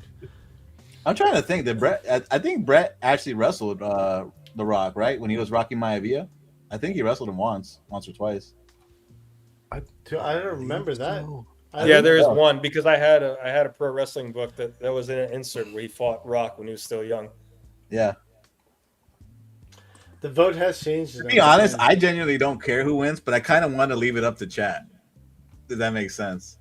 Yeah. You want to end it? Let's end it right now. Yeah, sure. We can end Because it. at this point, The Rock has taken a lead. So Yeah, we can end it. Stop the poll. The Rock has won at 57% in the chat. Oh, I'm the surprised chat. he For actually the chat. That was the a lot chat. closer than I thought it'd be. 57% for the chat. Now on panel, who's voting for The Rock? I'm the only one voting for The Rock. What? No, okay. Okay. Who's voting for The Rock? Hands up. You guys want to vote? Are you kidding me? I was defending Bret Hart the most. I thought you guys were voting all the Rock. That's crazy. I'm doing Bret I'm voting Hart. Bret Hart. All right, You so want we Bret got 3 and 3. Does that mean a Bret Hart. What if I don't vote? We have No, to no, seriously no. flip. No. No, Shogun, you got to We're make a flipping a decision, coin. buddy. Come You on, you made can't it. just flip flop. No. I'm playing, Make I'm a fucking playing. decision. I'm playing. What are you doing? I'm gonna vote Bret Hart. All right, so 3 and 3. Bret Hart. Bret Hart. The Rock, Lou, and Pac are The Rock. Us 3 down You gotta here. flip a coin. We're gonna flip a coin for the last one. Oh, All right, God. We're gonna flip the coin Pac, for since you're the guest, Shogun, Charizard is heads. The Pokemon is tails. I'm gonna flip it up in the air. I'm gonna let it drop. Bearded Sumo. That's for Talib's chat. Pac. Wait, Wait, which one's Who is which? The Who's heads? Rock? Who's? No, Charizard is heads. Yeah, but who is it And- for? Is it for? No, sorry. You choose. Who's Oh, okay, heads okay. or All right, tails? heads. Heads for The Rock. Yeah. Right? You chose The Rock, right? So heads for The Rock. All right, ready? Come on, Tails. It's tails. It's It's tails. rigged. It's rigged. Wow. It landed right Brett- here. It's tails. Brett got his screw job revenge. This is rigged. Wait. Yeah. I thought the It's- Rock won. No, it's tails. Oh, it's He Tails? said heads. Yeah. He said heads. Oh. It's another Wow. screw job, brother. It's tails. It's not a screw job. It's you. It was a coin flip. That's really what it Old was. school That's wins. what it is. Old That's school what it is. wins. Well, the That's, Hitman, the best there is, the best there was, and the best there ever will be. Listen, it went to a fucking coin flip. It's not my fault. You guys figured it out in the chat. Well, You it's should part have your done fault. better. Do part your better. Well, the chat did their job. Yeah, I mean, The Rock couldn't measure up. That was my fault. I mean, listen, I'm not mad about Bret Hart winning, though. He is the I excellence in am. I wanted execution. fucking Sting to win. I mean, I wanted wanted RV Eddie I wanted Guerrero. RVD to win.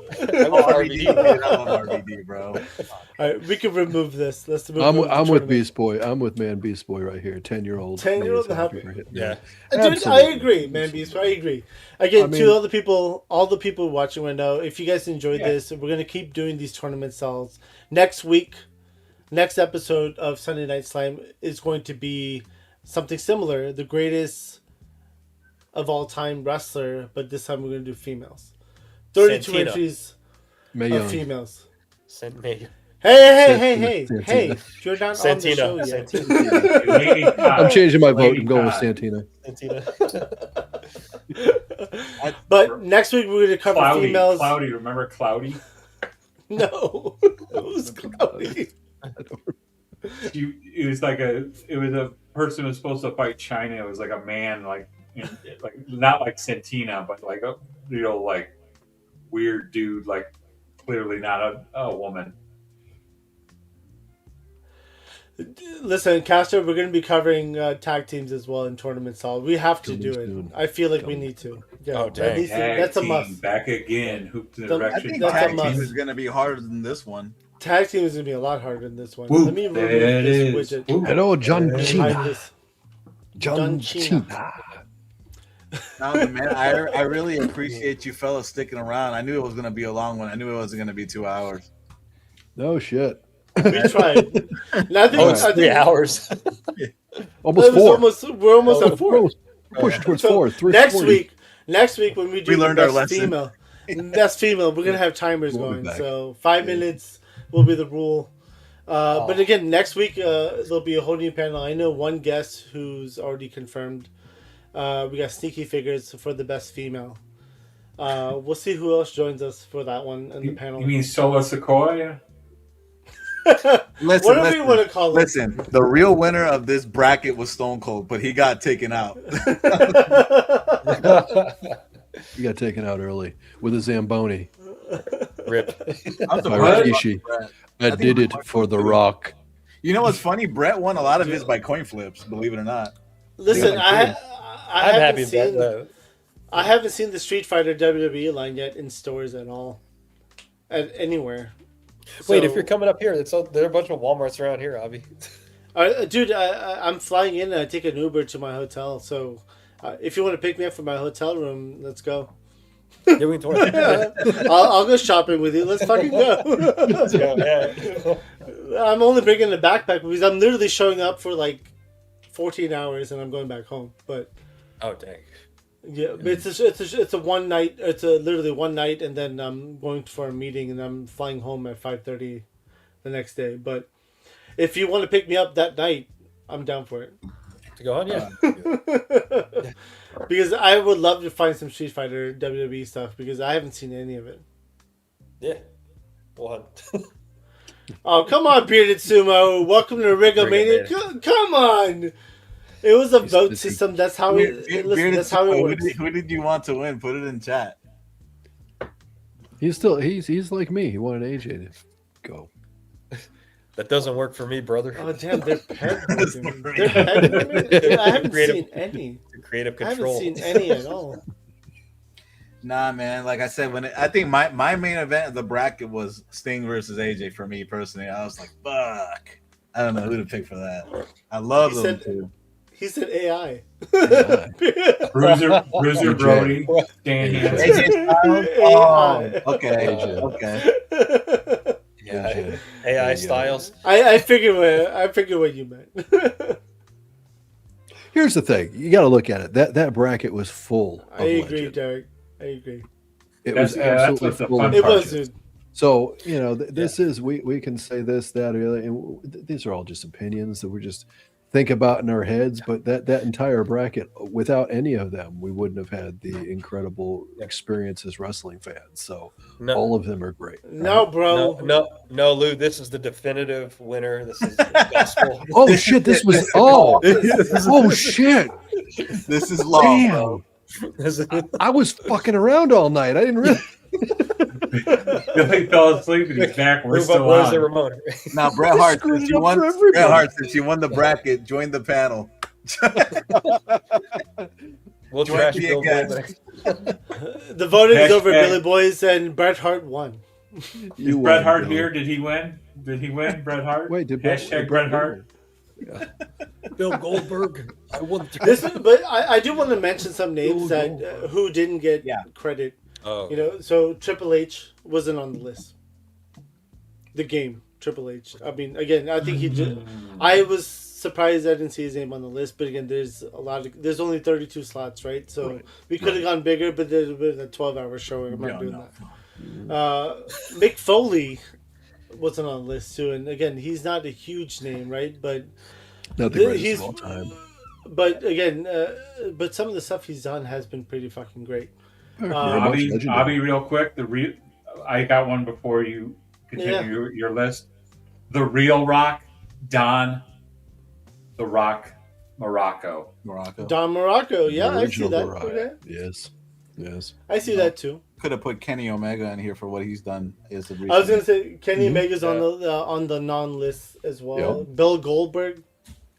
For Yeah, various. It should have been a finals Yes. between Goldberg and Bret Hart. That would have been Did fun. you imagine?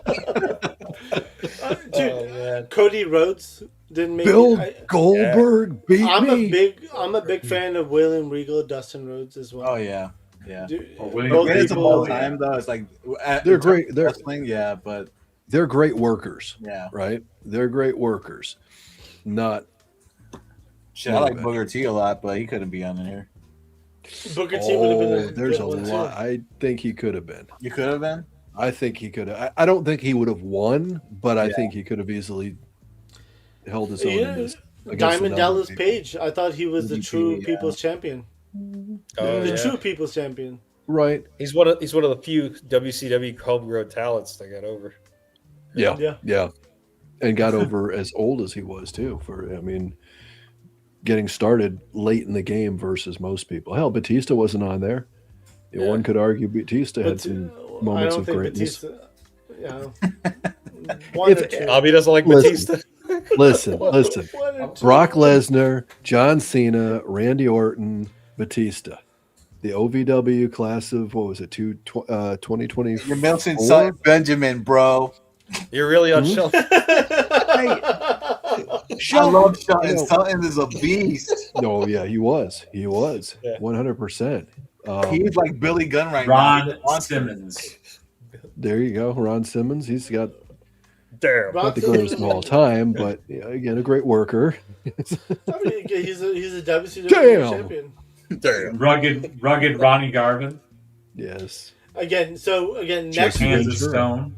next to the week body. we are doing greatest women's wrestler of all time. We're gonna have a brand new panel, except for Shogun and myself.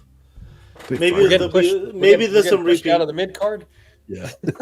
Maybe there's some repeat. We'll see. We'll see what happens. I don't know what's gonna happen. I don't know if they want to come back after this long ass. After a 4-hour fucking show, I don't know, man. It's a 4-hour show.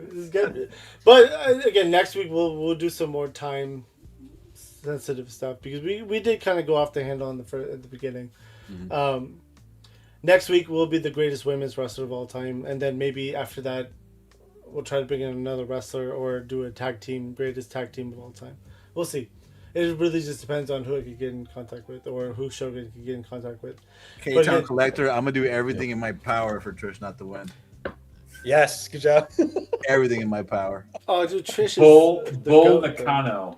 Listen, I'm with K-Town. K-Town, I will push everything on Trish for sure. K-Town, we'll do our Push back, own Shogun, show, push and- back. and we'll I just make will. it- think a lot of us would like to You're push gonna on see it. a side of me that you have never seen before. Everything. I'm gonna be like, there is no way that Trish is better than Asuka or Io Sky. No, It's a hard one, but fucking Trish is so good though. Fuck. Okay. no. Anyways, let's go to I- Pac photos. Let's go to Sorry. Pac photos for shout outs. Pac, what do you want to shout out yourself? Shout out to you guys. It's been a minute since I really got to talk wrestling with some wrestling heads. So this was a lot of fun, hearing everyone else's perspective. So shout outs to you guys. Thank you for having me on. We'll put you on the list for future shows for sure. Nah, Pac. If you're Pac, interested. it was awesome to have you, man. Yeah, it was Yeah, a lot of it fun. was- It was good to Yeah, see you I'm- again, brother. Yep. Even though it was almost 4 hours, but to me it went by quickly because I enjoyed. It this did. It did. I mean, except for the fact that I had to text my wife and be like, "Hey, I'm going to be late for bedtime," and then I was like, "Hey, I'm not making bedtime." You're going straight to your flight right after this, right? You're just gonna go to- No, I'm not. That's Sleeping tonight. on the Tomorrow. couch. Captain Stu Albano. What do you want to shout out? My Instagram, Stew for Lunch, is at Stew for Lunch. Also my YouTube, but this is I just found this stew art that you can find wonderful little pictures like this. Nice. Is that Bret Hart? Nice. You know what? No, I just flipped open. I saw this little wrestler dude I drew. When I was in elementary school, I used to draw a little Randy Macho Man Savage constantly on when I turn in a test. And catch me on Tuesdays at 4:00 Central. I go live for about a half hour, 45 minutes, just for fun. Daily I do a little fun with food or drinks, and my daily drawings, stew art, and have fun there, and also randomly on different chat rooms, and just trying to make a little bit of joy in everyone's life a little bit better, because we all need to have a little smile. Hell yeah. You And sound Bret like Hart's Shawn better. Michaels. Mm-hmm. No, Sean. That means lost. I don't like you. Just a little dig in there. All right, Lou. You can find me on Instagram, LucidaBase3. You can find me on pretty much every Figure Fight Club show these days, at least once in a while. Tuesday nights, Except for open mic night. Decepticast. Except for Decepticast. I'm not allowed on Decepticast. Which He is was on unfortunate. Decepticast once. Yeah, I we're was. banned. Twice, One time. actually. Three times. Twice. Oh, Three wow. times a Three lady. times. More Ella, than me. Ella doesn't like So- Asians. You never know. I might show up on Decepticast, but no. Open mic night on Tuesdays. Thursdays is our new show, Taking the Shot with Goose. This week we've got Raven Eye Studios 21 as our guest. I was gonna say I had a video, but that's fine. No worries. Okay. And well, it's getting late. I mean, I know. You wanna leave. Sun is low. the sun's getting real low, big guy. Getting those Friday watch night hours. That's right. Friday Night Plastic Journey, Saturday at 9 p.m. Saturdays at 11 p.m. on Talib 1980_collects Men on Film with almost everybody here. So yeah, we're on a lot. That's it. I appreciate it, guys. This was fun. It really was. I don't hate the outcome. So it is. I'm very surprised by the outcome. I am too. Respect to Bret Hart. He won. I am a little bit. Mm-hmm. I mean, the fact that we had to do a coin flip tells me a lot. Yeah. Yeah. Oh, 100%. 100%. So Showtime. that's all I got. All right, man. Well, you catch me on this show because this is me and Abi's show. It was chaotic. I told them before the stream even started. They were like, "Oh, it's only going to be 2 hours." I was like, "Okay." Double that. I was like, "Okay." But man, this was really fun. I appreciate everybody here, the guests. Shout out to Pac. Shout out to Stu. Shout out to Louie. It was awesome. I'm glad that Brett the Hitman got some love. Much respect for the Canadians in the chat. We have a lot of them. Yeah. But you can catch Anthony, me thank here you. every Sunday at 6 with Mr. Abi here, Mr. Fight Club King of the Gigaboys. And I also show up occasionally, more often than not, on open mic night. Oh, And yeah. that's me. All right, so again, this is Figure Fight Club Network. Again, Mondays we got Decepticast on at 10:15 p.m. Eastern, hosted by Talib and Anna. Tuesdays is our open mic night. We'll throw the link out for everyone to jump in and have fun, talking about toys, action figures, and all that stuff. Thursdays is Taking the Shot, hosted by Lucifer over here, and then also Goose. Friday is our Plastic Journey. Jesus, we have a lot of fucking shows. Friday is a Plastic Journey, where it's our interview style, where we bring in either a creator or a toy creator, content creator, YouTube creator, all that stuff, and we'll do interviews. So this next Friday we have Caster's Corner Khalil joining us as our VIP. Yes. And then Sunday is Sunday Night Slam, which is our wrestling show. This is episode 2. Thank you for watching. Thank you for being involved. Episode 3 next week will be the greatest female wrestler of all time. We want your votes. It's not just about looks, but it's about wrestling talent as well. Abi, we got one question. I see that. I see that. Anthony, I got a question for all you guys. Who is the Dan Marino of pro wrestling and elite talent that stayed healthy most of his career but couldn't get over the hump? Oh, stayed healthy most of his career. Stayed healthy most of his career. That's tough. That is a tough one. There's a lot of people I'm get just injured. I want to say William Regal. He said I want to say William Regal. But Regal got Oh, hurt. Real a lot, had too. drug problems. Yeah, he got hurt and had drug problems big time. Yeah, I mean, a lot of the 80s and 90s guys had drug problems. yeah, a lot of them did. What about well, the other one that came to mind? He wasn't WCW. What about DDP?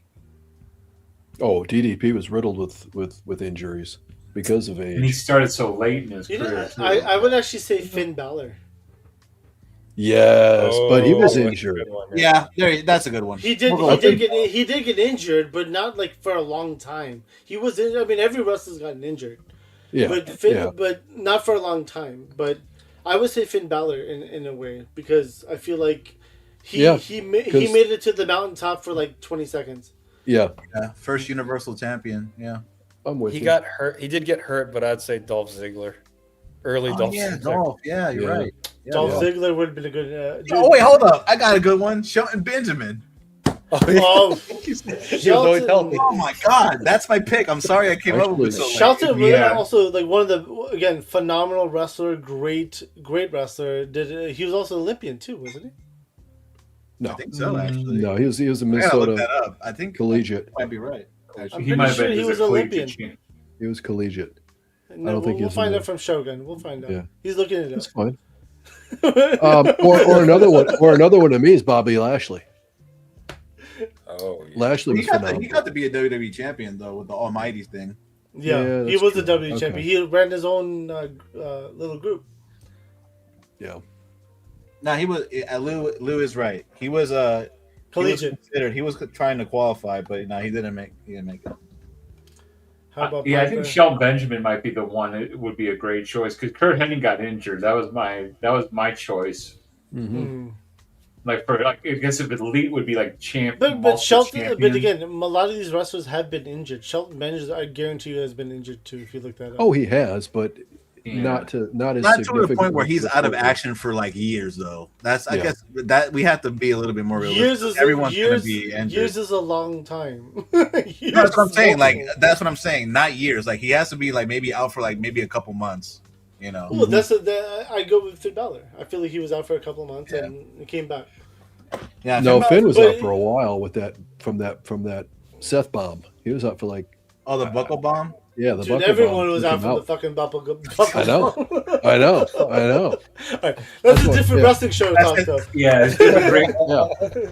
4 hours. Thank Good you. night. Thank Tune you in next again. week for the answer. If you guys had fun, this was a lot of fun for us, obviously on screen. If you guys had fun, make sure to hit that like button. Hit subscribe if you're not subscribed to us. This is our first wrestling show in a sense. We had Buff Bagwell on last Sunday. This week it was our greatest male wrestler of all time. Next week it will be our greatest female wrestler of all time. This is a wrestling talk. We don't talk about action figures and toys like we normally do. But we are a big fan of wrestling and we'll nerd out and fan out with all you guys. Thank you very much for being on. Thank you to the panel. We appreciate you guys. And we'll tune into the next show. Peace out. Have a good night. Happy Sunday for the rest of the Sunday. Happy birthday, Polly. Happy birthday. Happy birthday, Polly, and acknowledge me since Talib is not here. Ghostbusters.